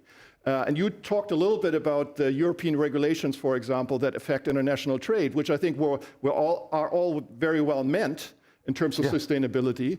But it's actually not more a question of ideological goal or objective, but how we do it. And so I think this focus of how do we actually get it done?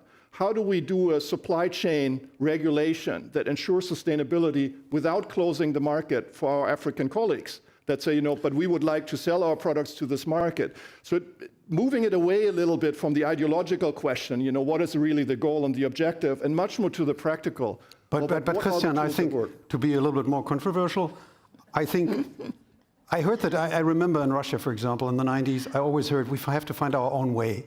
Finding the own way in Russia, we know where it led to. I mean, the thing is, there are so many proven concepts. We know what a good rule of law means. Yes. We know, and you talked about trust. Investors hate uncertainty. You want to know what you deal with. You want to go to an insurance company and tell them, oh, you may get that, you may get your coupon, you may not get it. Let's see. They are out. They don't do this. They can't do this. So there are a lot of concepts which are proven. What I think we need to change is our thinking, and I think this is the most material question, because environmental and climate policy, to me, is a security issue. It is a resource issue. It's in the center of many, many things, because for the last 200 years, we have never internalized the externalities of doing business. And we have not priced raw materials accurately. This is going to be a fundamental change. By the way, I think you studied economics. I did.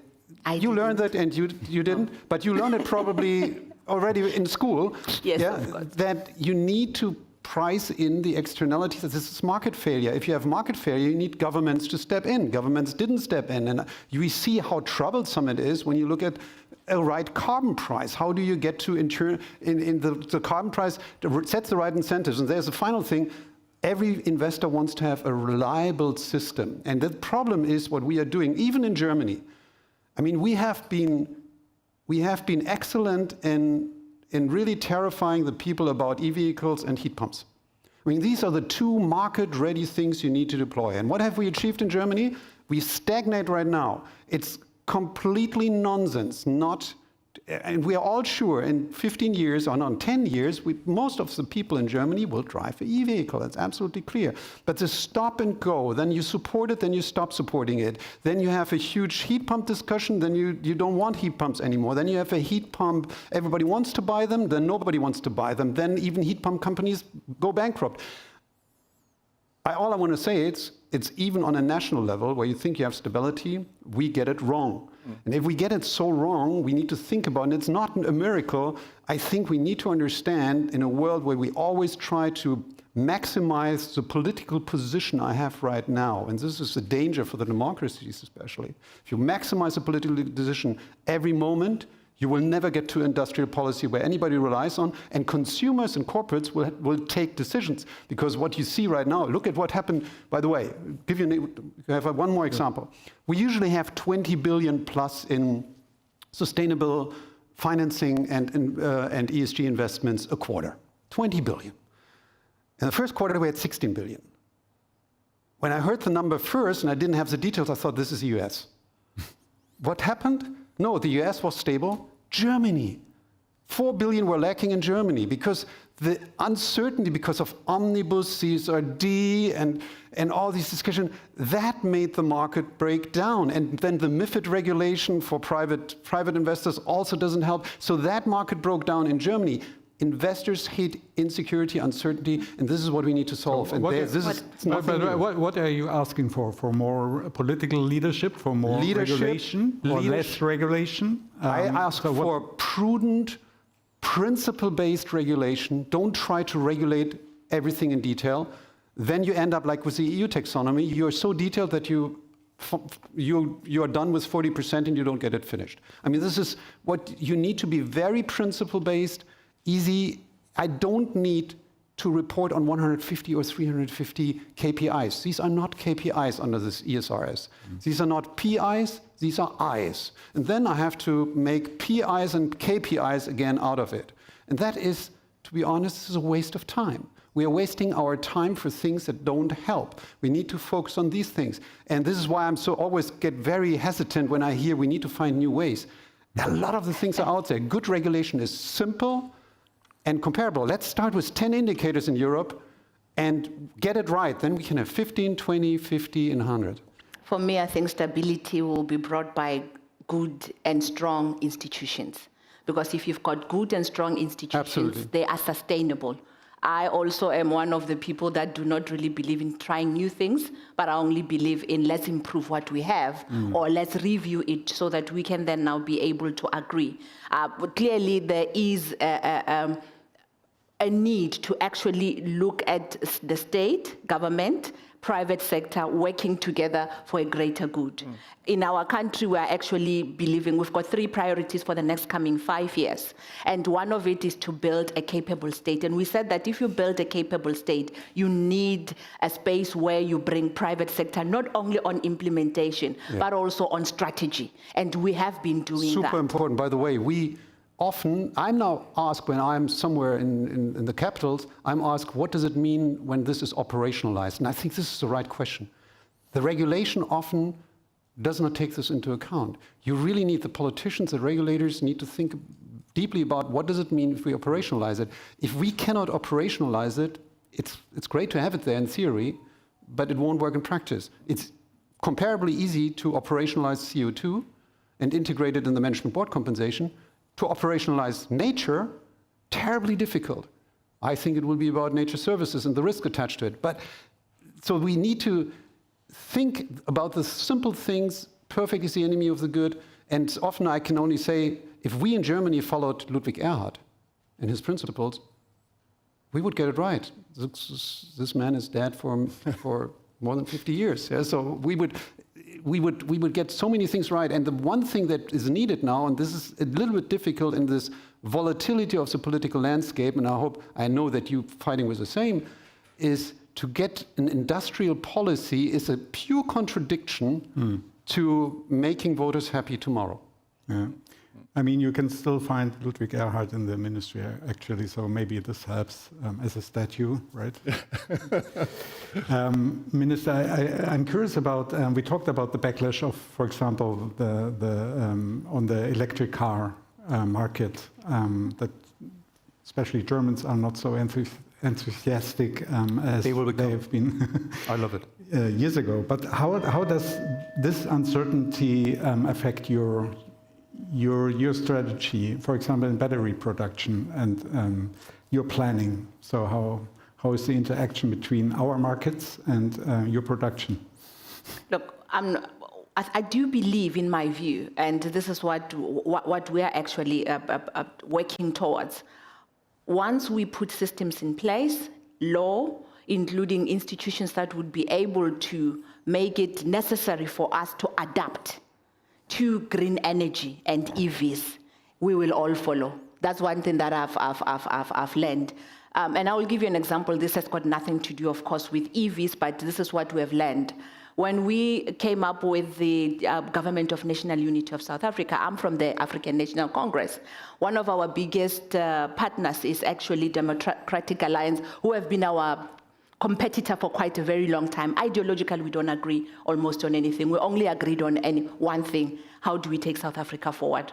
So I do believe that if there is a decision, and you spoke about that, a decision and leadership to say that we're doing away with certain things, people will follow. For a very long time, I really do believe, I will give you a very pedestrian example. When cellular phones were actually being introduced, I will speak about my country, people were thinking, no, we can't do this. There is radiation, there's this and that. But once we moved away from utilizing the normal telephones, people then adapted. We just have to take that decision. make sure that we put systems in place, legislation in place that would then now open up more for the EVs, for example. We will then now see that there will be change because those other available cars will no longer be there. Therefore, people will then now see the need for them to be able to adapt to the new things that are in place. That's what I think. That's my belief. So 30 seconds left. So my last question and the wish for short answers. Sorry, Jörg, but I talk about the new way we have to, to go. When you think about it, what is the biggest and most important change in your institution or government? What you have to do to find that kind of new strategy? Christian. So for me, it's really that we need to see the sustainability transition and economic growth as an integral part that has to work together. Either we are going to succeed on both sides, or we're not going to succeed. And I think, we're both economists, we are trained to think in trade-offs. So we ultimately very easily say, okay, if you do more from green transition, you have to take money away from other things. But actually in South Africa and many other developing countries in which we work, that's not the situation. These countries need to change. So anyway, for both, and now we need to make sure that this change, leveraging the opportunities of the green technology, is also creating jobs and prosperity. For us as an institution, it's actually not so easy. For no government, because of course we also have our silos, we have our experts. We need to learn to work together to really achieve both of these goals in the same way. And then I think there is actually a very bright future that's ahead of us. Jörg. Though we have, and it's very close to what Christian just said, though we have financed almost 400 billion since the beginning of 2020, it's still a niche. And transition finance will bring this from a niche, the environmental and social finance will move via transition finance into the center of a company. And this is a very interesting process because you have to change the whole bank functioning. Eventually we will have to think about that we have to assess 30,000 transition clients eventually, because every of our clients needs to be assessed against a transition framework. What that means in automizing, what that means in the dialogue with the clients, what that means, and transition means, are you ready for the change? Where are your nature services and risks attached to it? That means a deep, deep dialogue. This will change banking, in my view, fundamentally. It will make it much more data-driven, and then hopefully the things the financings we are doing in sub-Saharan Africa, in Southeast Asia, and in more difficult countries, we will also be able to automize and assess much, much better, and then scale them up much faster. I think this is, if you ask for us, there are a lot of things outside, but for us internally, that is probably the biggest challenge. Minister, what is your biggest change? For me, that has to happen? It is the partnerships that need to improve, but let's also talk about accessibility. If we talk about accessibility and inclusivity, I really do believe that we would be able to deal with the challenges that we are facing. But I do believe that we've always been seeing government and private sector and the people as three different sets. We are one. So making sure that from the strategic point of view, from policy formulation as well, let us make sure that we work together, partnerships, but most of all, multilateral institutions are quite important. We know that we have benefited so much from multilateral institutions like the World Bank. So I do believe that that's the only way that we'd be able to move forward. Working together, not working parallel. That's how we're going to be able to deal with the challenges. Okay. So we failed to create a new strategy, but at least we got some new ideas. And thank you very much for the lively discussion. Thank you for being here, and thank you for your patience.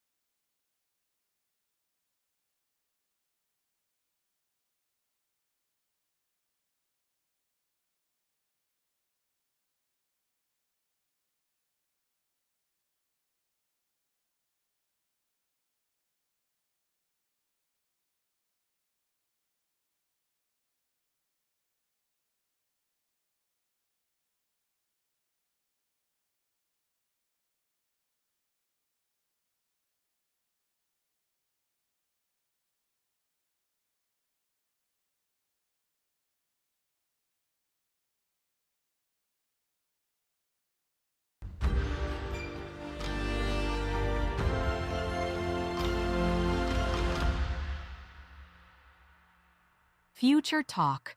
Internal Displacement, Its Impact and the Search for Sustainable Solutions. Please welcome to the stage Raj Kumar from DevEx.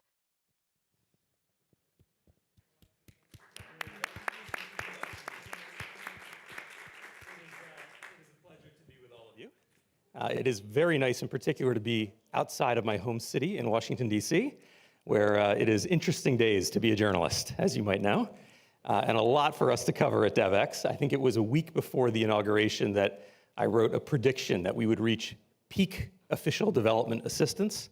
I did not know a week later we would have already reached that peak, and that the world's richest man and the world's most powerful man would decide this was the space to talk about. And so I find myself now a bit like an infamous American tourist doing a bus tour of Europe. I've been in Munich and Davos and now in Hamburg and next Sevilla as the world looks for where will multilateralism come from?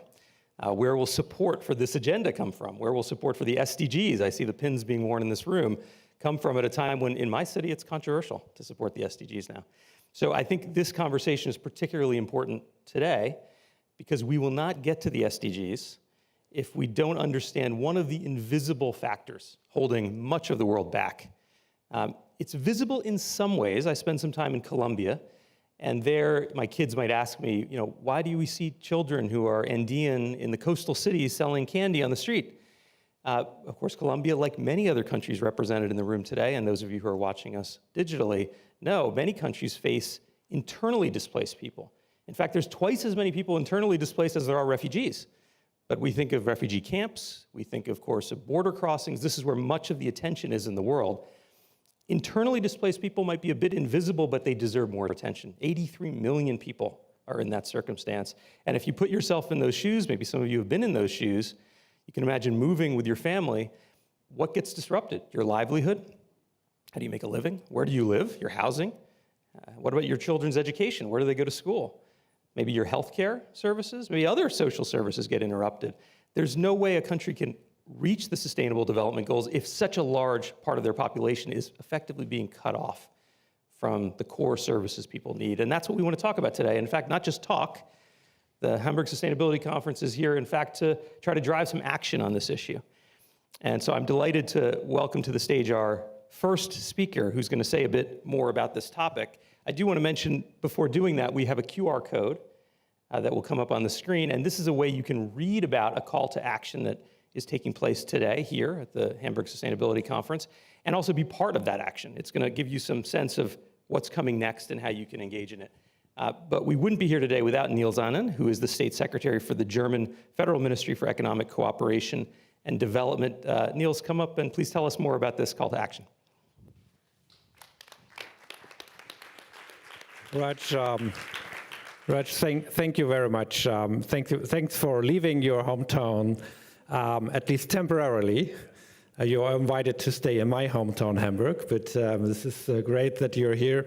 And thanks to all of you, because I think maybe having a conference about development issues, the question of IDP does not naturally comes to mind.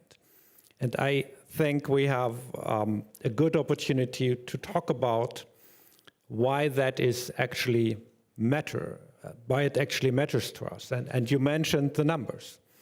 So I wanted to say in the very beginning here that for our government, the question of internal displacement is indeed one of the biggest challenges the international community is facing. We tend to talk about the refugee crisis, which is undoubtedly there. And unfortunately, we are speaking about record numbers. But it's important to look at the numbers in a very concrete way. And I still think that there is relatively little awareness, at least here in the global north. There's much more awareness in those countries that are hosting or having to deal with IDP situations. And we know that with a few examples, with a few exceptions, these countries are usually countries of the global south. So I wanted to mention the global report on internal displacement from this year, which shows the number of people living in internal displacement has more than doubled since 2018, reaching a record high of 83.4 million at the end of 2024. So that, ladies and gentlemen, tells you something about the magnitude.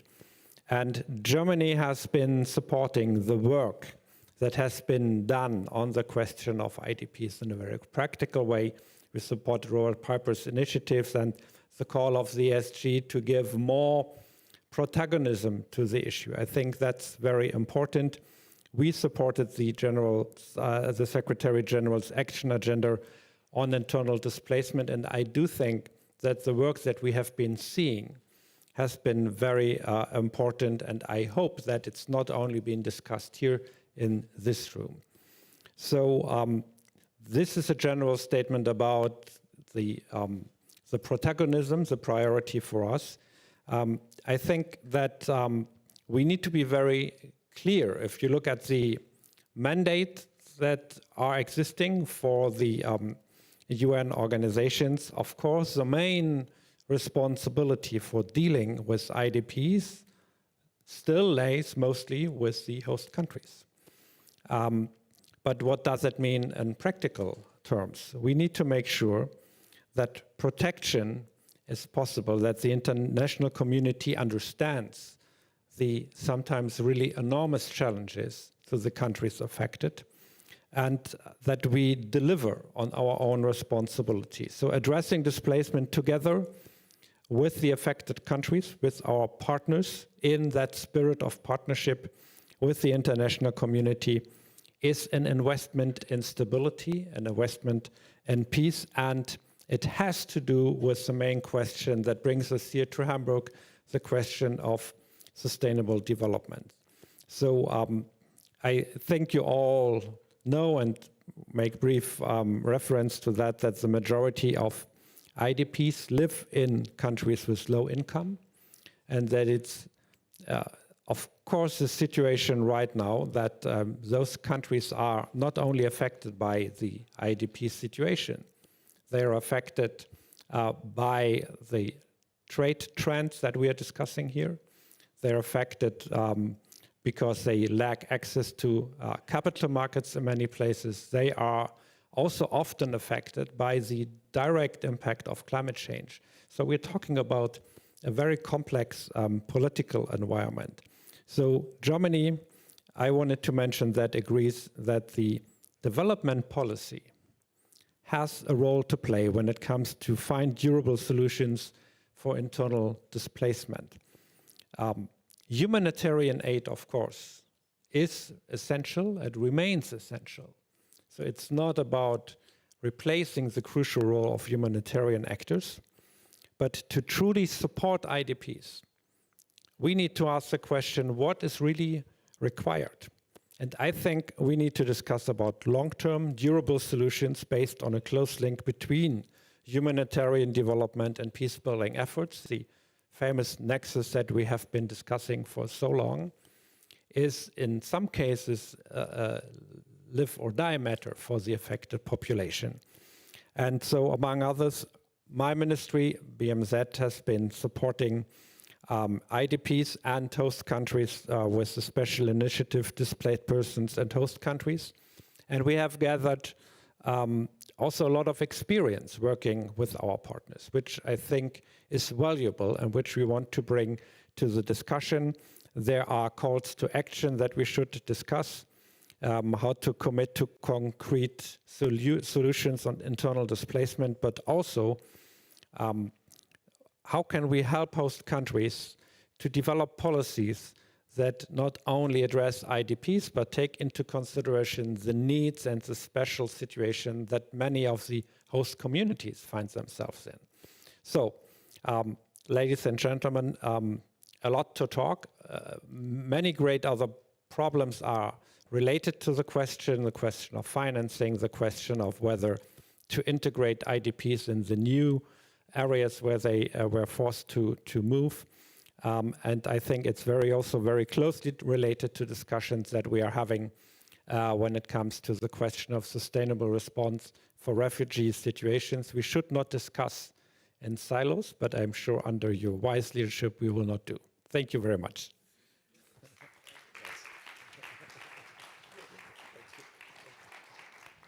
Thank you. We will do our best. And let me ask our panelists to just join me on stage, if you would, as we get started. Please come and find your podium.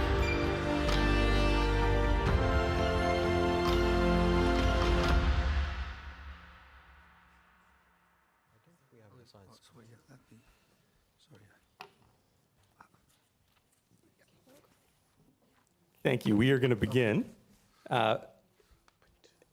Come here, Carlo. Okay, please. Free seating. Yeah, Good. free seating. We will keep this kind of rapid fire, if you don't mind. We need to get through quite a few remarks, but we want to get to the substance of the issues, as Niels well said. And I want to begin, if I can, with the minister we have on stage, Halo al-Askari, who's the Minister of Environment in Iraq, in part because Iraq represents sort of both sides of the coin, one of the countries most challenged by internal displacement, but also one of the countries that's shown some real success in this area. You have a lot of experience across private sector and public, and dealing with these issues. Environment is critical because climate is such a big part of this discussion too. But I think some 5 million Iraqis were displaced during the war with ISIS. Many of them, I think, have come home relatively quickly, not something we saw in a lot of other situations around the world. Tell us about what lessons you've learned there and what lessons there are for the audience here and from other countries that are worrying about this issue. Good afternoon, everyone. Thanks, Raj. And Raj came upstairs and he said, Minister, how can I pronounce your name? Hallo. In German, it means hello. So I said, it's hello. I'm the Minister of Environment in Iraq, Kurdish by origin, from the north. And hello means falcon. But I assure you, I'm a very peaceful falcon, not aggressive. Thank you again. Displacement of the IDPs. I will talk about two components in there. One of them, I the should mention, Minister, we only have a couple of minutes each, so I just mentioned that. I should have said So I will try displacement by ISIS and displacement by the climate-induced.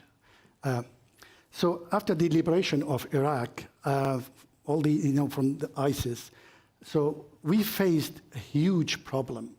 How can we facilitate the return of nearly, not 5, 6 million? So internally, this is a huge problem for the country, for the government, where we all know what happened during the ISIS time and how these people forced to leave their places. But the government quickly realized that enabling returns was not solely a matter of ensuring security. It also required rebuilding the infrastructure, reporting essential public services, and fostering social and psychological stability in affected communities. So one of the most prominent national initiatives was the Stabilization Plan for the Liberated Areas, overseen by the Reconstruction Fund for areas affected by terrorist operations. This plan induced projects related to electricity, water, healthcare. Sorry, I lost it. Oh, that's a problem with technology. So it's a lot of problems initiated by this. So, however, the success of the file cannot be discussed without acknowledging the vital role played by the international community. For instance, the United Nations Development Programme, UNDP, implemented over 3,000 projects through its funding facility for stabilization in liberated areas and supported by more than 30 donor countries. So those projects went beyond this infrastructure to include livelihood support and community cohesion, which significantly accelerated the pace of return. And the International Organization of Migration, IOM, also played a major role by tracking the displacement movement and providing accurate data through its displacement. I will move to the second one, although I have a lot to talk about it, but the second component, which is the climate change. What happens in Iraq, as you mentioned, is one of the most affected countries around the globe, within the 5 countries in the top list. Hit by very high temperature, water scarcity, reduction in the green spaces, desertification, biodiversity has gone backward, and with this water scarcity is one of the biggest problems for us now, is causing a problem for the government, for the local areas as well, where people from the rural areas, in order to graze their animals, what they have to do, or they take all the herds to another new areas where they put pressure on the local areas, on economically, psychologically, politically, socially. So a lot of tension between the two groups, the coming and the hosting. So, for example, we have Kurdish, Arab, Sunni, Shia, Turkmen, Christians, and all. So imagine a community put pressure on another community. It leads to what? A hostility between them. So it's the government's job is to how to manage this, to reduce this tension, how to manage through the international aid to help the people to not order to move to these places by programs, for example, I know just the last bit of it. We have a few projects, basically how to teach the Iraqi farmers, for example, to cultivate their land with modern technologies and how to water their lands with new technologies. Again, these are all, the government is working on it, but are they enough?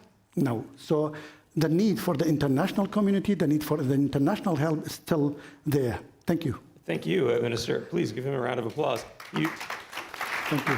For the remarks and for the work, because I think you laid out well the challenges many countries are facing. In fact, we're now seeing 3 times as many people internally displaced from climate as from conflict, and this is a rising issue in many geographies. Let's turn to our next presenter, Turhan Saleh, because you were called out, UNDP, where you are the Deputy Director of the Crisis Bureau. UNDP has been working in this issue for a long time. So tell us more about the call to action. Why are you behind it? What can people here do to be a part of it? Thank you very much, Raj. I will try to answer the question directly, go to the nub of the issue in this panel. Why do we need the Hamburg call to action on internal displacement? Let me give you several reasons, and a few have already been mentioned. Internal displacement is a large-scale global phenomenon, and it is getting worse, and the trend is going to be ever increasing internal displacement because of the factors, for example, that the minister has pointed out. It is about human suffering. We should not underestimate that aspect of it, sometimes in extreme conditions, and also about squandered human and development potential. It has high direct and indirect costs, which are worth stressing. We don't sometimes look at these.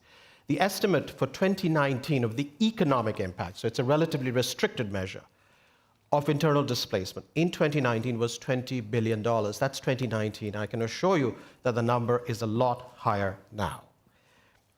In some of the worst affected countries with internal displacement, the cost of the phenomenon can be as high as 11% of GDP. This is GDP we cannot sacrifice because of this challenge. It also challenges us, internal displacement, to make better use of shrinking resources, to avoid applying short-term band-aids, and I hate to say there's a lot of that going on, to what are in fact longer-term structural problems. But the good news is there is a moment of opportunity. That's why we think the call to action is so timely. We have 57 member states of the UN that came together in 2019 and said, let's do more about internal displacement.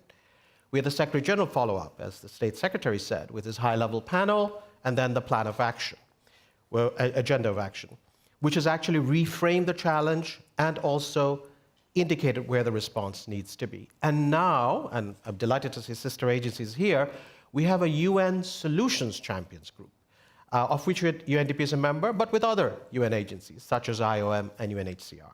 But let me just say, against the background, this backdrop, the call to action can really galvanize progress and generate momentum. How?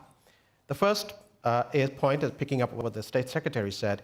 It can help us move away from seeing internal displacement as a solely humanitarian issue. It is partly humanitarian, but it is more than that. And it can push humanitarian and development actors to get out of their silos. I'm not calling them bunkers, but their silos, and work together, because that's the only way the problem can be tackled successfully. Working always with countries, the governments, and others within the country. It can build coalitions of other private and public sectors, external and domestic audiences, partners, and it can bring internal displacement, which to some extent, let's be honest, has been a bit on the periphery of the policy space, much more into the center as a development priority.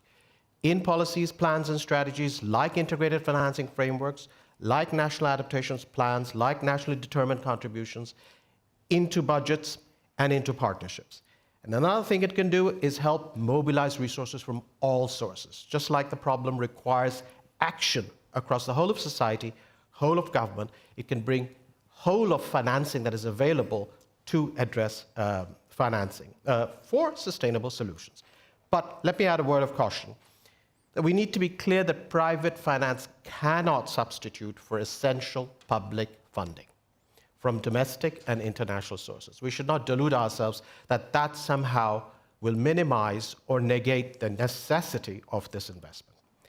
So bottom line, change is possible. We have got countries across the world, some represented right here, which are ready with costed durable solutions strategies. Colombia, Ethiopia, Iraq, Mozambique, Nigeria, and Somalia. They're ready to go. So the call to action is, let's step in and let's help these countries get off the ground. So I'm confident if we do that, then we'll be back here in 2026, hopefully, and be able to say that we are beginning to transform the lives of internally displaced people, that we have provided hope where I think there is quite a bit of drift and despondency at the moment. Thank you so much, Turhan. And I think one of the themes we've already heard a bit about today, and please, a round of applause. Please. I think one of the themes we heard from Niels, we heard from the minister and yourself, is the idea that host countries have to be in the lead here. Yes. These are internally displaced people, but they can't be alone. Exactly. They need support from the international community, and we're in that spirit going to bring into the conversation Carlo Monticelli, who is the governor of the Council of Europe Development Bank. He also right now is chairing the heads of the MDB group this year, trying somehow to bring together the likes of Ajay Banga and Ilan Goldfein and all the rest. And MDBs play a big role, particularly you've played a big role in Ukraine. And so we want to bring that case here. You've done a lot around housing, around social protection there. Why? What is the IDP issue in Ukraine? And what lessons, if any, are there that can be brought to this broader discussion about the importance of internally displaced people? Yeah, I'm very happy to be here to share the experience of the SEB, and most importantly to give the SEB's enthusiastic support to the call of action, where we are very proud to bring to the table an important experience that we matured over the year in Yugoslavia. I mean, I think it's useful just to remind all of us that the Council of Europe Development Bank, which is the oldest multilateral development bank in the world after the World Bank, was indeed created to take care of internally displaced people after the Second World War in 1956. And we have stuck to our guns in terms of mission. And over the years, we have really gained experience, which is now getting fruition in Ukraine. The first point of a general nature is that the first intervention with internally displaced people is to provide a shelter. So this is just the step immediately after the humanitarian aid.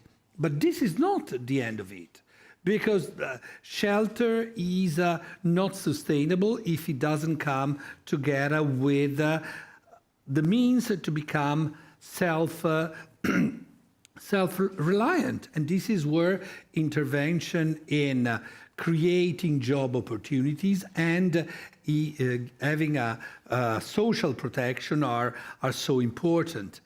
And this is why, for example, we have long combined our housing solution with the provision of microcredit, which is the quickest way to generate jobs and independence. And then moving forward, of course, there is a further stage of securing the integration with investment in education and just in all the social network that makes really internally displaced people being able to find a new home. Now, this general type of lessons has to be implemented in each specific way in each country, and of course post-conflict situations are particularly difficult. In Ukraine, we have already committed 450 million euros in loans to housing solutions. Some of them targeted, for example, to people who are particularly vulnerable. So we just added the State Fund for Youth Housing that was one of our direct beneficiary. But we have also been doing microcredit, and then we are now working on a pilot project to take care of a particularly vulnerable kind of internally displaced people. The people with mental health issues that are particularly moving for children in a zone of conflict. So as you can see, I believe that the SAB can really bring quite a bit to the table, and so we are, as I said at the very outset, very, very proud to join this call action. Look forward to telling you next year, again in Hamburg, what we have achieved in these 12 months. Thank you, Carlo. Thank you. Please. Maybe I can just underline two things you said for our audience. One is you mentioned children, and I think it's 50% or so of internally displaced people are children. And so when you have your mental image of who are we talking about, that's important to keep in mind. And the other thing is you began to talk about the importance of development finance as a solution here, not just grant dollars, but in your case, lending through an MDB instrument. We have with us Anders Berlin, who's the strategic funds advisor of the UN Capital Development Fund. And so we began to talk as well about private sector and their role, and really kind of an all-of-the-above financing approach. This is what you have done. You worked at Sweden's development agency, where I understand you started with a $30 million fund that became $1 billion. Tell us, how do we do something similar here? How do we bring much more private money into the internally displaced people's area? Sure, thank you, Chair, and the Minister's Excellency. It's great to be here. And first of all, I want to say I really support this call for action and UNCDF wholeheartedly. We're really behind this. Now, at UNCF, we really believe that internal displacement is not only a humanitarian issue, and you touched upon it, my colleague here, but we also see it as an investment opportunity. And maybe just shortly for those who are unfamiliar with UNCDF. So we were given a capital mandate in 1966 by the UN Assembly to do investments in the most poorest countries and fragile states. And now we deploy a number of financial instruments, concessional loans, guarantees, equity-like instrument, and blended finance solutions backed by grants. So what we heard is that there is around 80 million or 76 or 83, heard different figures for displaced people. And we also see that humanitarian aid alone cannot really solve this. And as ODA is declining, we want to see how we can crowd in private capital to build systems that are sustainable and resilient, right? So let me give you a few examples how UNCDF have worked and what we can learn for the future. First, we work with MSMEs. So let me give you an example from Uganda. Here we partner with the microfinance institution, UGAFOD, to create a loan product specifically for displaced women entrepreneurs. And we provided a first loss guarantee and some technical assistance. And this microfinance institution then piloted this product for clients who typically lack collateral and formal IDs, right? So that's one of these features that you want to overcome as a financial institution. And really, the early results we have seen is that repayment is better than average. and really debunking the idea that displaced person is not bankable clients. Another example we have is where we invest in infrastructure. Here we have invested in the conflict-affected area of Kibera, South Kivu and Burundi. And UNCDF has launched a Kibera Peace Sanctuary project, a blended finance initiative anchored in a hydropower PPP. So we're working with the government of Burundi there to see how we can diffuse the tension in the area by a power plant and some other activities. Thirdly, we empower local governments. So we work with local governments through an initiative called the Financing Durable Solutions, FDS, and that's with Swiss support. And we worked in Somalia to co-finance markets, solar irrigation, and community centers, specifically in IDB hosting areas. In the city of Arua in Uganda, we have worked to develop a PPP for a multi-purpose community center, offering vocational training, small business spaces, and joint services provision, also focused on IDPs. And lastly, just to mention another initiative, and it's a new, bold initiative, Investing for Peace. And actually with Germany as a funding partner, so I want to extend my thanks to the German government for being both supportive and innovative. And what we're trying to do here is, with German support, is to design a blended finance vehicle to channel private capital into conflict areas.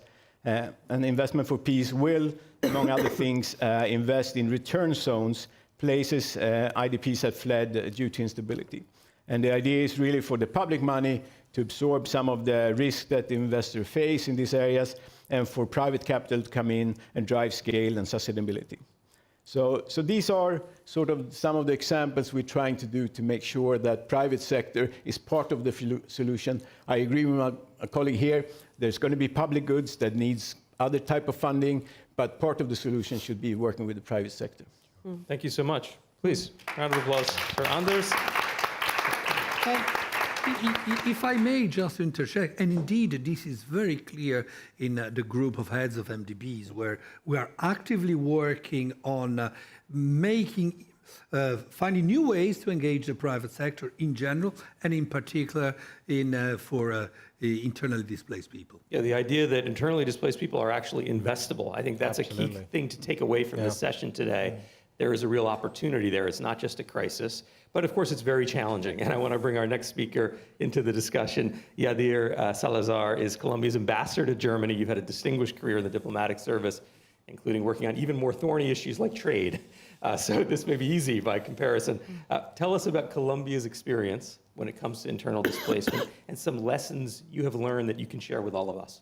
Thank you so much for your kind introduction. The bad news is that I'm not an expert in displacement, but I will try to convey then the message from my government. A lot of things have been said, and I want to just to mention what State Secretary Annen said at the beginning. We have in Colombia both a refugee crisis, and we have an internal displaced persons situation. And then the answer would be, since we are in a solution summit, how do we deal with this? And I would take two words that are very important. The first one is solidarity. And we don't expect solidarity only from the international community. So the government is taking action, and our own people are taking action. As Your Excellency Minister were mentioning, the territories, people are really responding with solidarity, and I'm very proud to represent those peoples as well. From those communities that are, of course, they are feeling, as you said, tensions. There's a lot of confusion, of course, because this is not an easy topic, but this is number one. And action is, we are addressing internal displacement, and together with this refugee crisis from neighboring countries and other countries, through government-led finance action, through collaboration as well with the private sector, and the development in finance action with the excellent support of the United Nations, with UNDP, and governments like the government of Germany, Canada, where we are together in the group of friends to make sure that we bring solutions to these very, very pressing topic.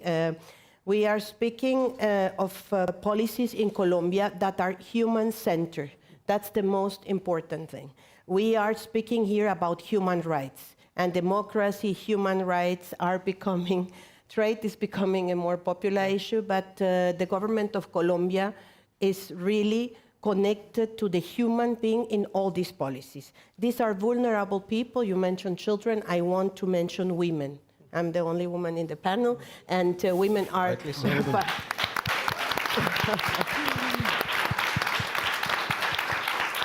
Women, families, mothers, children, men are particularly challenged and particularly feeling the tensions, both the internal displaced people, but also the people living in those communities. And let me share with you, because you took a lot of time, but I'm taking some more minutes if you allow me.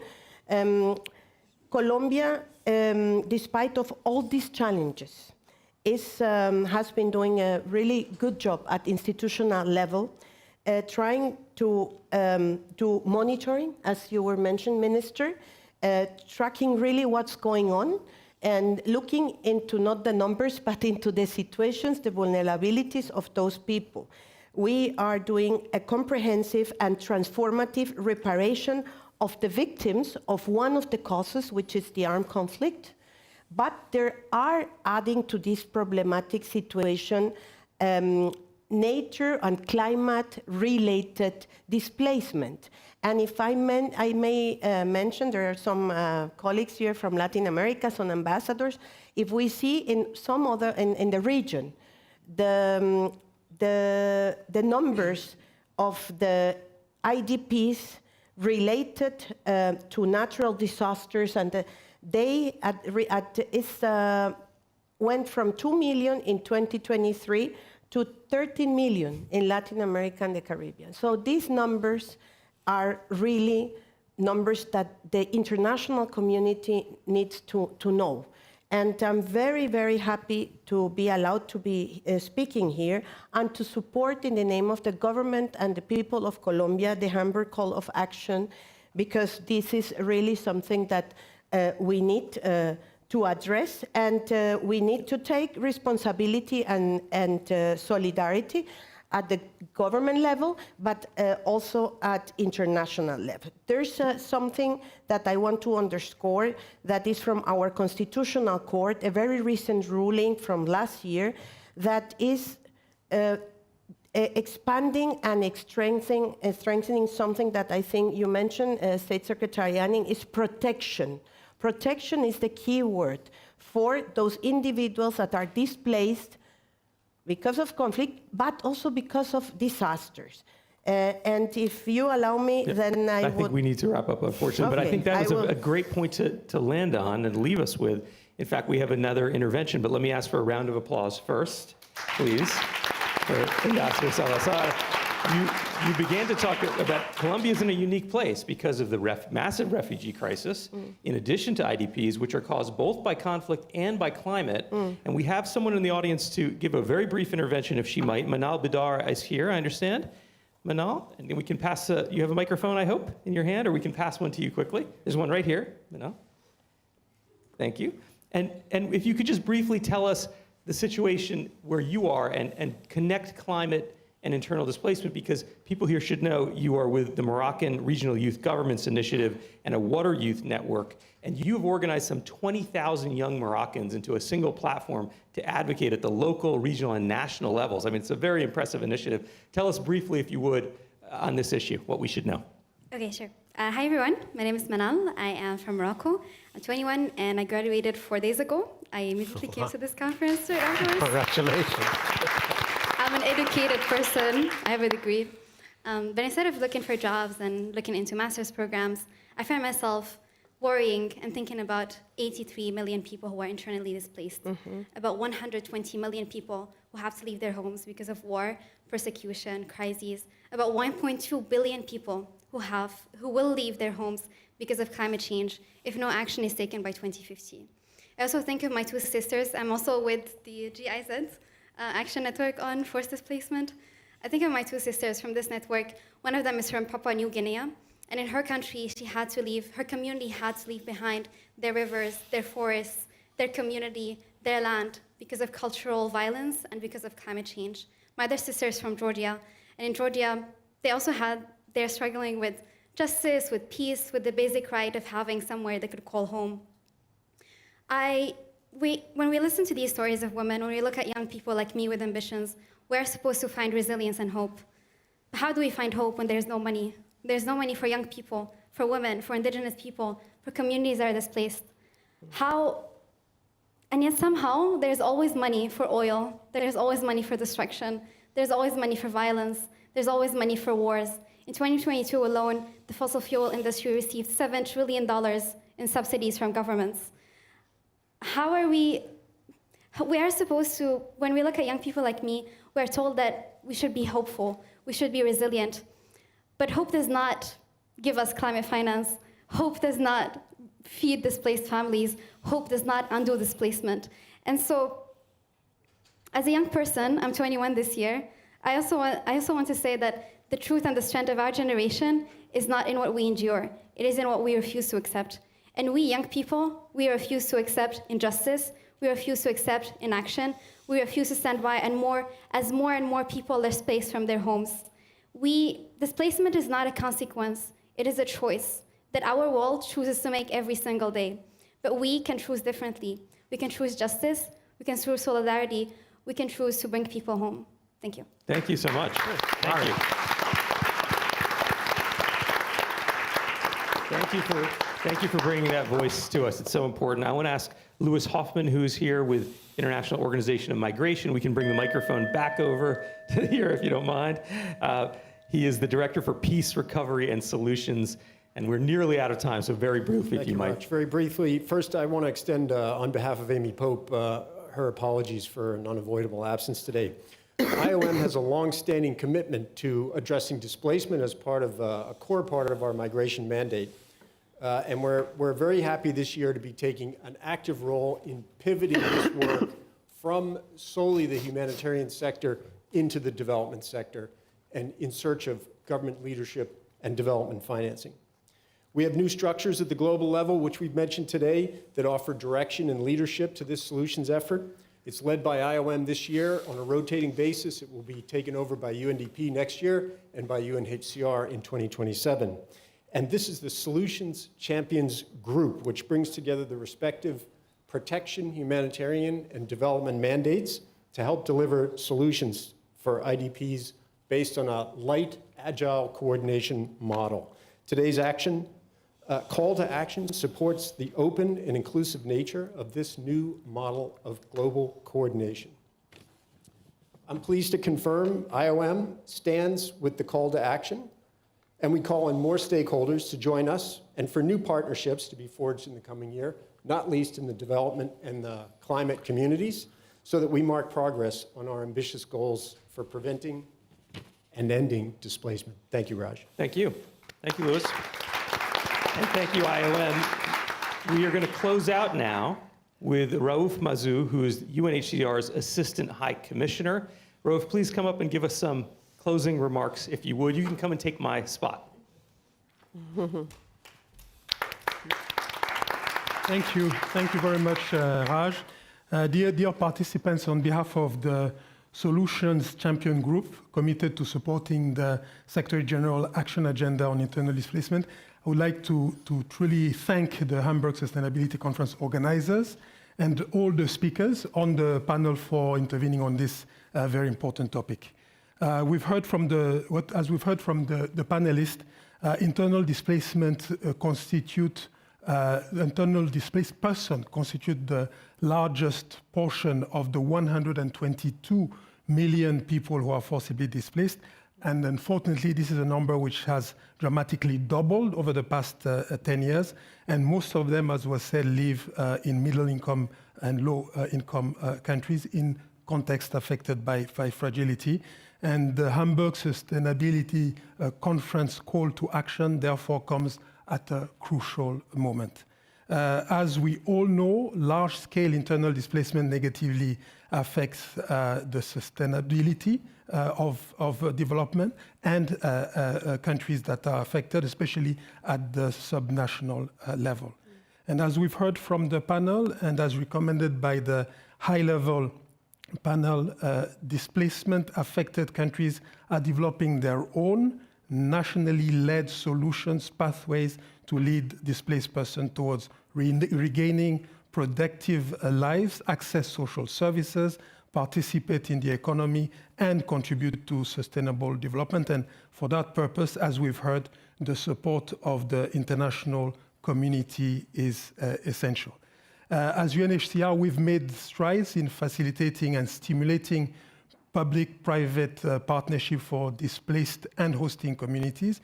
In November 2024, we convened an Africa Roundtable on private sector solutions to internal displacement in Nigeria, and that was in collaboration with the UNDP and IOM. Participants, including government officials, internally displaced persons, business leaders, and international organizations, discussed strategies to integrate IDPs into sustainable economic activities. And some of the key outcomes included commitment to invest in infrastructure, skills development, and access to finance, aiming to empower IDPs and reduce dependency on humanitarian aid. Our commitment here today, in addition to everything that we've heard, is to continue supporting solutions to internal displacement with our protection expertise, experience in sustainable approaches and related development partnership, and with our convening power to garner support for affected communities. And I would like to invite all those present here and online to click on the QR code to read the Hamburg call to action and register interest. Over the coming month, we all need to come together on this call to action and come back, as was said, to Hamburg in a year to take stock of progress made. Thank you. Thank you so much, Raoul. Thank you. And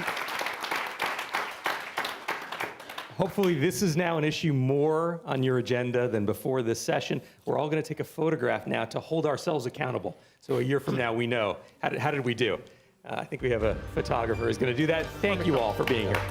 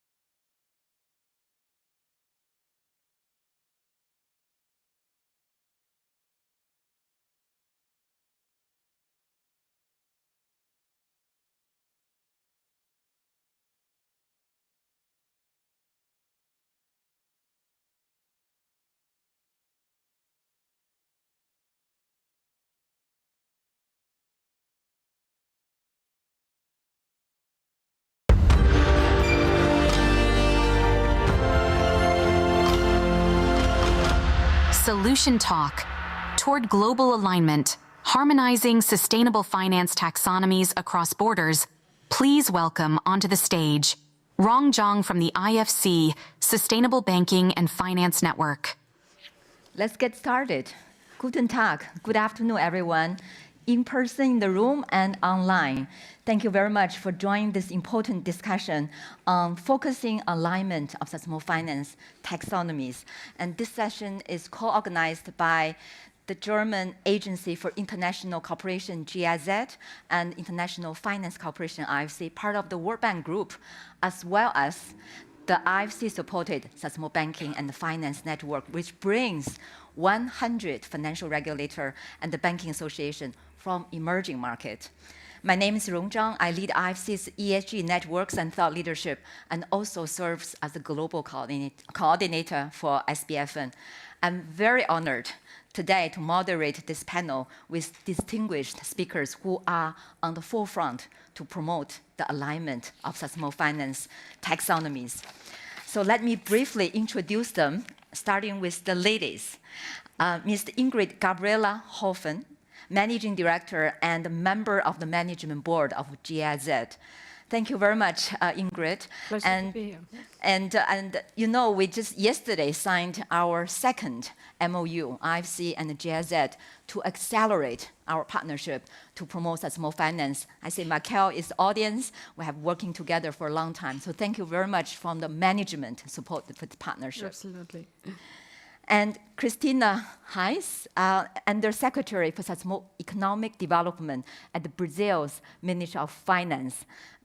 And Christina, thank you so much. You traveled a long way from Brazil to come here amid of your many responsibilities, including the crucial preparation of COP30. I was very inspired by your remark yesterday talking about COP29 to COP30, and that very important message you're sending to coherence of policy of sustainable finance, including taxonomy, is very important to facilitate the financing gap for climate action and SDGs. Thank you. Thank you. And Sean Kidney, Mr. Sean Kidney, CEO of Climate Bond Initiative, CBI. Sean and I shared many panels and platforms over the years to promote sustainable finance in the emerging market, including the launch of the very first taxonomy 13 years ago. And Mr. Peter Potisch, and Deputy Head of the Sustainable Finance Policy Unit at the DG for International Partnership of European Commission. And thank you so much for coming here to share the EU's role to promote sustainable finance taxonomy worldwide. It's now across the EU and beyond the EU. Thank you. So before I turn into our panelists, I just want to have a briefly framing of the discussion with two key messages. First is recognizing the importance and urgency of the interoperability of sustainable finance taxonomy, not only the development, but also implementation. With over 70 taxonomies worldwide, both launched and in development, we're facing growing challenges. Fragmentation, inconsistency, and also limited interoperability, all of which will threaten to hinder the progress of sustainable finance. So today's panel will explore opportunities, good practices to tackle those challenges.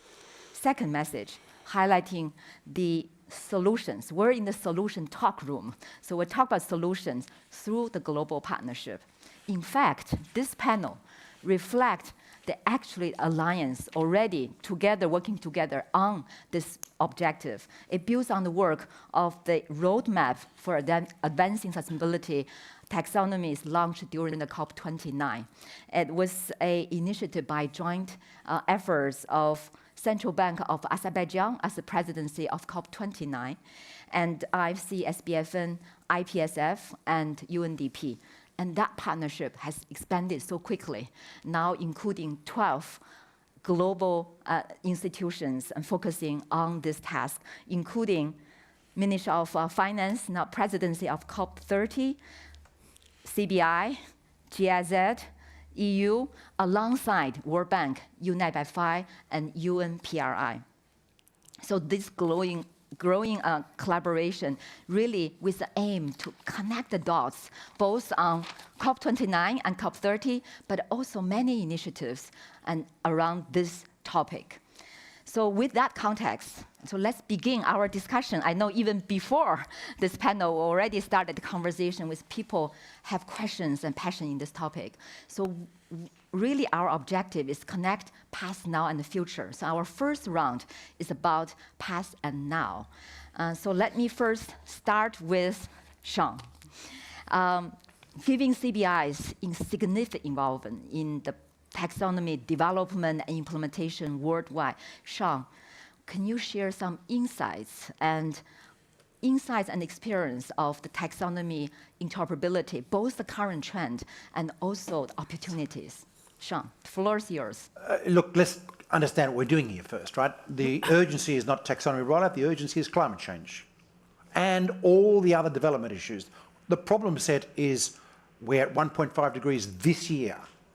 So climate is trending in an extremely bad way. We've got to move faster, faster, faster if we are to successfully reduce emissions. That requires clarity. That requires making it simple to act. One of the things that we have wrestled with for the last 30 years is constant arguments about what is a climate investment. You know, the number of times I've had arguments of people in the pre-taxonomy, solar, but if it's solar, you're getting energy from a coal-fired power station, create the solar cells. That's bad, isn't it? Or the dissembling by the fossil fuel industry to say electric cars, actually they take coal power, they're really bad, etc. Taxonomy is a way of sorting that out and providing a simple guidance, a shopping list for the future, bring in experts up front to work out these things and to say to the world, you want to know what to do? Here it is, we've worked it out, and you will see that in the Brazilian taxonomy that's coming out soon, which is a list for Brazil for what needs to happen around climate. But when I say climate, I don't just mean reducing emissions, because getting emissions down is the most urgent task, but we have got 1.5 degrees, we've got impact. More people will die this year of heat than ever before in human history because of the impact of climate change. It started. So we need resilience. And what does resilience mean? It means heat-resistant buildings, but it means social resilience. Stronger societies survive crazy weather volatility better. Stronger nature, etc. And that's the biggest trend in taxonomy development since we started. In the Brazilian taxonomy, there's extensive discussion about social and resilience as well as mitigation. I say that because Brazilian is one of the latest taxonomies coming off the mark and so on. But there are many around the world. So what we're trying to do is to make it easier for the world to act, especially finance, in the face of the challenges, the extraordinary, species-defying challenges that we face. If we don't act quickly, we fail. And taxonomies are working wonderfully to provide guidance. The number of times I work with a bank in Slovakia or an investor in Thailand who now understands, oh, right, that qualifies. It doesn't mean they will necessarily do it, because that still requires finances, incentives, government support, all that sort of stuff. But at least they understand what to do, and we get past the arguments which has been used by opponents of change to slow everything down. And that's the beauty of it, and that's what we've seen happening. And so I'm incredibly excited about taxonomy. This year, 70 taxonomies in play, as you say, led by China and the European Union, and collaboration between China, the European Union, Singapore, and now Brazil in global harmonization and, of course, interoperability program. It just makes life easier. This is where citizens in places like Panama or in South Africa will benefit, because capital can now move more quickly. Is it perfect? No. It's not going to deal with the detail, but it's enough guidance to get things moving. We don't want the perfect to be the enemy of the good. This is about establishing good direction and getting momentum going. Of course, we do need governments as well. And that's why it's really good to have representatives of the European Commission and Brazil and Germany at this particular table. Fantastic. We feel your passion and also the urgency. And Sean, I think you bring out a very important point that we talk so much about taxonomy, but what's for? So taxonomy is only a means to end. The end is facilitate the needed financing for the climate action and also SDGs. And you call for action, or like Christina. So I will move to Christina. And Christina, you have many tasks in your hand as Minister of Finance, leading a number of tasks. One is developing the national taxonomies. So my question, the first question is really, how do you look at it and do it, align the global, the national context with a good global good practice? But I remember in the BRICS discussion, you also look at the regional. Regional, so you look at the 3 dimensions, national, regional, global. How do you balance that? But also you have a big task, global task, to be the presidency of COP30. How does taxonomy fit into the COP30's priority? We talk about this is only means to the end. Christina. So thank you, Ron. It's very nice to be here with you. It's an honor to me. And we are very aligned. We all has this passion, and we all, I think, love taxonomies. We are in the same colors, by the way. It's a coincidence. Blue and orange, I don't know why we came in the same colors. But the thing is that the Brazilian COP presidency is putting the taxonomy as a priority. It is one of the key instruments of the Ministry of Finance's scope for COP, because this is a way to promote sustainable development, to prevent greenwashing, or better saying, to guarantee a financial flow, information flow that is credible, transparent, and has integrity. So it's very important, this aspect of the taxonomy as well. And it comes, as Peter was saying, not only for targeting environmental and climate objectives, but also social and economic ones. So for developing countries, for Brazil in special, we have like key structural challenges. And they are not only about finding this transition to fight climate emergency, it's also about dignity, human rights, and having decent jobs for everybody, and reducing inequalities, which are huge in our country. So, and when I talk about inequalities, I mean also gender, race, regional inequalities, as I was saying in a panel in the morning. So that's why the Brazilian COP presidency wants to foster taxonomy. And in my view, it should be negotiated under Article 2.1c as a tool to guarantee this comparison. It's not to put every taxonomy in the same page or to copy and paste thresholds or criteria. No, it's just to show to the investor, to the stakeholders, how those taxonomies the interoperability among them. Yes. That's why we don't use the word interoperability. We are calling this as super taxonomy, but it's just a way to diminish the saying. So we need to build this clarification. It's a matter of a methodology. We just need to show how they interact, both in national, because there are many taxonomies inside the country. Yeah. In Brazil, there are many. The financial one, the National Development Bank one, there are many. So in national, regional, and also global levels.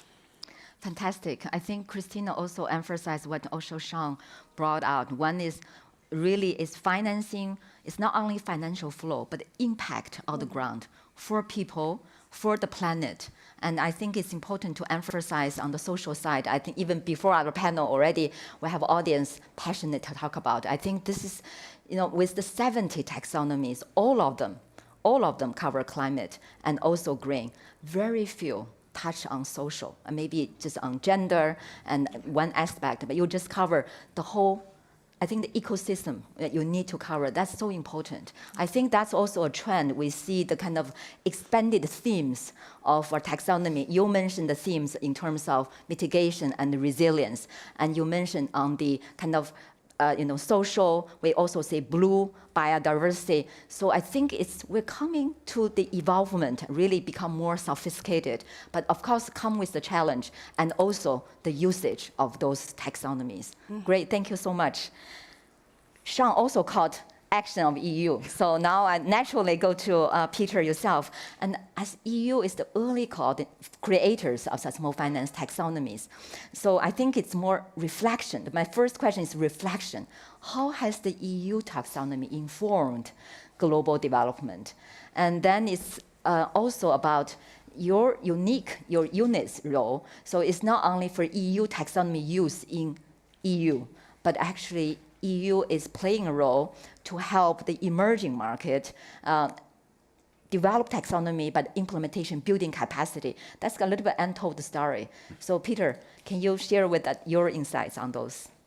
Sure. Thank you very much, first of all, for the invitation to the organizers and to the host of the conference. So indeed, a couple of years back, the EU launched its sustainable taxonomy, and it was a turning point for the EU. And we also think it was a turning point for our international partners.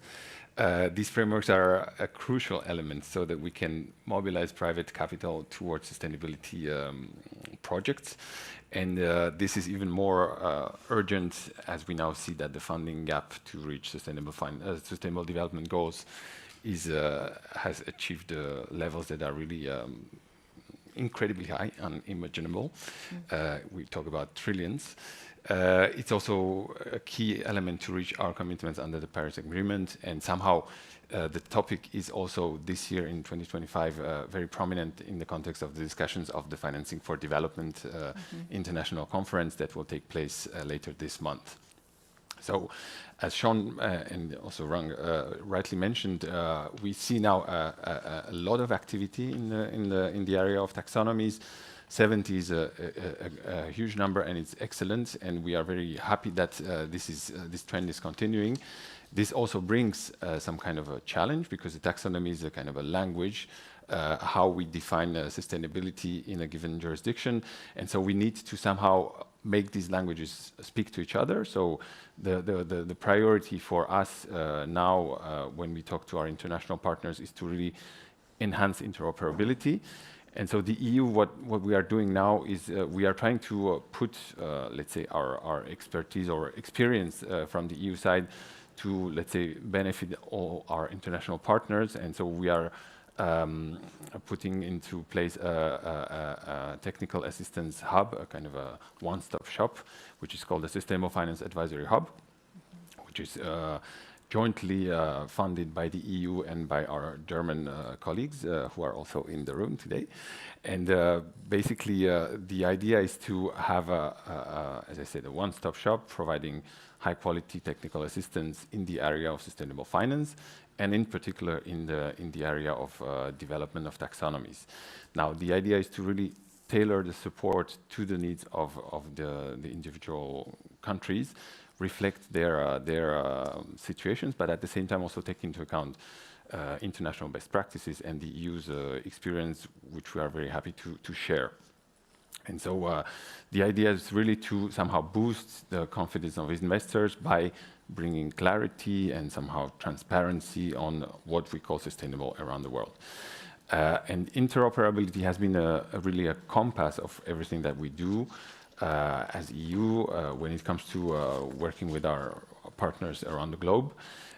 We are trying to really, on the concrete projects we are working on, we are investing a lot of efforts into doing comparison studies, so comparing taxonomies between jurisdictions, showing similarities and differences between them, and so we have published a number of comparisons between the South African in the EU and the EU taxonomy, same for Colombia, most recently for Mexico.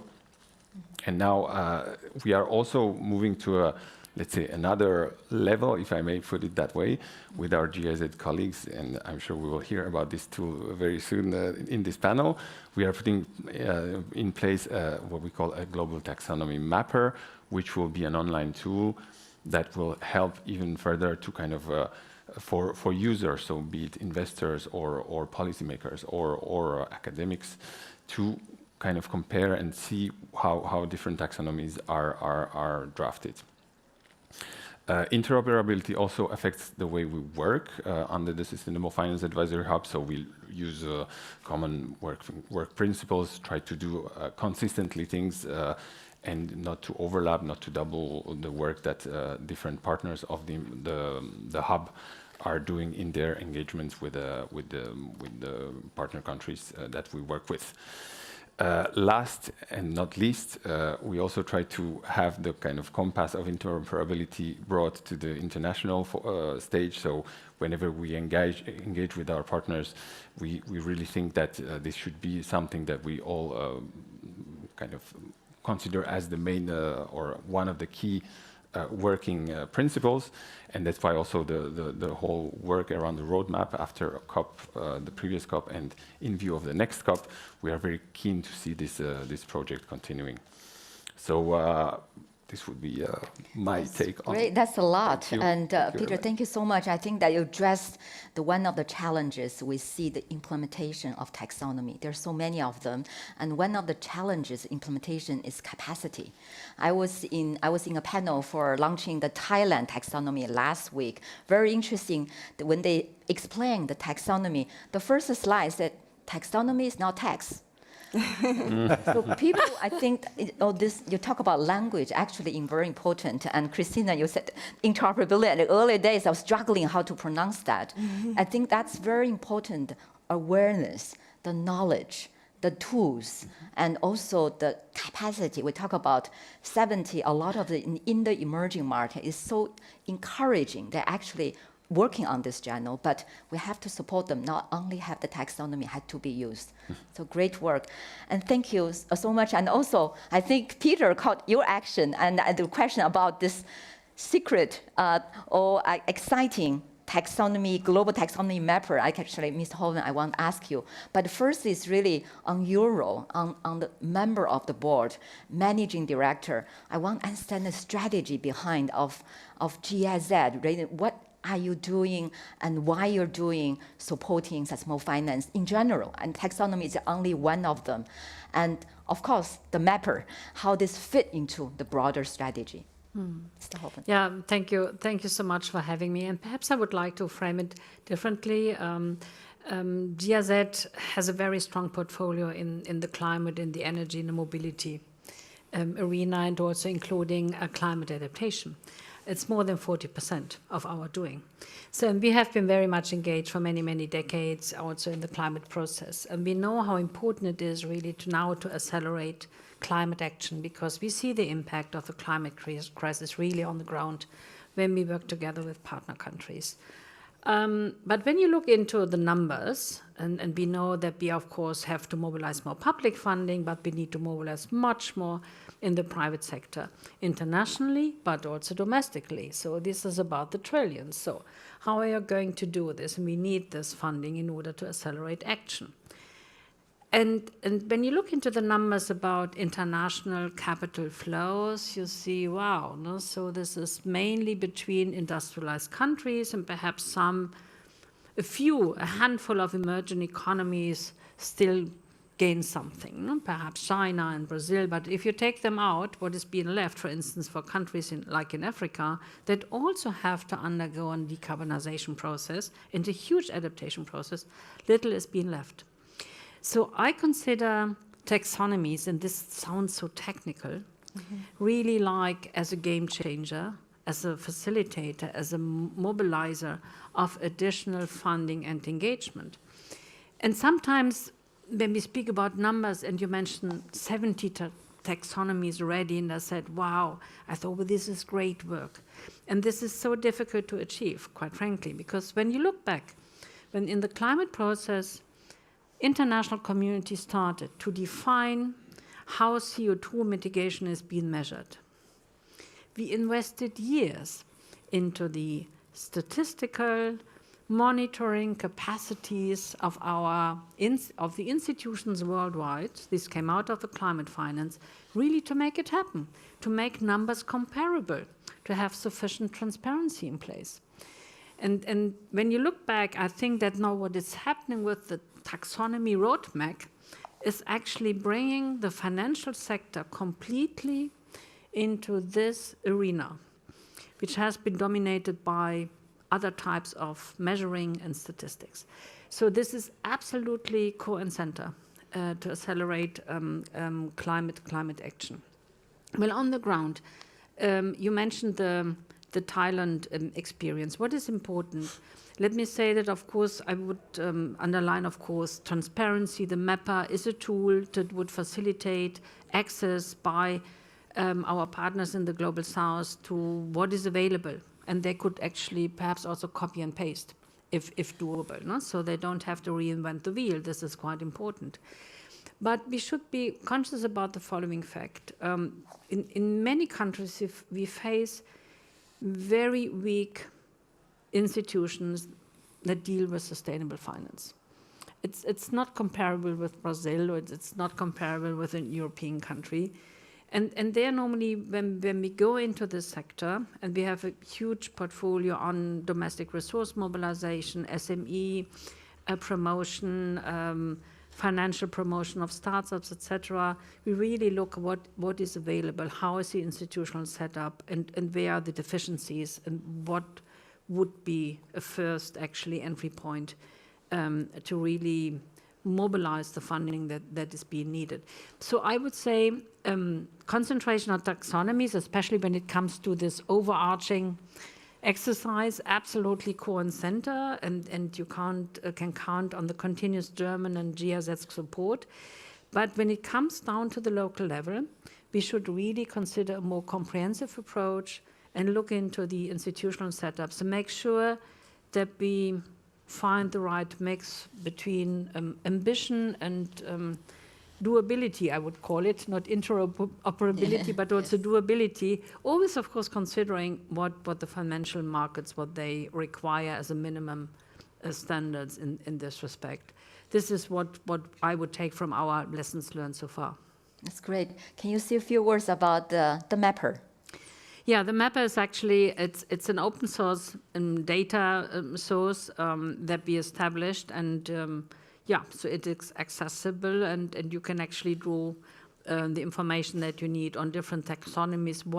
Where do you find what kind of taxonomies? What have you to consider, obey upon? And yeah, and I think this should actually help us to guide also a little bit, or help the financial sector perhaps to maneuver more quickly through this forest of taxonomies. Let's call it like this. I don't want to call it a tropical forest, but it's, yeah, I mean, on one hand, one can understand, as this has been a longer process, that you have perhaps very specific taxonomies. But certainly, as we move ahead, and the more financing we want to mobilize, of course, the more alignment we get through some kind of overarching taxonomy, or as you say, super taxonomy, interoperability. I think the better, for many countries. No? So, but I would think that this now the road to take, and hopefully countries would agree to pursue this avenue. Absolutely. I think again, from your perspective, look at taxonomy as fundamental tool, but look at more broader in terms of institution capacity and usability, also durability. So basically, eventually, it's about to use them to help with either financial flows and overall economic development. So that's super important. And also you emphasize very important role that I think that what Sean, 13 years ago, I have the first taxonomy, it's tremendous progress made. So we have to, as you said, we should not let the perfection to be the enemy of progress. We celebrate really zero to hero moment in the last 10 years or so. So, but the road ahead is still challenging. So I want next round of question talk about the future. And all of you mentioned the importance of collaboration, working together now. And I want to kind of dig into a little bit more concrete actions. What kind of collective action we want really tag on with some urgency? Looking at our colors, I think that's sending, it's not green, but sending of urgency. The signal of urgency. So I'll start with Christina. What do you think, the kind of focusing on collective action we can take together? Thank you, Ron. So first, I would like to say that Brazil is supporting the Taxonomy Roadmap initiative together with the IFC, UNDP, SBFN, and the Azerbaijan's government. This is very important to promote this conversation about how to align, to harmonize, to make the interoperability among taxonomies. I also would like to say that we are very happy to join the Global Mapper.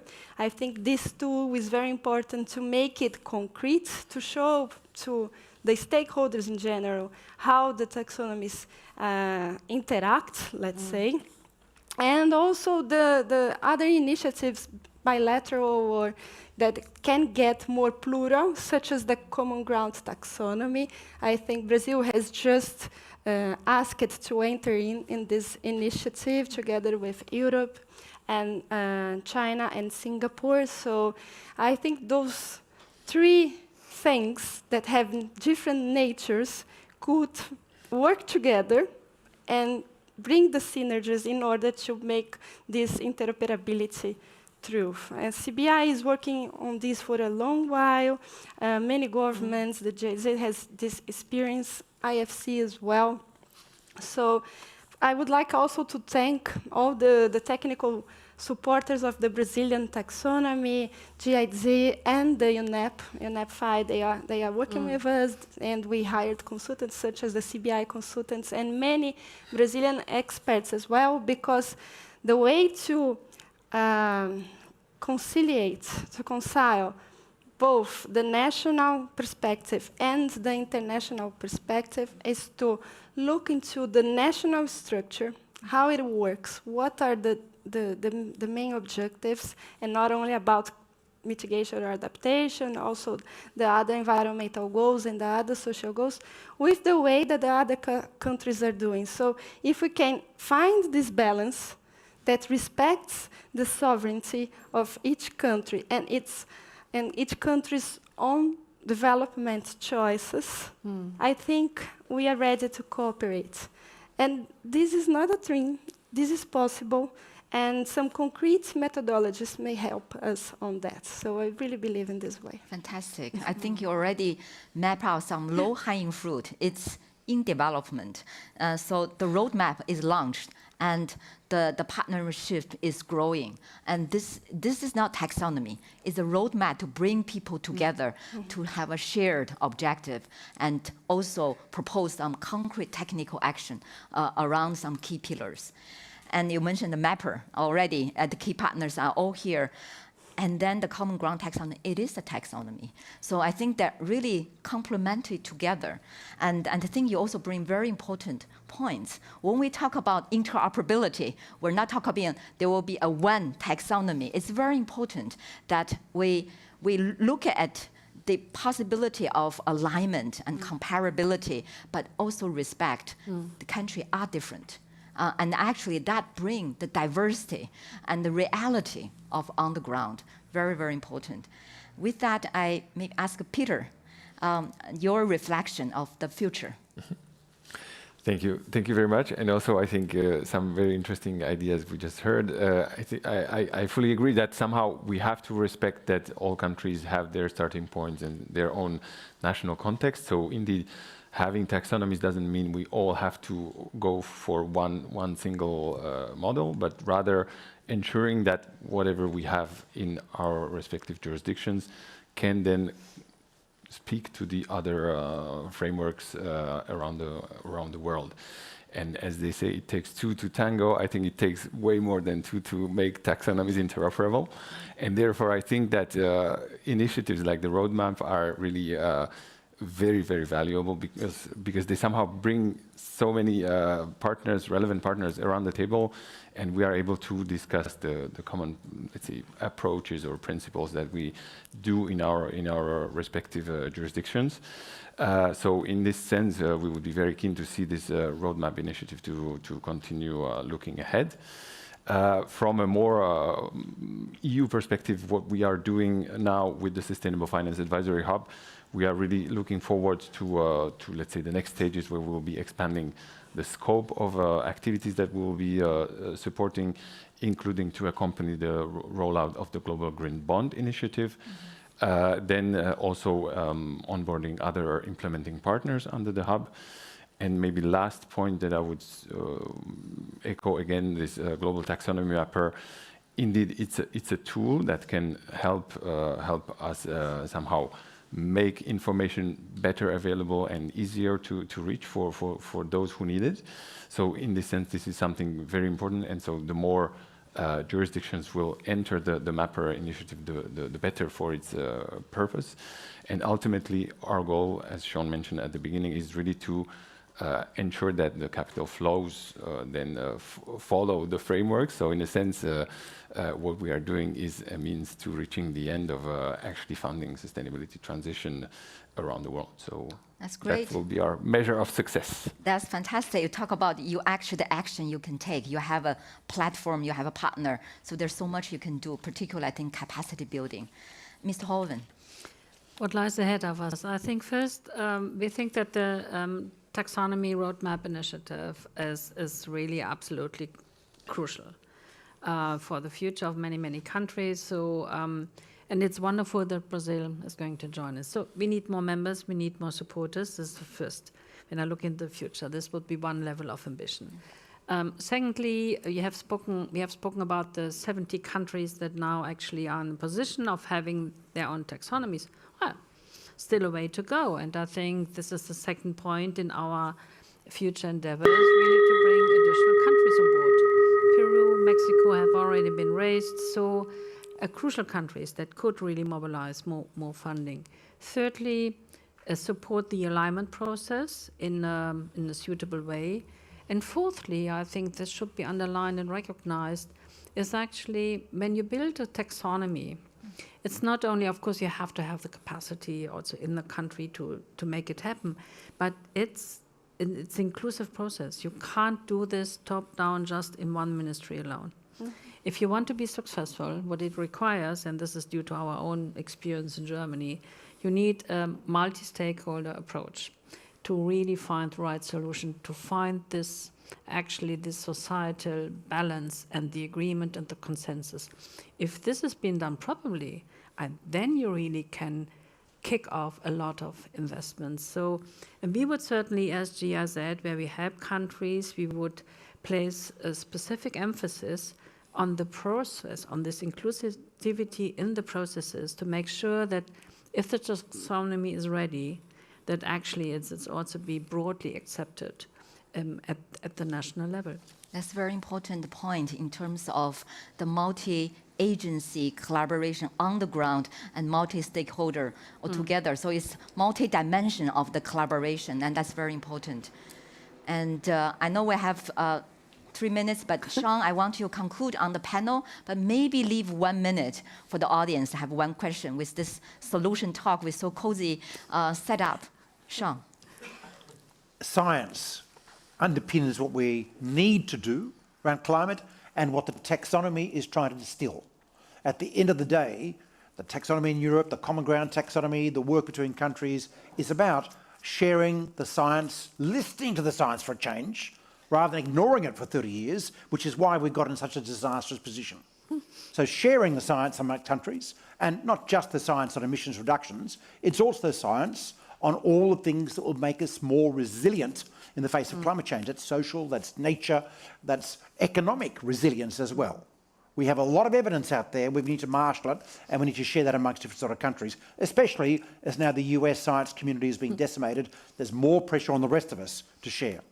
We're doing that with buildings, transport, water, energy. We now need to do it on social, nature, the SDGs, which need to be understood as a means of making our societies more resilient in the face of climate volatility.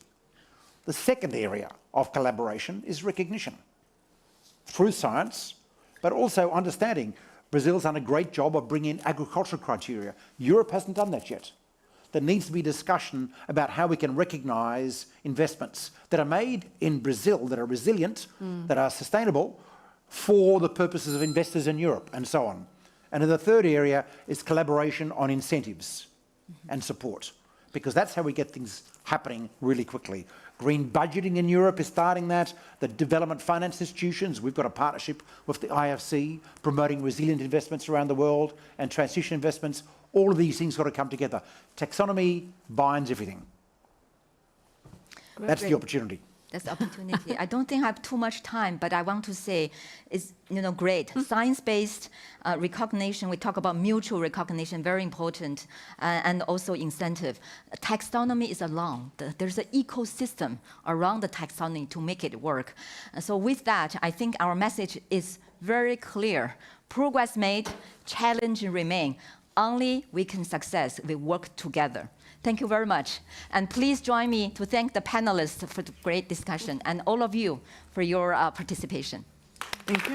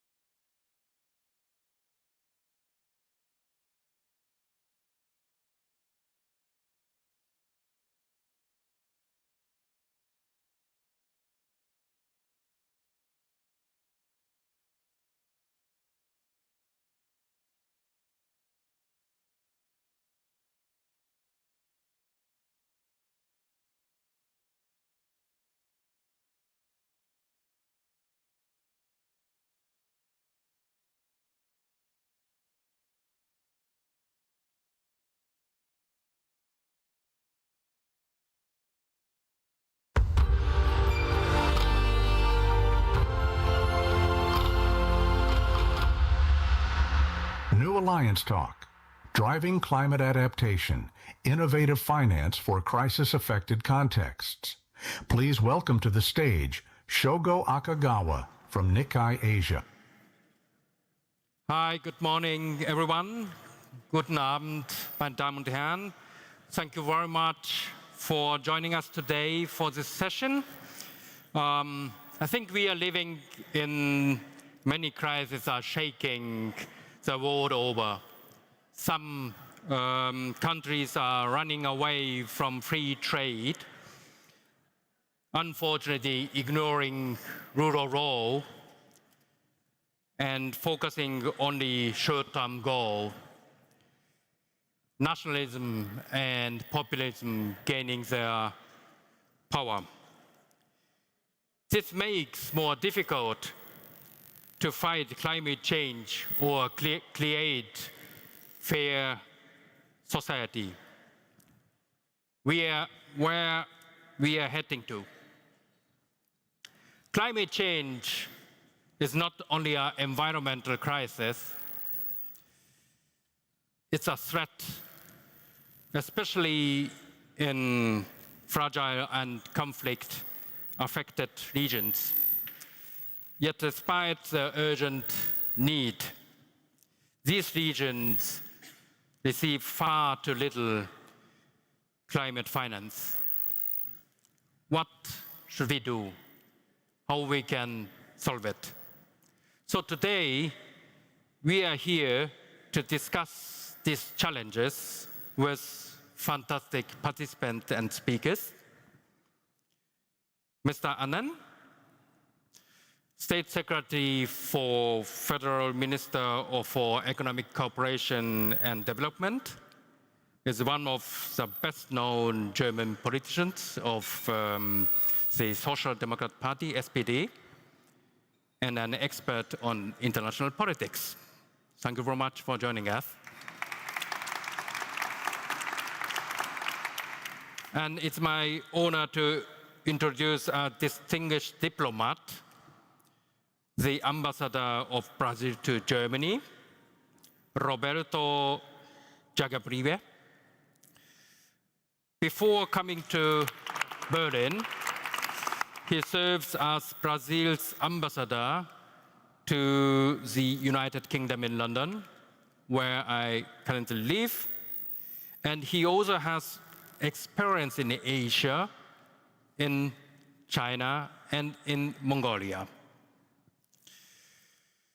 And Professor Anna Katarina Hornich is a director of the leading think tank for development policy, German Institute of Development and Sustainability.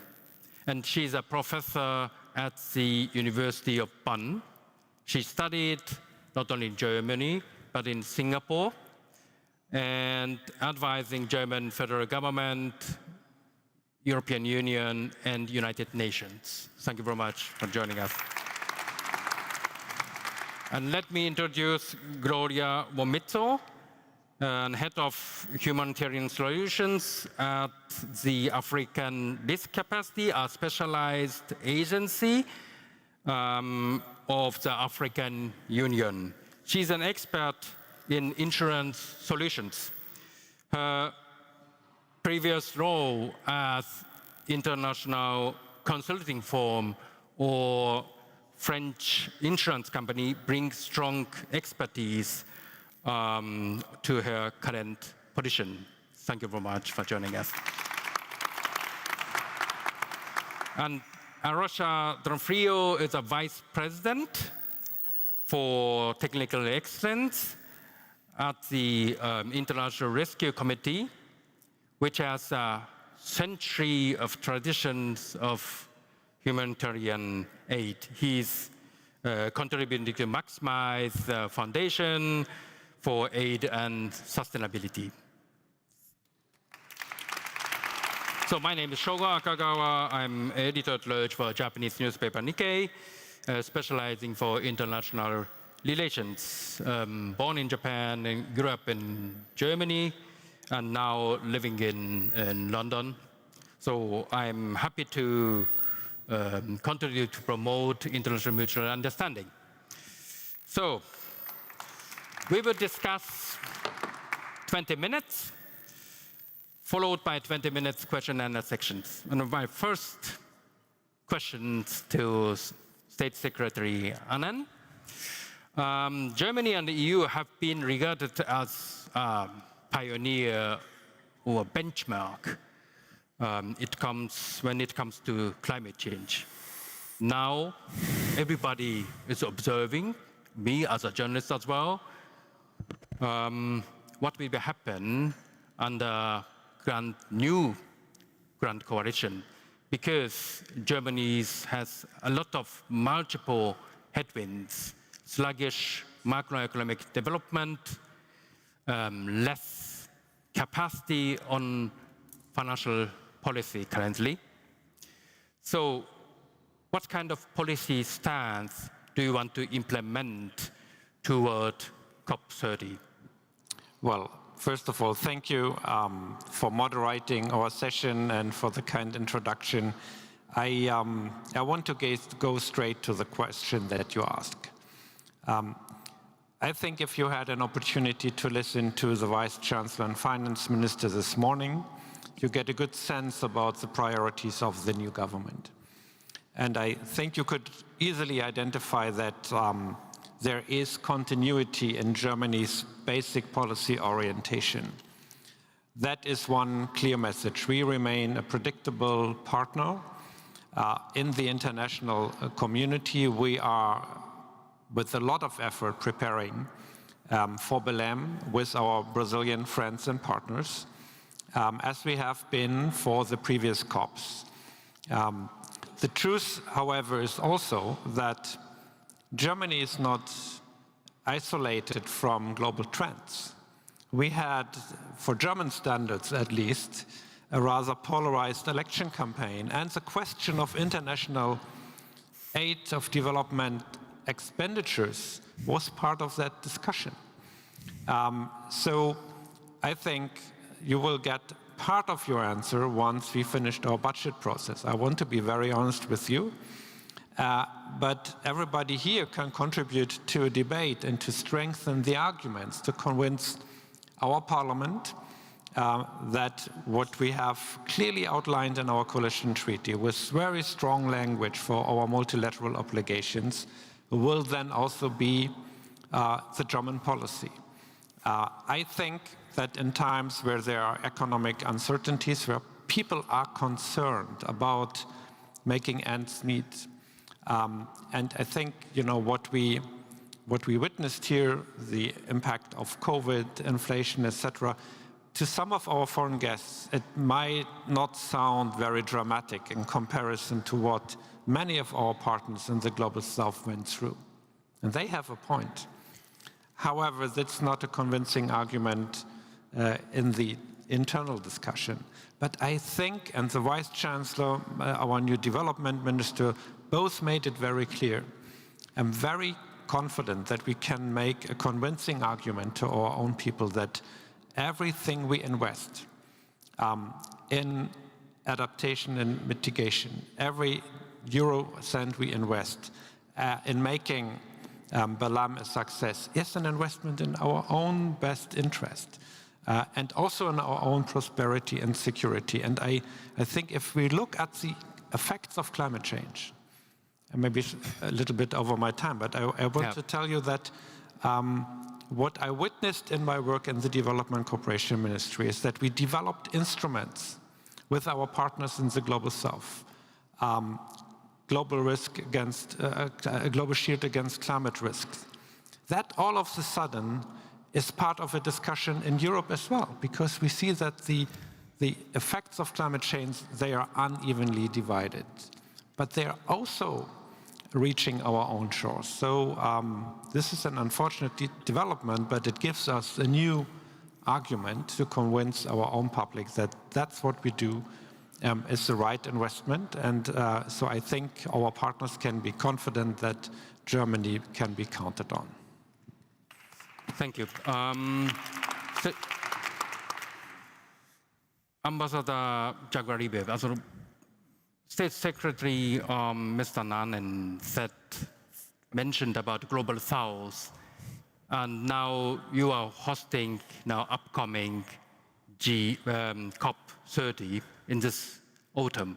But the Trump administration has already withdrawn from the Paris Climate Agreement, and we observe now trade war between China and US. So what is the Brazilian stance on upcoming COP30? Do you have some magic to unite the world in this conference? Well, thank you very much. Thank you very much for hosting this panel and for mediating it. It's a very important issue. I must say that I'm very glad to hear what the State Secretary had to say, Mr. Annan, about German commitments. I have been here long enough to know that they do indeed have a commitment. But at the same time, I like to say that everything is relative. And I will tell you a phrase that I use here sometimes to catch attention. The greatest aspiration we can have is to have German problems. For some countries, it's even beyond an aspiration. It's something unattainable. And especially for the countries that are the part of this issue here. And I would say not just German, but European problems in general. And we are facing, as you well put, this is a gigantic issue. We are in a COP that traditionally would be representative of something because we are 10 years from Paris, 20 years from Kyoto, so we're expecting a lot. But the first task, I think you already told us what it is. The first task is to a full commitment to multilateralism, to show that this is the only solution, that global problems require global convergence, global consultation, and we have the mechanisms to deal with that. In fact, to a very large extent, I think the effort of the COPs has been basically successful. We have reached very important decisions. We are facing an enormous crisis. Implementation is a problem. And that's why the first commitment is to attempt to reestablish the credibility of the multilateral negotiating system. And I am sure that all the parties that are going there are committed to this cause. And we have to achieve an agreement. There are many complicated sectors.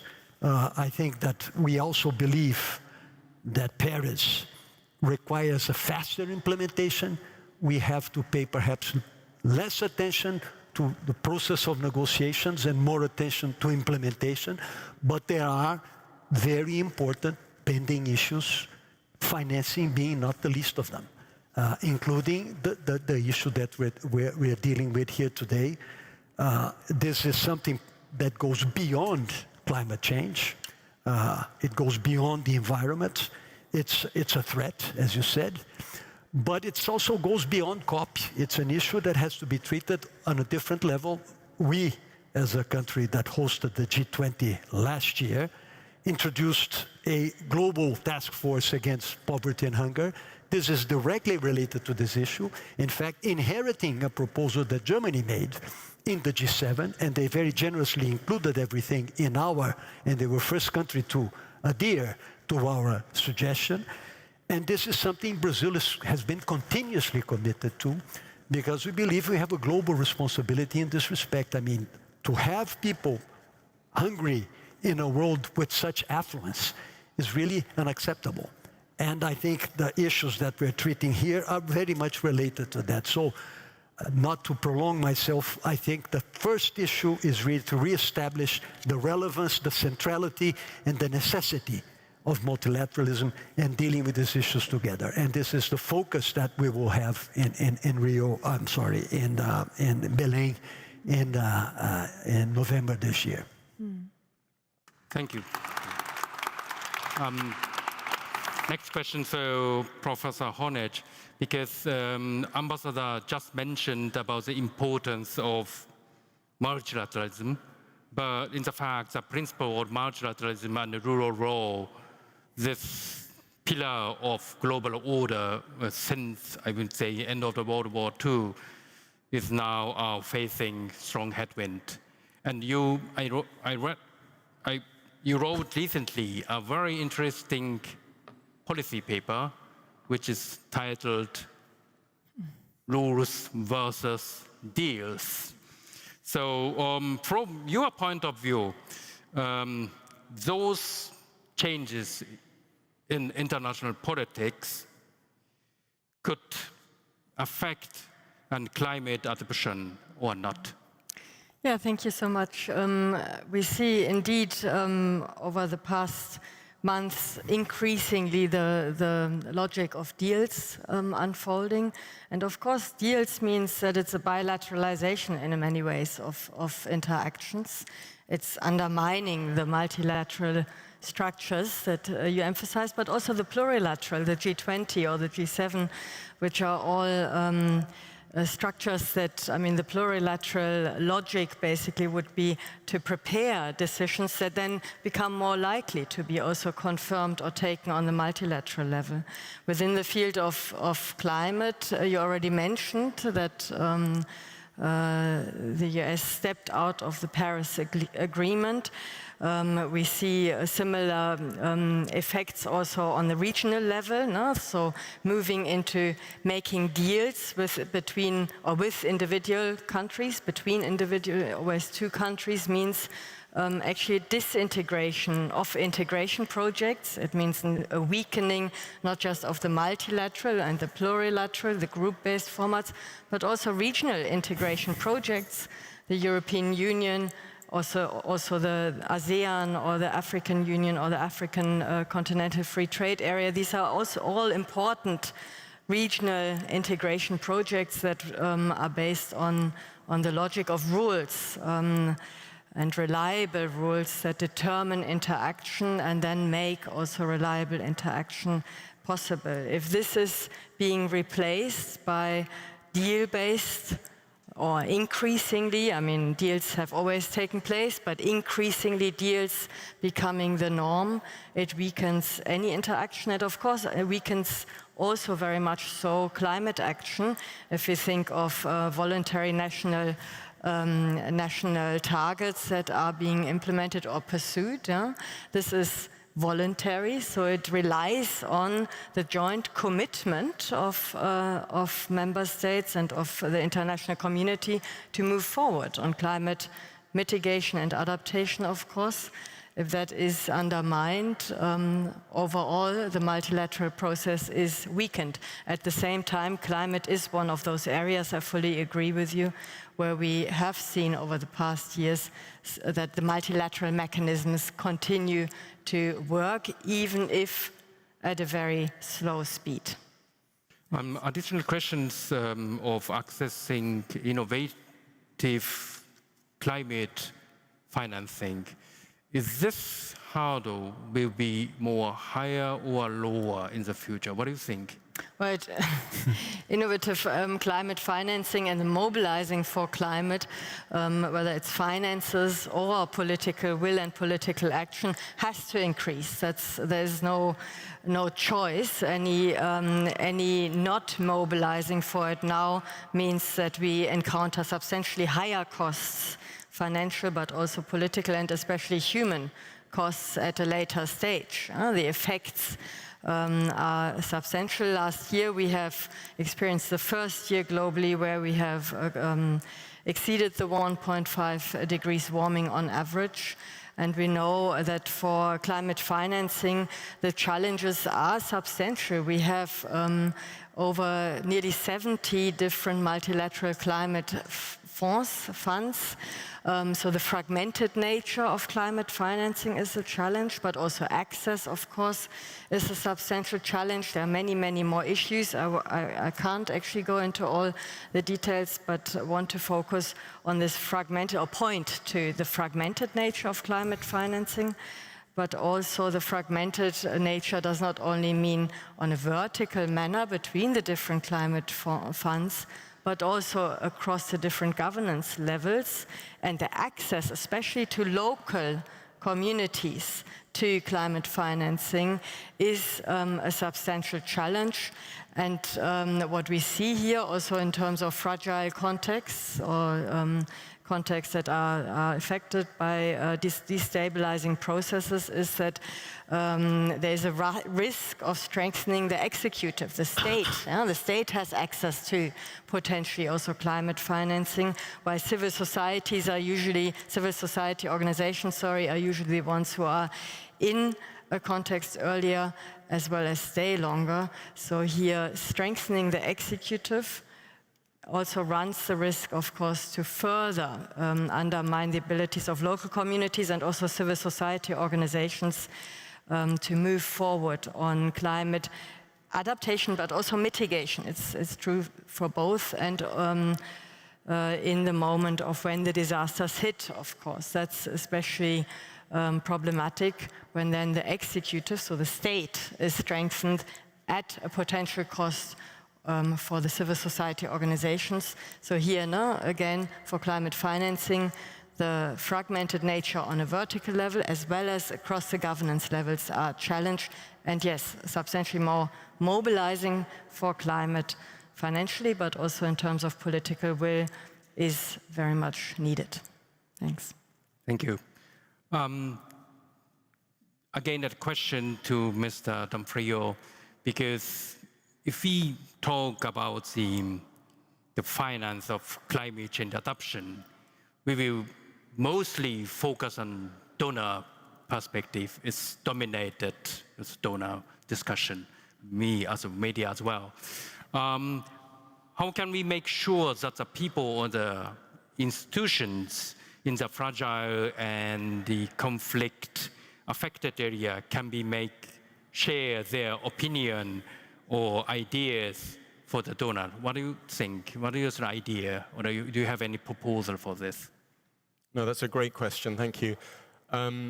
So I think there are many ways to get at that issue, and perhaps one of the most obvious is about how we go about doing anything that we do. So speaking, collecting data, engaging, listening. But all of that costs money and takes time.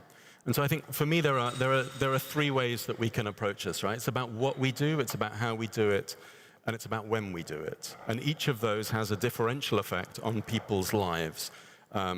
So from the what we do point of view, one of the things that I think is very interesting in all of this kind of, in a sense, irrespective of the type of problem we are trying to deal with, one of the things that we can do as international actors, as local actors, as people working in collaboration, is to put power into the hands of the recipient. And this is why I love cash assistance in whatever form it comes in. And we can talk about different forms if time allows us. But cash assistance is about investing in people's choices, and it's about giving people power.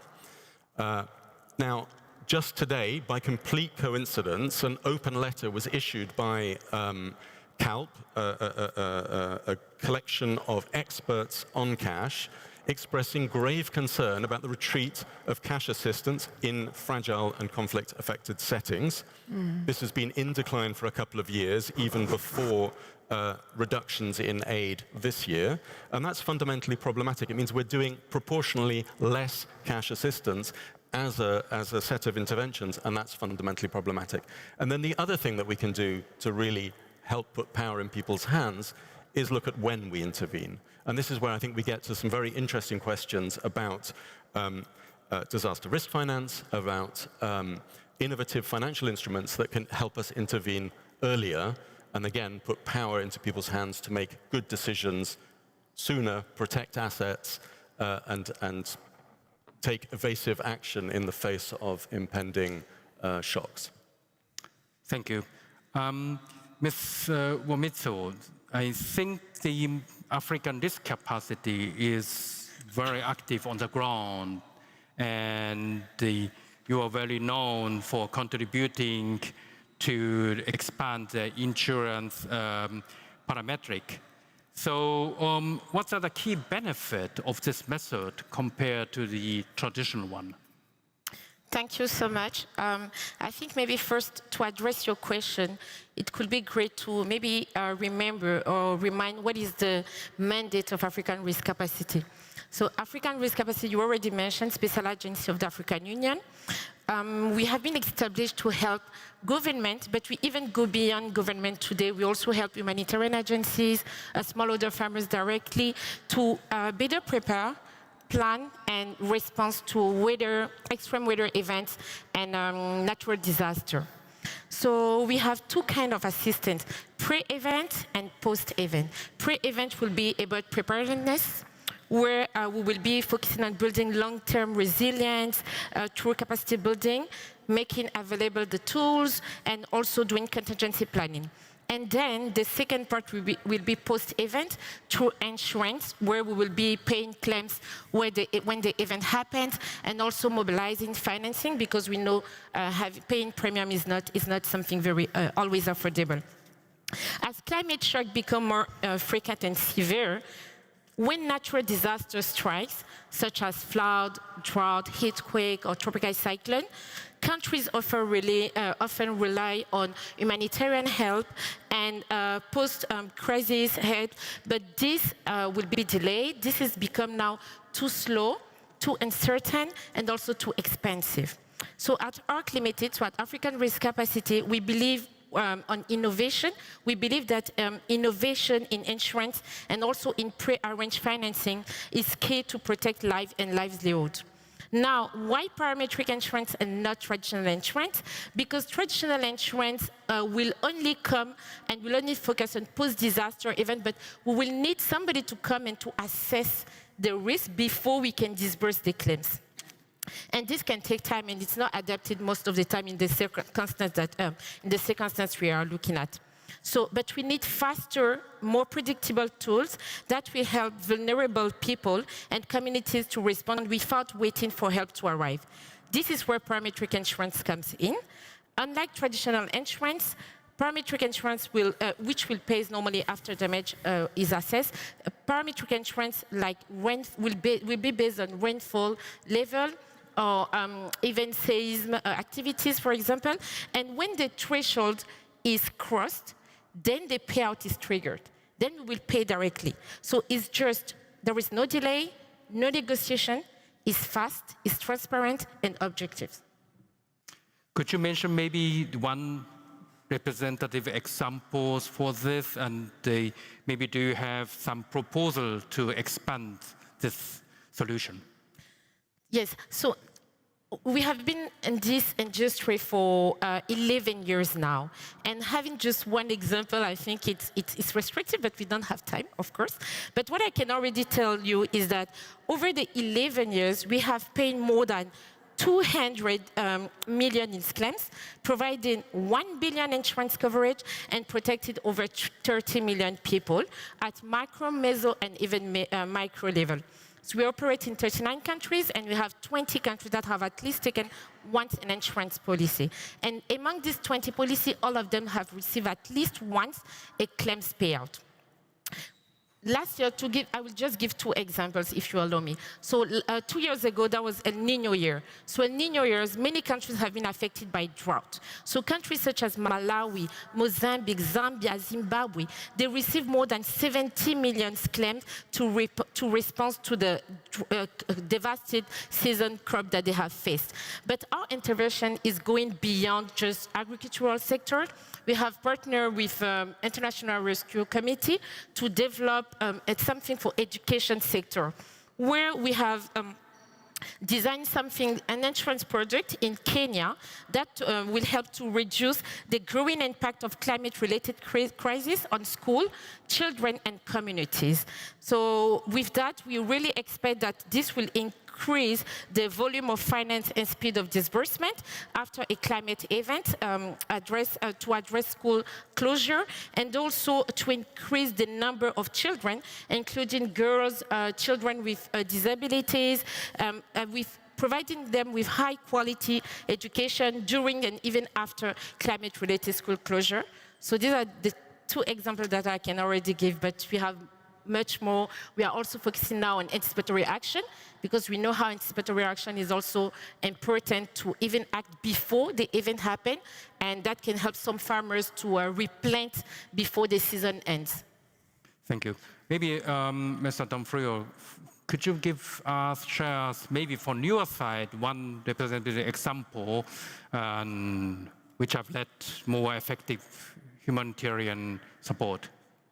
Great. So, I mean, just to echo first, I think the parametric insurance is a very interesting experiment that we're involved in, experiment from our side, where it's new to us, where ARC is bringing in great insights and capacity, and where we can then bring the ability to disperse cash quickly once the insurance is triggered, and the ability to add other services, so this remote early learning to help children catch up with missed school in the event of a trigger.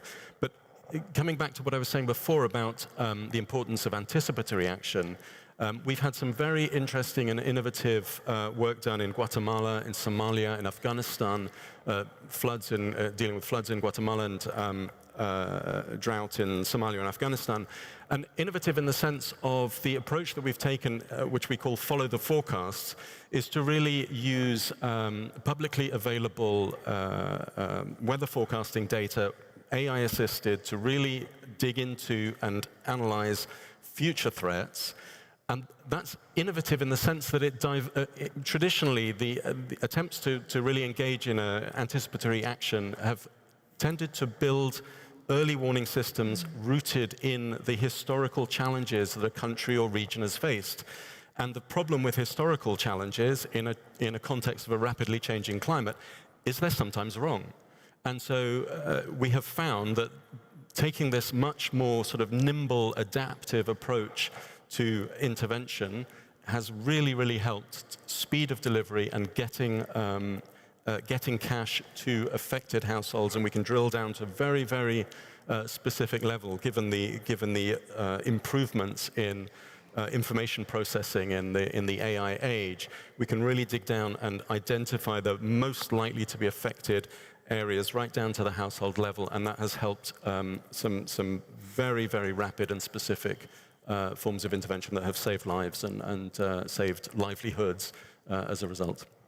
Thank you. I will go back to the donors' perspective.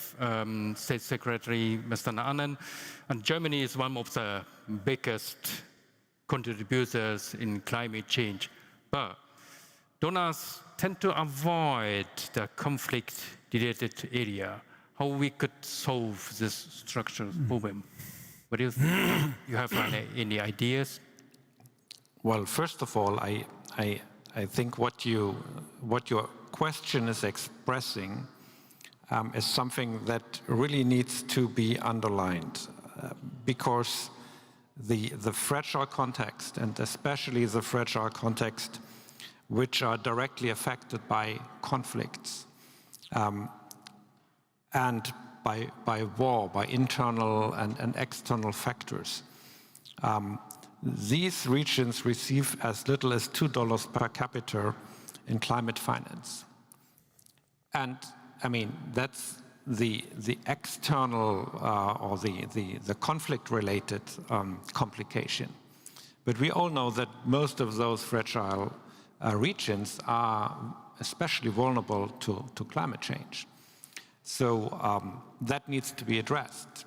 And I do think that, I mean, we have been talking a lot about mobilizing private capital here in Hamburg. And we need to find a way to mobilize private capital also in those contexts. But we should not kid ourselves. I mean, that's not going to happen without the international community and states to a certain extent enabling those investments, giving guarantees, and if necessary, making their own investments. I think that's just the reality. But the other part of my answer is very straightforward. If the international community is not re-engaging in solving those conflicts, even the best strategy to mobilize private capital in fragile states will not be sufficient. even in, right now, it seems utopic, no? But even an increase in ODA spending will not solve the conflict. And that what concerns me so much is that there are ideas, there are concepts, we're putting money into that as well. But we need a strong and legitimate United Nations. We need to remind the Security Council that it's unacceptable that those conflicts in Sudan, in Yemen, right now also in Gaza and other parts, Horn of Africa, are continuing and even increasing the amount of violence and forcibly displaced persons. So yes, we need to address that, but we also should not forget that we need to address the question of what, when I was growing up, was called peacemaking. Thank you. Before we open the question and answer section, last question to Ambassador, I would like to mention another structural problem, because private sector is less appetite to take more risk currently. This structural problem will be mentioned in COP30. What do you think? Well, you're quite right. Private sector would be less likely. I think, especially in countries with concentrated problems such as conflict and war. I think the State Secretary addressed this issue well, but I think also that we need to empower more regional organizations. In the case of Africa, clearly the case, the African Union is a very powerful instrument, but does not have the resources many times. And the sub-regional entities in Africa, the same. And I think this is something that we could shape from the United Nations. Of course, everything is a little more fragile now, we know that, but we also know that we can do many things together.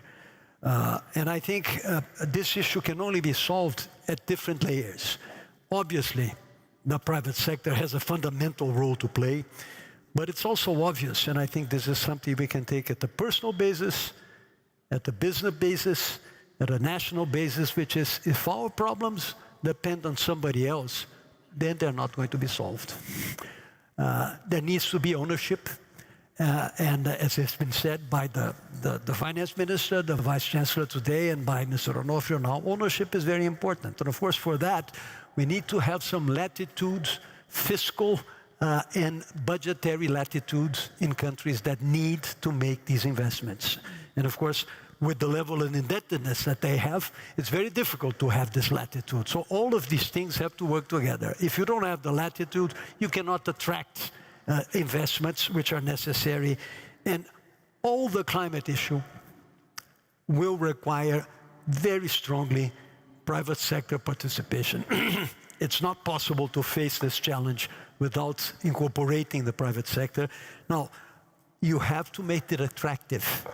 Governments can sometimes go beyond that, but not the private sector. They need to have, and so the countries need to have some flexibility in relation to what they can do, and the ownership issue, again, is something very important.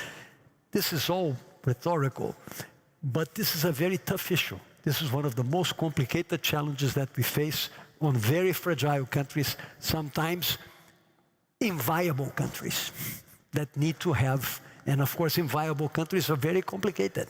So it's something that requires global attention. What we can do, there are so many issues in COP.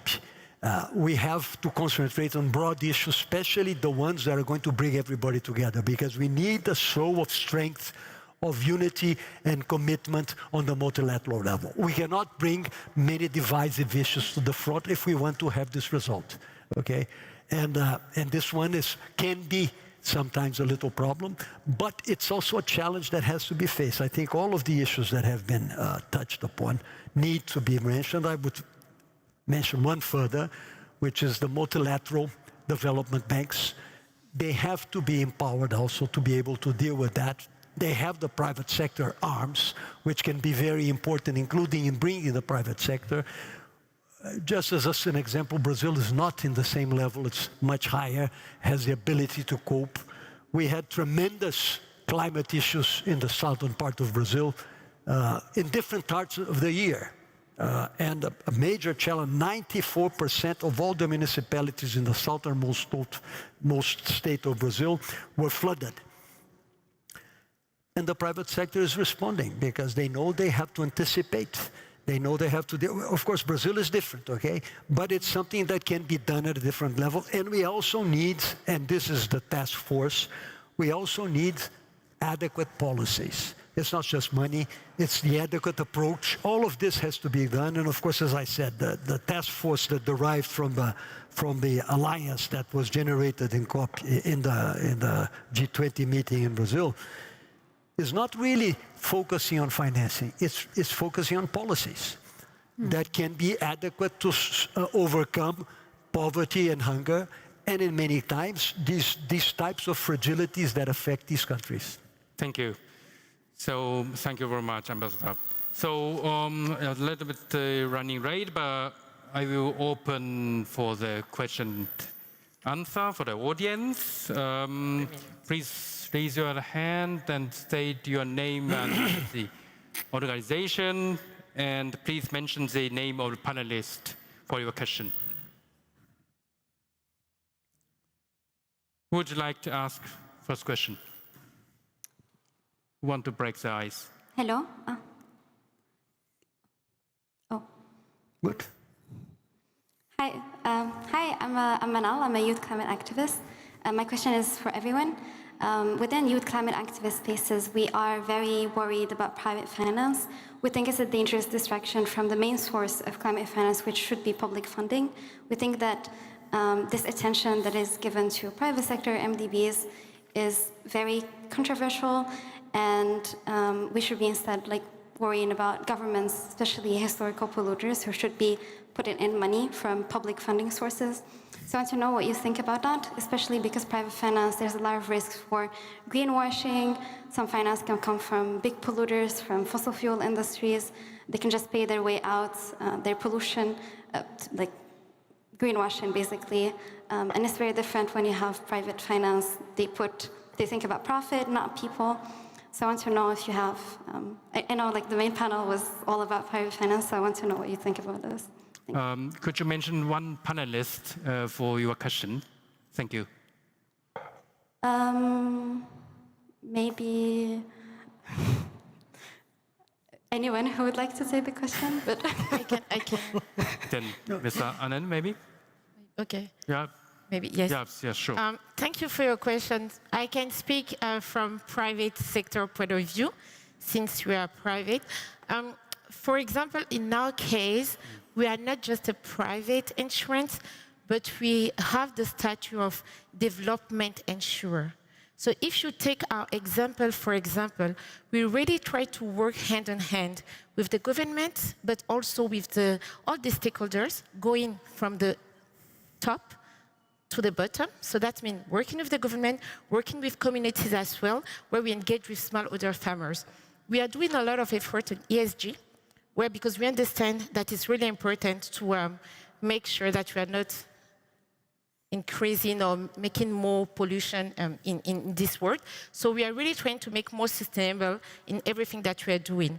For now, as an insurance, what we really the message that we are trying to vehicle is that insurance is not the only way, for example, to respond to a disaster that comes. It should be seen as one of the innovative instruments, and that can also help you because in advance you will have the information how to pre-arrange financing, how to design your contingency planning. So when the events happen, you have already a plan how you can respond, and we are supporting you on this. So I think it's not too much to see how to involve the private sectors because we work hand in hand. Thank you. Thank you. Yes, please.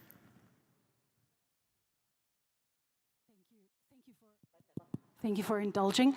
My name is Monica Fröhler. I'm the CEO of the Ban Ki-moon Center for Global Citizens. So I have the privilege of working for the former Secretary General.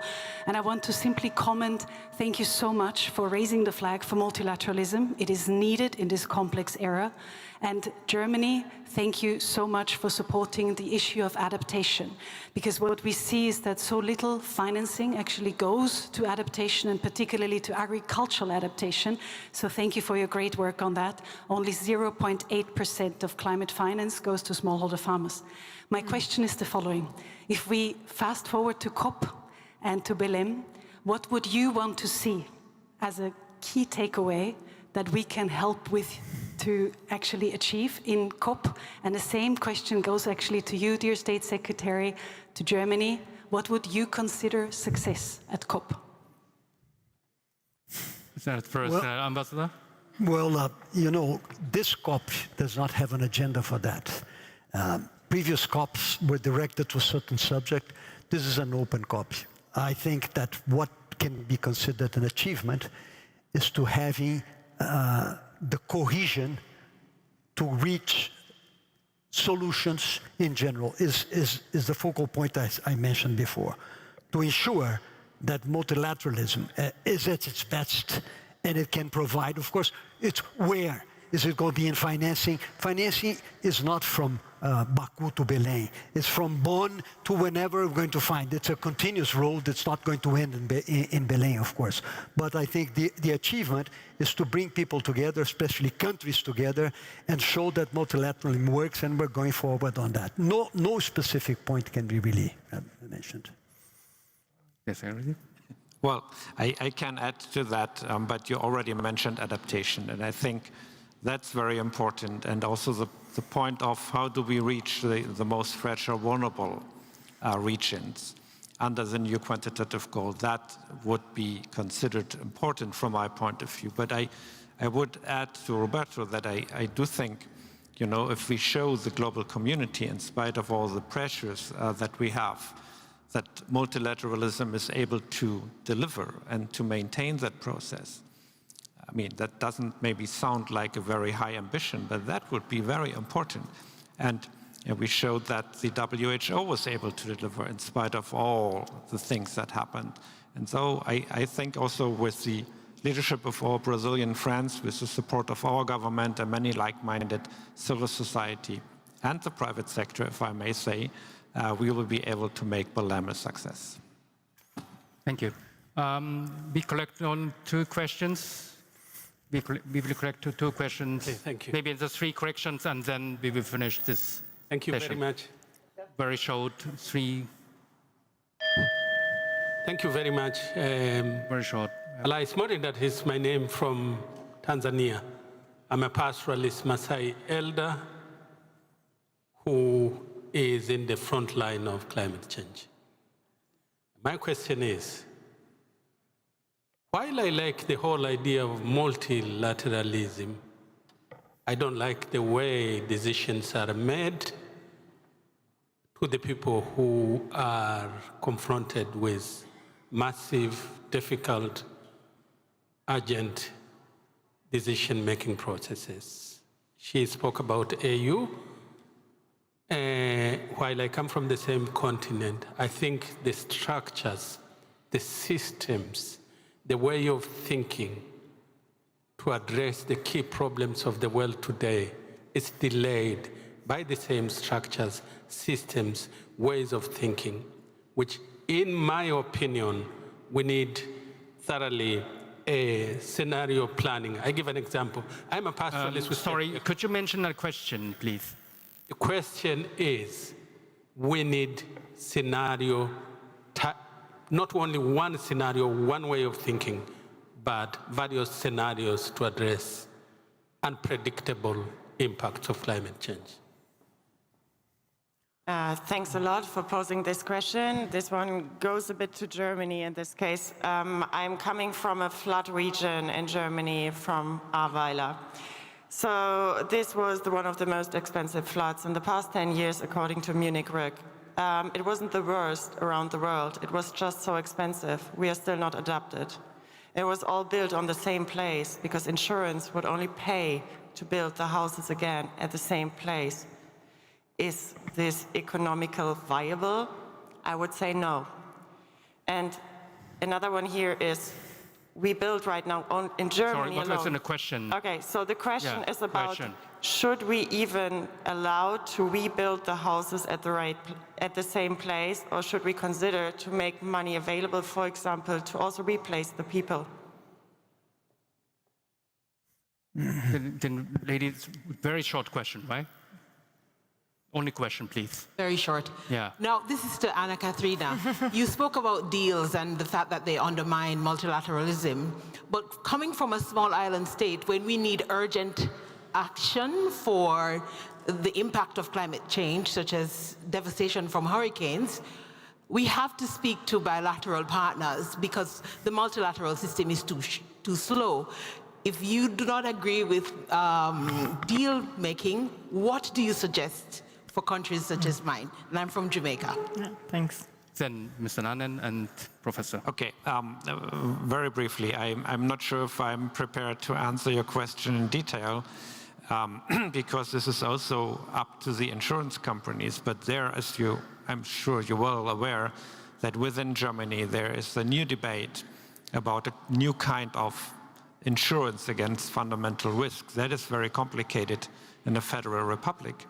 But I can only repeat what I said before. I mean, we have been working as development cooperation with our partners in the Global South on solutions that I mentioned, the global risk against climate, global shield against climate risk, which is not precisely an insurance, but it's what we call pre-arranged finance. I do think that we should, as Germany, also look into those kind of instruments that have been developed for other contexts and regions, but are innovative and offer maybe partly a solution. But there are many lessons to be learned here, but I lack the detailed knowledge about the conditions for rebuilding the houses in beautiful Ahrweiler. Okay, then Professor Hornet, please. Yeah, thanks. So, I mean, obviously there are many good cases for bilateral cooperation, no?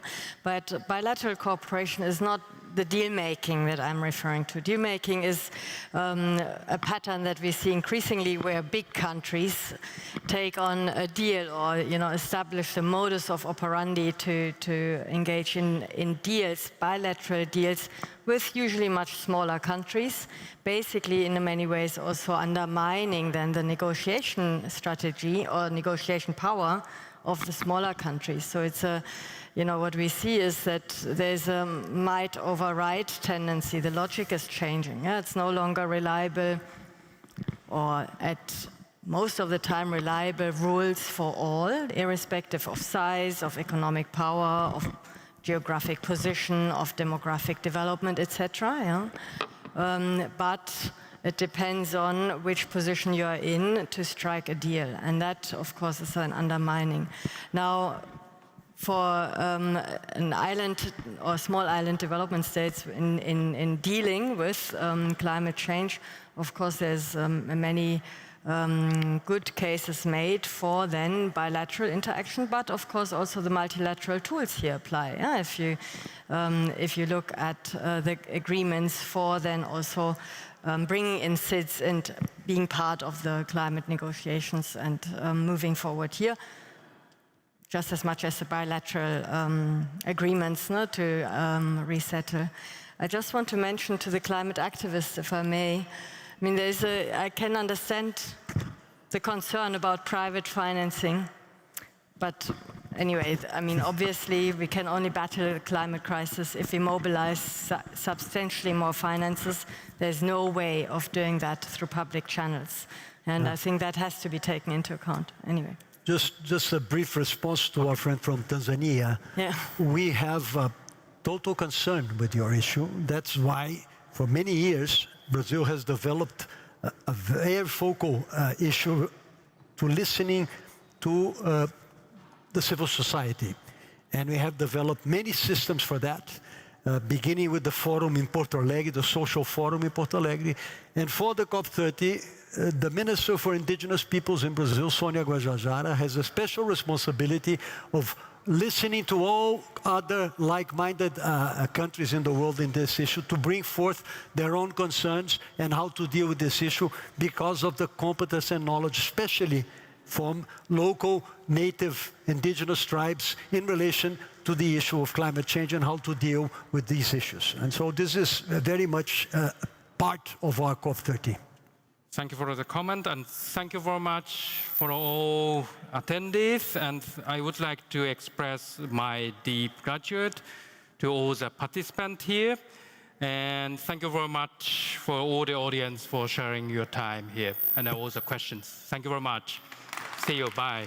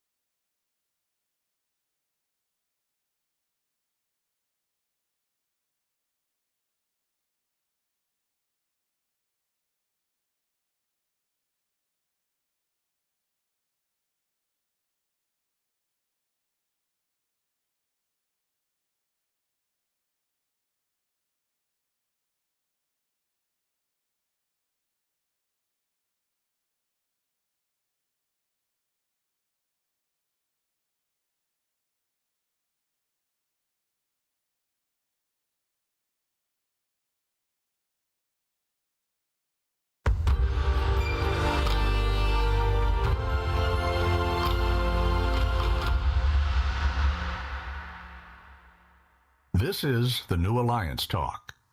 Empowering municipalities with private capital for sustainable urban development. Please welcome to the stage, Biswas Baral from the Kathmandu Post.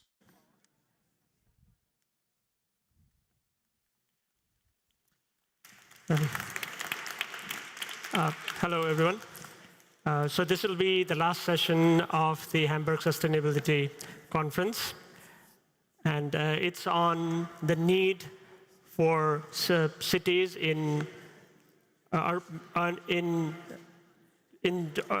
world over the need to mobilize private capital, because the public capital is not enough to meet all the sustainable development needs of the cities. And there are huge shortfall in capital. And coming from Nepal and the city of Kathmandu, Kathmandu itself faces big challenges in terms of waste management, management of refugees, and various other problems.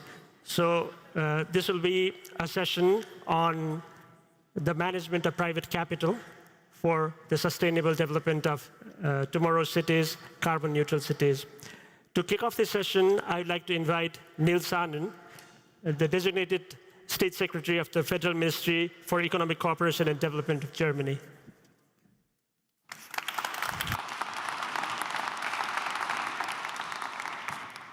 It almost feels like home here at this podium for me, I guess. Excellencies, ladies and gentlemen, dear Executive Director of UN Habitat, Anna Claudia, dear President of Cities Alliance, Mrs. Spinoza, dear Vice President of EBRD, and ladies and gentlemen, distinguished colleagues and partners, I hope that these past days in Hamburg have been exciting and enriching for you, as they have been for us. And we have left a crucial final topic for what I would say the final push, financing urban development. And it is my distinct pleasure to welcome you to this important session on empowering municipalities with private capital for sustainable urban development. I see this topic not only as a timely, but as a critical topic as we seek to build a more inclusive, sustainable, and resilient cities in a world facing constrained public budgets and escalating urban demands and needs.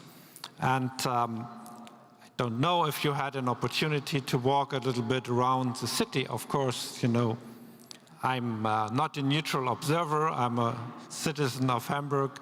And of course, you see a beautiful city, but I think it's very important to connect that debate to the global north, because in principle, we have the same challenges with regard to financing, to prioritizing if budgets are tight. As cities continue to grow and to sprawl, the need for adequate infrastructure too is increasing. Infrastructure in the traditional way for housing, but also for now digital connectivity, for energy, water, and sanitation. And this is only mentioning a few. These infrastructures are not luxuries. They serve as the basis of social inclusion, economic opportunity, and climate resilience. In fact, they present the backbone of the social development goals.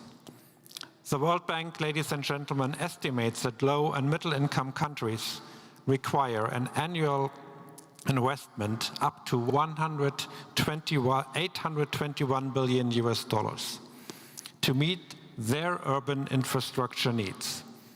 And I'm sure that you agree that's indeed a colossal number. Public budgets, I think that has been very clear here during our discussion. Public budgets alone will not be able to bear this weight. So the private sector has both the capital and has the expertise to be a key partner here, even if the flow of private capital currently remains far below potential. So we have to ask ourselves, why is that? Yes, projects are often small. Regulatory frameworks are frequently unclear. Risk-sharing mechanisms are time and again inadequate. Support remains fragmented. And cities often lack the capacity to structure investment-ready projects. For this reason, I am exceptionally pleased that in this session we will launch a joint statement on strengthening municipality access to private capital. This statement, so far endorsed by the World Bank, the European Investment Bank, the European Bank for Reconstruction and Development, Luxembourg, Switzerland, UN Habitat, Cities Alliance, and Germany, demonstrates our firm dedication to promoting sustainable urban infrastructure and enhancing municipalities' financing options, particularly by mobilizing, de-risking, and blending private capital. For banks and our financing partners, the task is clear. We want to align our offers and to improve coordination with cities and the private sector.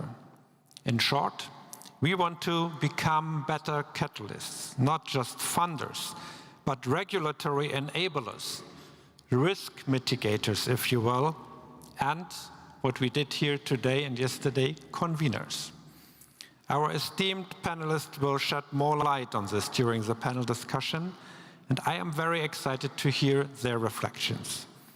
Germany, dear friends, is committed to supporting urban climate finance through various initiatives.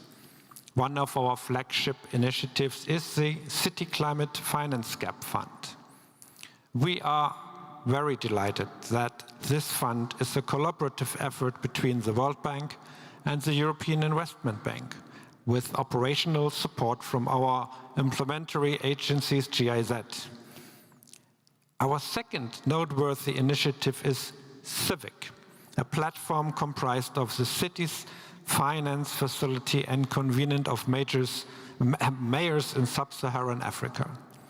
Together with our partners and signatories of the joint statement, we are deeply committed to further strengthen the urban climate finance agenda.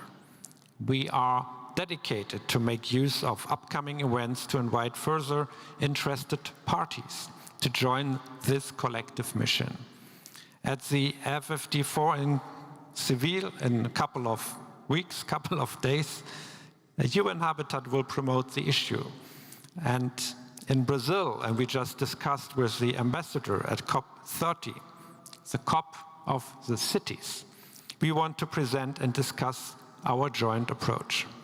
So let us lay the foundation today for us to better align our joint efforts tomorrow, so that we facilitate channeling more capital into infrastructure that communities so urgently need. Thank you very much.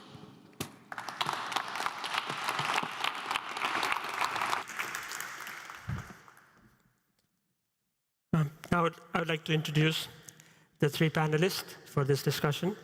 Ming Zhang, who is the Global Director, Urban Resilience and Land Global Development, World Bank. Maria Espinosa, former President of the UN General Assembly, President of Cities Alliance. And Claire Koester, Global Head of ESG and Sustainable Finance and Vice Chair of the Board of Directors for Deutsche Bank, Turkey. Right.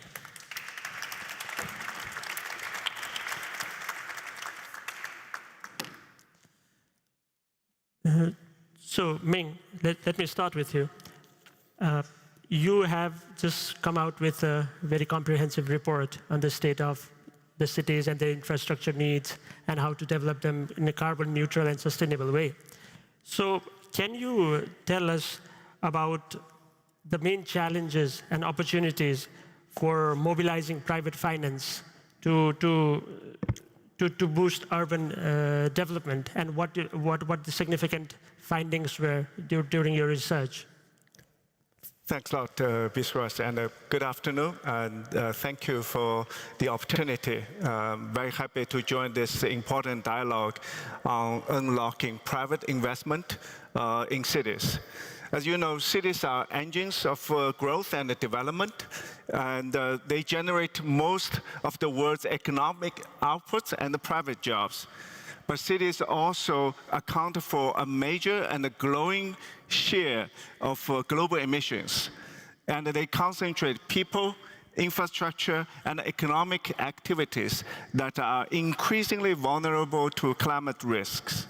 So that's why I'm pleased, as it was mentioned, to announce that today we are launching a new World Bank report. It's called Banking on Cities. Actually, there's a real report, but also it's online. The report presents the most comprehensive assessment to date of investment needs for resilient and low-carbon urban development in low and middle-income countries through 2050. The cost estimates are quite significant.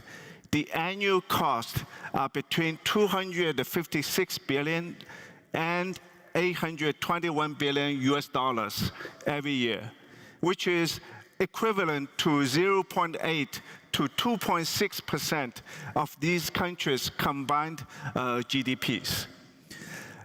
So the needs are very high, but they are not out of reach, especially when we realize that these investments are not additional to the city's core investment needs. They are actually core investment in sectors like mobility, waste management, and flood protection. So for the report, how it addresses how should these investments be paid for? And the report highlights three focal areas: funding, finance, and efficiency. The first is funding, which refers to the revenue streams or savings that ultimately cover the cost of investments, such as user fees, local taxes, intergovernmental transfers, development charges, or energy or operation savings. That's the funding. The second part is financing. That's about mobilizing the upfront capital needed to deliver these investments. And the right financing solution depends on the reliability and the structure of the funding sources. So funding is the base, then you can mobilize financing. And the third part, which is also very important, we emphasize in this report, is efficiency. That's the opportunity to reduce costs through compact spatial growth, through better targeted investments and alignment of incentives. So while the public funds are the largest source of urban investment, the report highlights that greater financing flows are needed from the government, international financial institutions, and the private sector.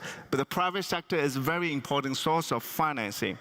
So that's just to highlight some of the major results, and I'm very happy to participate in this session and look to concrete ways the World Bank can work with other partners to boost the role of private sector. Yeah, thank you, Ming. Ming just highlighted the funding and financing needs of cities around the world. How do you meet that challenges? Because what we see right now is that, especially in low and middle income countries, the private sector is not so interested in funding such initiatives. So how would you address that? To me? Yeah. No, Maria. Yeah. Oh, it was me? I was asking okay, sorry. Because if you say that you're not as interested in bringing, private financing to cities, so that's why I turned to you. But I'll take and hopefully address that after you. If the question is to me, I'll answer. And first of all, congratulations to the World Bank for this Banking on Cities report. I think it's extremely telling because of the numbers that you're putting forward. Basically, you're saying that cities in low and middle income countries need between $256 and $821 billion a year in funding for low carbon infrastructure. And that's a big amount. But as we know, it's a win-win investment. And why? Because cities are where action happens in all fronts, for the good and for the bad, but that's where action happens. Most of the Sustainable Development Goals are implemented on the ground in urban settings. When you look at poverty and extreme poverty, that's exactly where it's located. When you look at 70% of the emissions, they are produced in cities. When the demographics where the majority of people are living today and are going to live in the future is in cities, in terms of job, of access to new technologies, but also solutions. That's where cities come to play. And yet what we see is that there is a chronicle limited fiscal space for cities to borrow and to receive investment, and also a very limited capacity, because of the way governance is set, but also because of the way risk is defined. And we need bankable projects, we need to de-risk investment, and all of this is true. But there is a responsibility, a shared responsibility of scaling up capacity of cities, to produce bankable projects. There is a responsibility not only to increase capacity, but to improve the governance and see how is that cities take part, actively engage and participate and have a political say, when countries discuss and prioritize investment. The same goes for multilateral banks. I think that the World Bank has gone a long way, but we still need, to change the working modalities and the mechanisms of multilateral banks to access the funding. And basically, there are structural drivers and limits, including related to debt. And that's an issue that is really hurting low and middle income countries, and fiscal space and policy space for countries to take the right decisions. Basically, what are the challenges that we see again? As I said, too few bankable projects, or so-called bankable projects, because of lack of technical capacity, especially in mid-sized cities and low and middle income countries, sometimes limiting national legislations and national regulations that limit the access of local governments to finance and investment. And third, in most cases, when we assess risk and we look at bankable projects, the urban poor are left behind.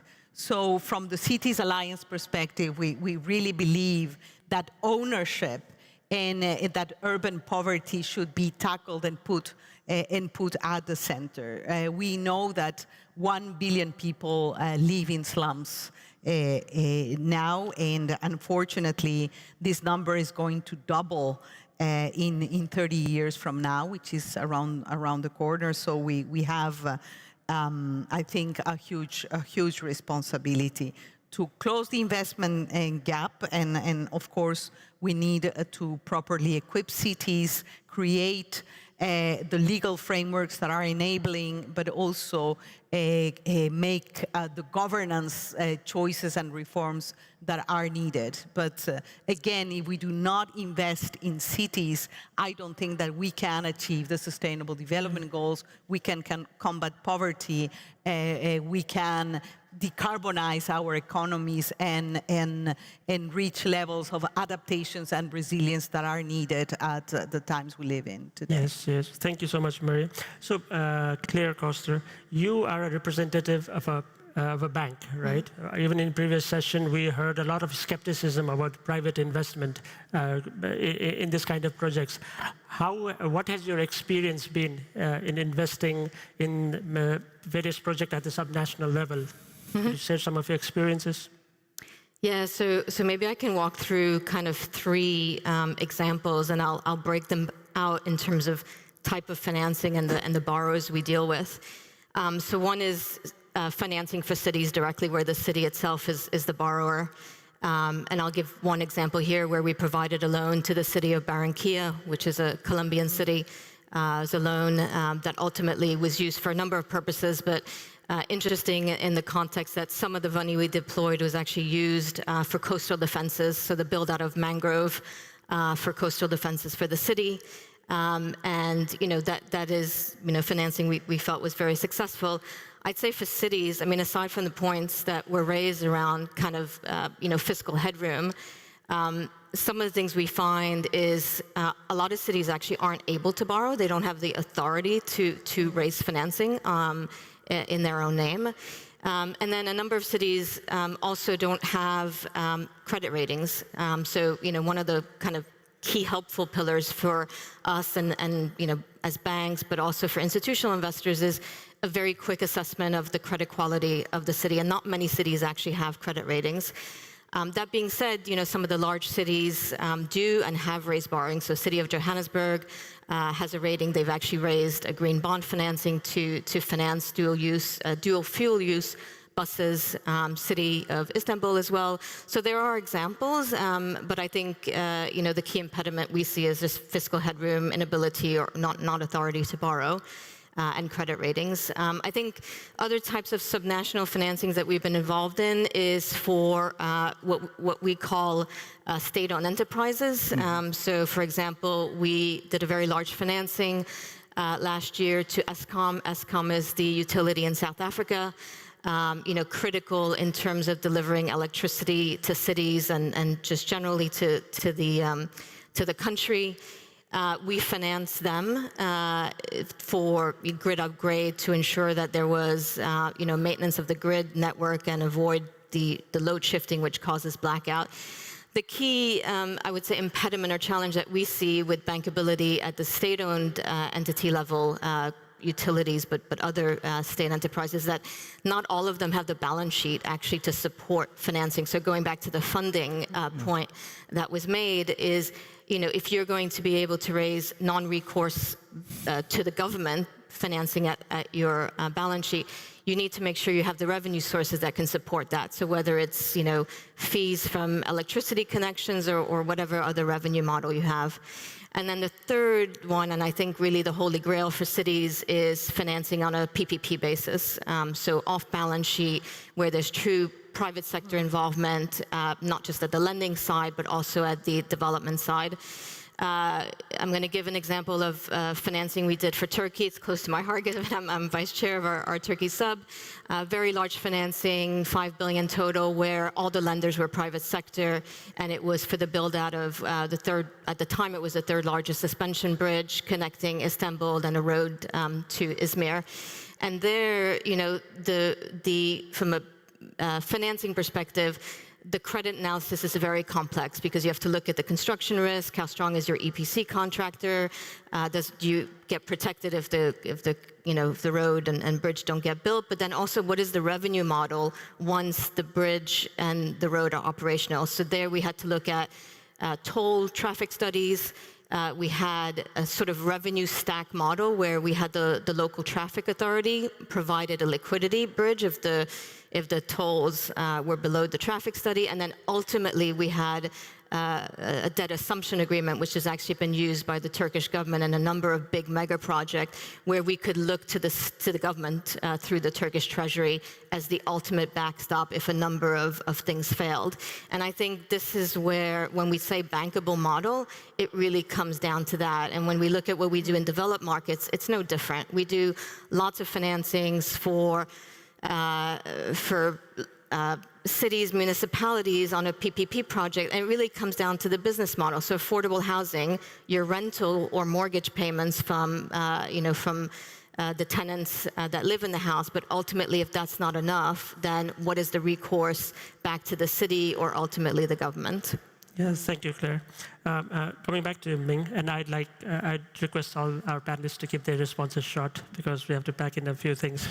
So what about the World Bank? She gave the perspective of Deutsche Bank, right? What about the World Bank? What are the kind of interventions it is doing to help cities around the world raise private capital for their investment needs? Yeah, so the World Bank support probably three broad categories. One's on the demand side, and then the regulatory framework and the supply side.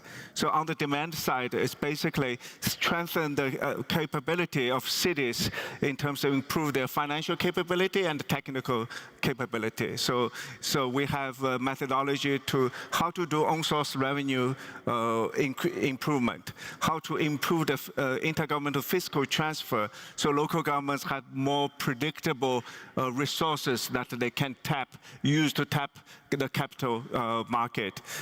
Some of the things, we have this city credit worthiness initiative as a technical assistance to have trained the cities to improve their credit worthiness and how to have follow-up actions on the improve their credit worthiness. Also, for example, as the Secretary Anna mentioned, working with the German government, Luxembourg government, we have this city climate finance gap fund, which we work together with the European Investment Bank, help cities to develop projects, bankable projects that are technical sort of side. So that's on the demand side. And then on the regulatory framework, so help the government to support the regulatory framework to allow prudential borrowing from the cities to tap into the capital market. And finally, on the supply side, we use the World Bank Group. So you have the sovereign guarantee from the IBRD or IDA side. IFC can lend to the cities without a sovereign guarantee. MICA doing the guarantee to de-risk the financing. So that's just from the sort of World Bank Group side. But also we worked with other MDBs. There's a MDB's cities working group that meet regularly, try to see how we can sort of work together to support cities more effectively. I think these are just some of the things, but I think there are a lot more that we can do. I'm very glad that in this conference there's a joint statement with BMZ, with IFIs, with Cities Alliance, UN Habitat. We all sort of together to see what more we can do to elevate this agenda. Yeah, thank you, Ming-Zheng. What about how does the Cities Alliance see this debate? Are we missing something? Are some things not being discussed? Well, what is Cities Alliance view on this need for private capital to meet the investment needs of cities? Well, basically, we draw on the numbers that have come out of the report of the World Bank, and the investment and financing gap for low-carbon infrastructure in cities, especially in low- and middle-income countries, is huge. So how is that we're going to mobilize the resources? And I think at all levels, but of course, private investment is absolutely needed. And as you know, the Cities Alliance works very much in spaces, in urban spaces where the urban poor are in slums. And what we would say is, first of all, increase capacity and power in cities so they are able to connect with the demands and the requirements of private investment, but also multilateral investment. Second, the importance of social and environmental inclusion of the gains in the investment designs. I think it's extremely important, and also ensuring that large-scale investment really reach the people that are most in need and the urban poor. The slogan of the Cities Alliance is "Cities without slums."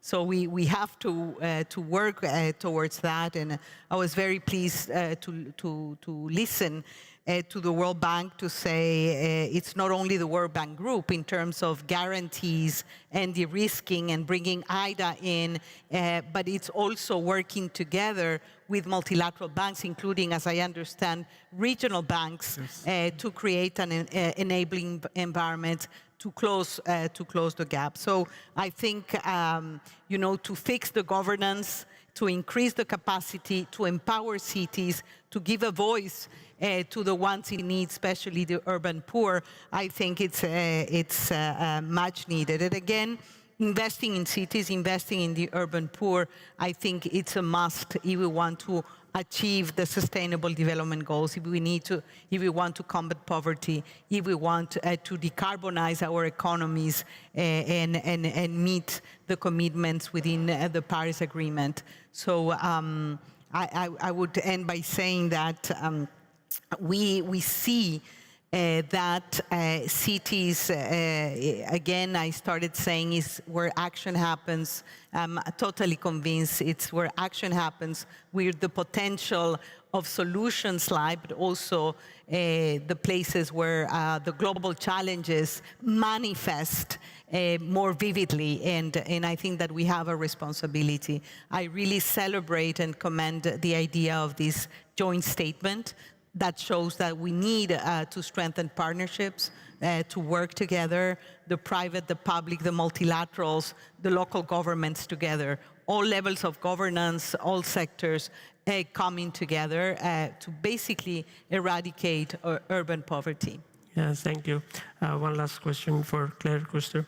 So do you see the potential, for instance, easing the regulatory environment, or what could it be to further unlock the potential of private banks or private capital, for private capital to flow more easily into public infrastructure?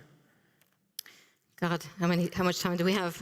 Look, I think regulatory and policy facilitators is a really important aspect. I think openness to also, like I mentioned in the case of the Turkey example, openness to be that kind of backstop if all else fails in the project cash flow models, right? That's super important for bankability. But a stable regulatory environment is key for private sector capital. So I'd say that. I think in addition to some of the points, I think we're leveraging our position as lenders to do more in terms of embedding sustainability, especially at the procurement phase with some of our PPP construction companies, and then working really actively with the World Bank Group and other multilaterals to look at, how can we partner together and leverage on the MDBs and local development banks for parts of the capital structure we might not be comfortable with? Yeah, thank you so much. So we have a couple of interventions from the floor. First, I would like to ask Jake Leo Kawawaki, Director General of Asian Development Bank, to please say what you have. Thank you very much. I'm not mic'd up, so I'll use this.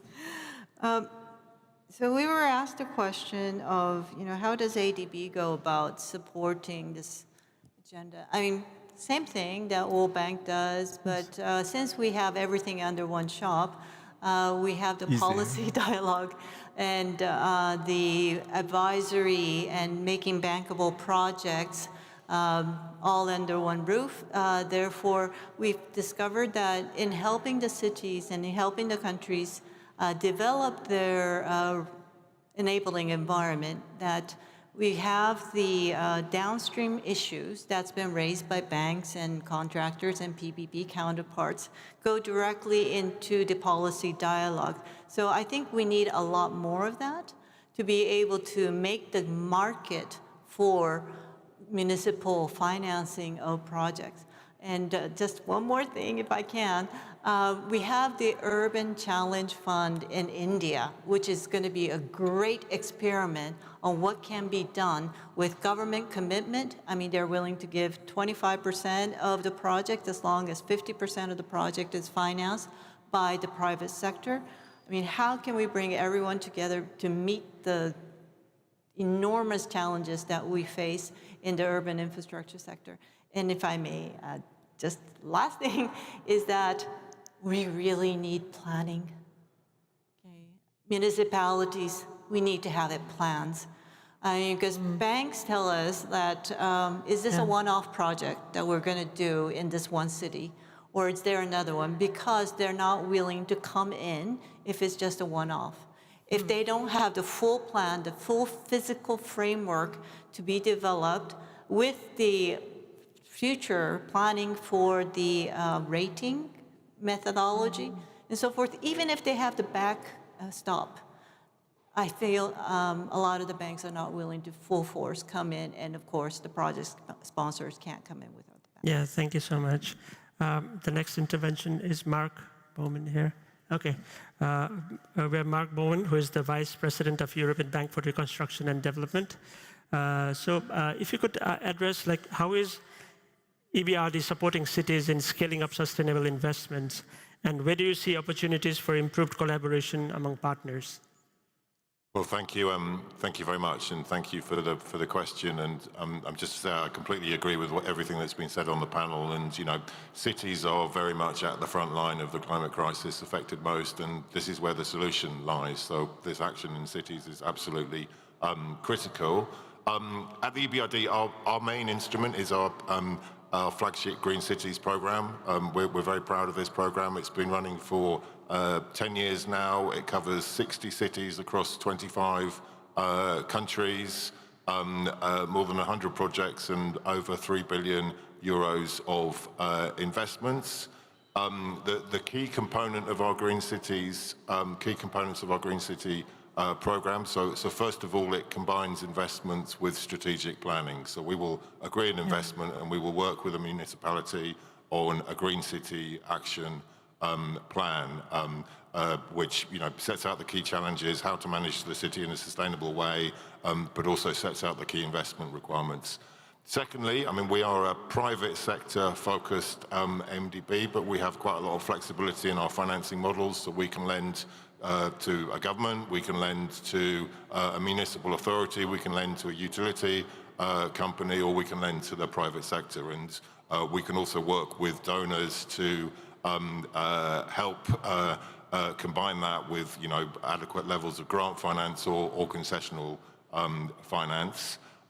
Thirdly, we have a very strong focus on capacity building, technical assistance, policy dialogue, for example, working on the issues of pricing, or on how, the critical issue of how to generate a revenue stream to make a project successful. On your question of partnerships, I mean, obviously partnerships is absolutely key to all of this, and the relationship with the municipal authorities is absolutely key. I think we're very proud that through this network of 60 cities, actually the extent to which they can all learn off each other is really, really, really important. We're very pleased to be developing our links with the Cities Alliance, with UN Habitat, and of course we are a very active member of the MDB cities group, and I should say that we're very pleased to be able to sign this statement together, and think that's a good step forward. Yes, thank you so much, Mark Bowman.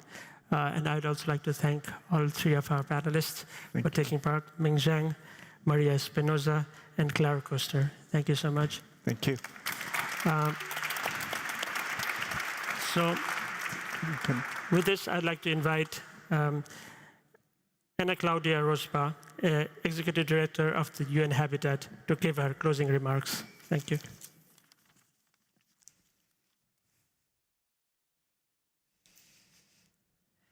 Thank you so much. Good afternoon, Your Excellencies. It was very insightful panel. I took many notes.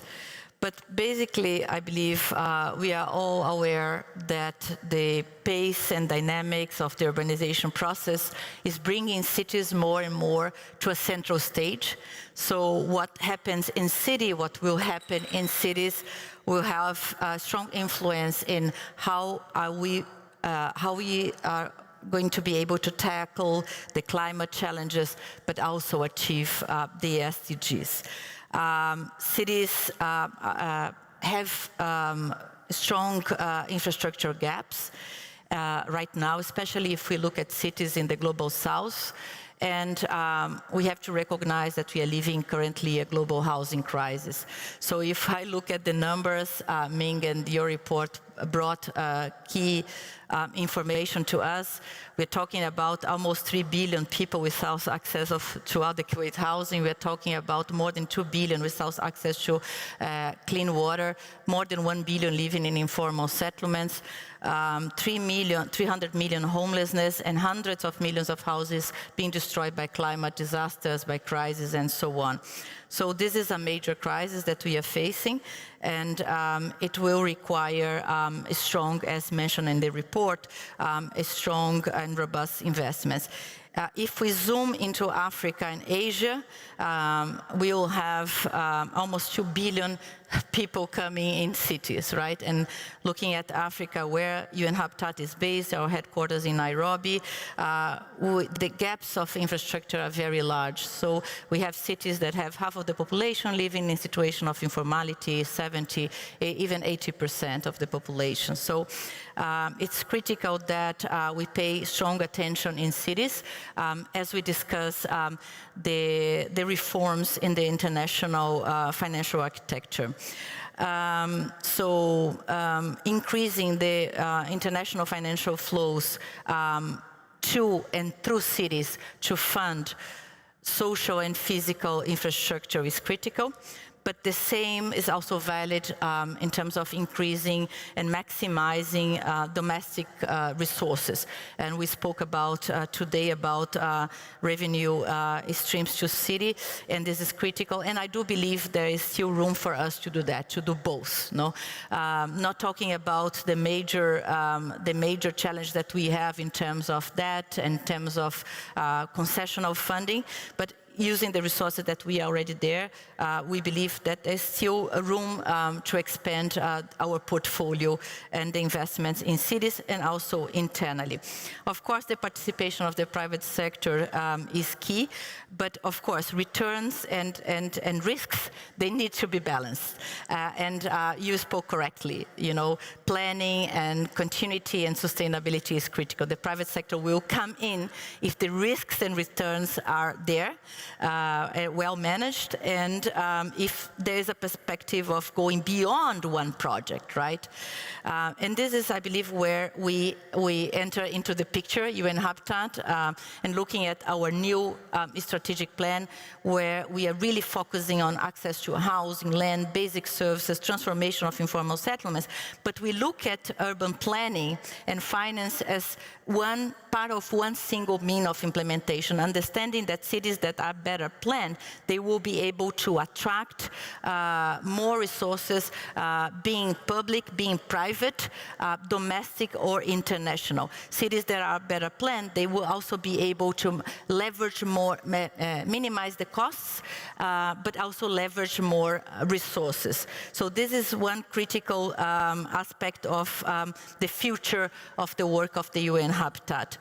In this sense, we have been active at the discussions, as the State Secretary mentioned, discussions of finance for development. We have been working with countries such as China, Germany, Mexico, Brazil, Kenya, Egypt, among others, and the World Bank actively and developing the narrative for increasing the financial flows to fund the infrastructure gaps that we have and the future needs of cities. Also, we have been working on the ground, working with cities and working with member states in order to look at these two sides. One, as Ming was mentioning, the supply side, but also the demand side. So one critical aspect that we never discuss is what to finance.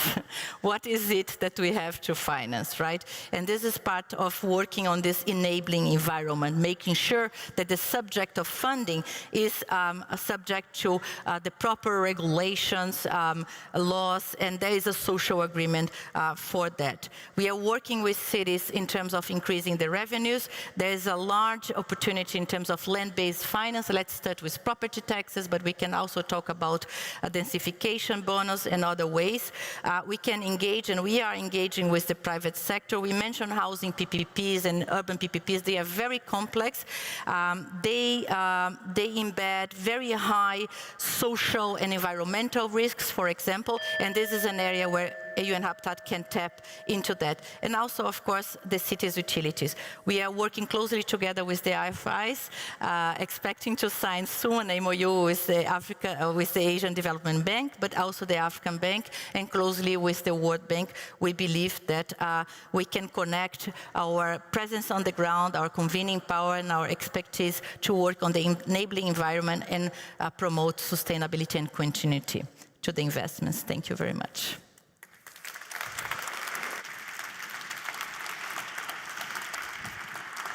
Thank you so much. So, like I said, this is the concluding session of Hamburg Sustainability Conference. So, Niels Aanen will be taking to the stage one more time this year to address us. But before that, I'd like to ask. I have the honor to invite all endorsers of the joint statement, Strengthening Municipal Access to Private Capital, who are present here today to join us on the stage for a family photo.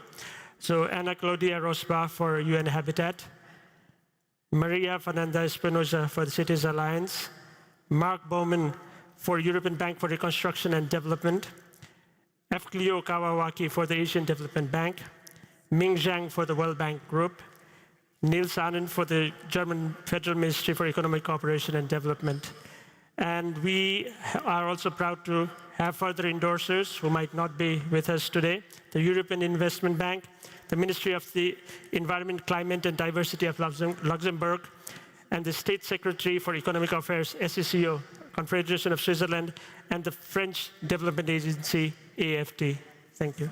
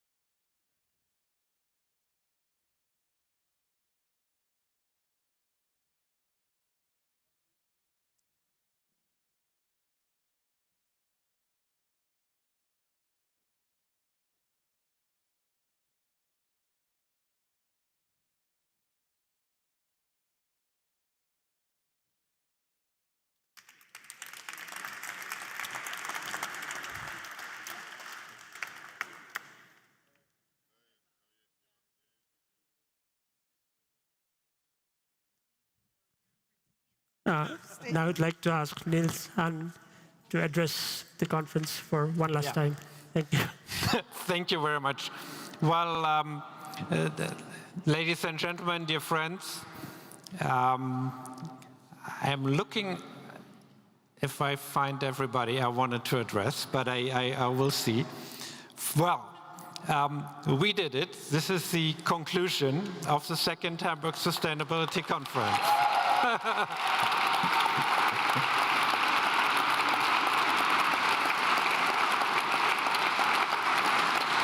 And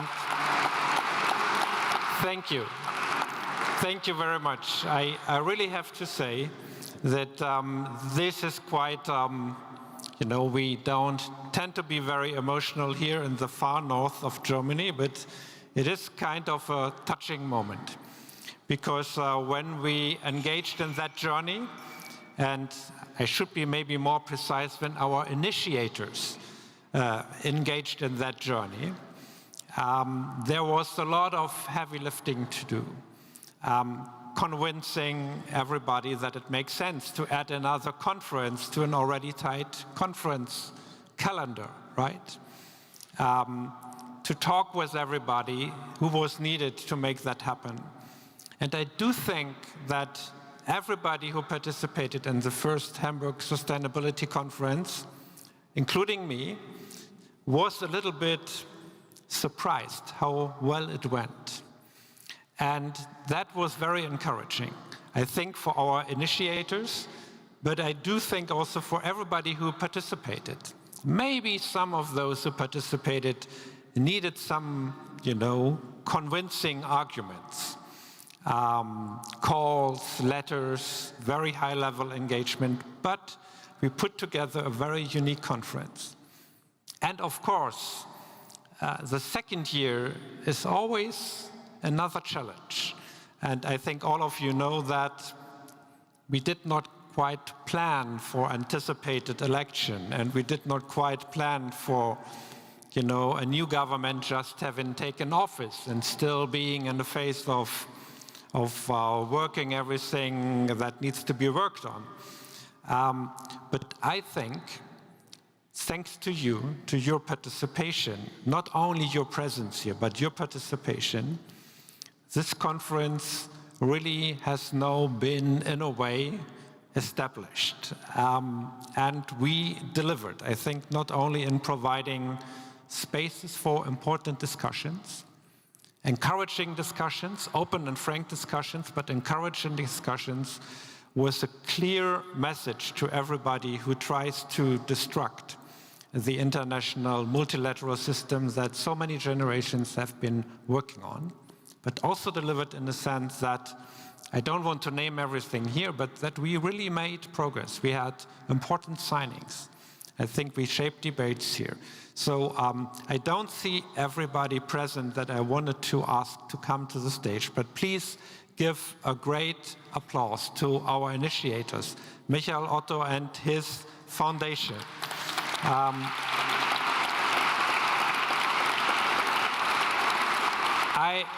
I like to thank everybody who has been working on that in the Ministry of Economic Cooperation and Development. I don't see my predecessor, Jochen Flassbart, here, but he also deserves a big round of applause, as he was also one of the initiators.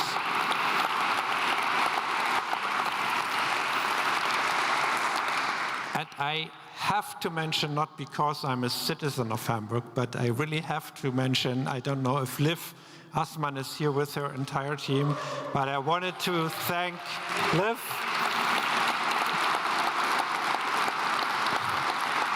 I wanted to mention you and your fantastic team. The teams have been working like one team. I see Dirk Meyer over there, everybody at BMZ, the City of Hamburg, the Michael Otto Foundation, and of course, I want to thank those who are not always visible. That includes everybody who provided for security, including the Hamburg police and our security personnel, everybody who made sure that none of you have been attending any session hungry. And those of us who have been cleaning up and providing this magnificent space, thanks to the Handelskammer Hamburg, as well as the Senate and the Parliament of Hamburg, for providing us with this magnificent space. I think it's part of, which is already unique, I would even say trademark of the Hamburg Sustainability Conference. So thank you for everybody who made that possible. And although I don't see everybody here also from the HSC GmbH, maybe everybody who has been working on that can join me on stage, so we take a kind of live, maybe you and your team, everybody from HSC. And I hope that we will reach our initiators with the last big round of applause. See you all next year in Hamburg, and thank you so very much for making that happen.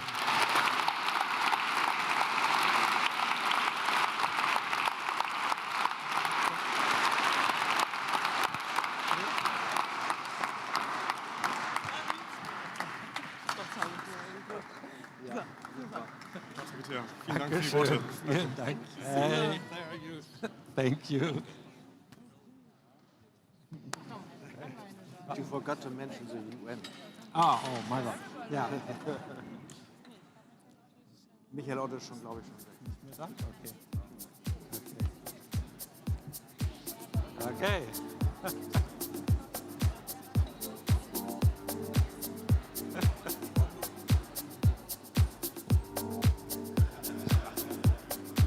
Okay. Yeah. Okay. Good. There?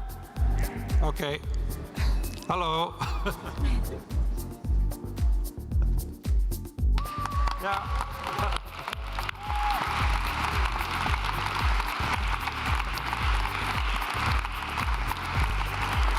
Okay.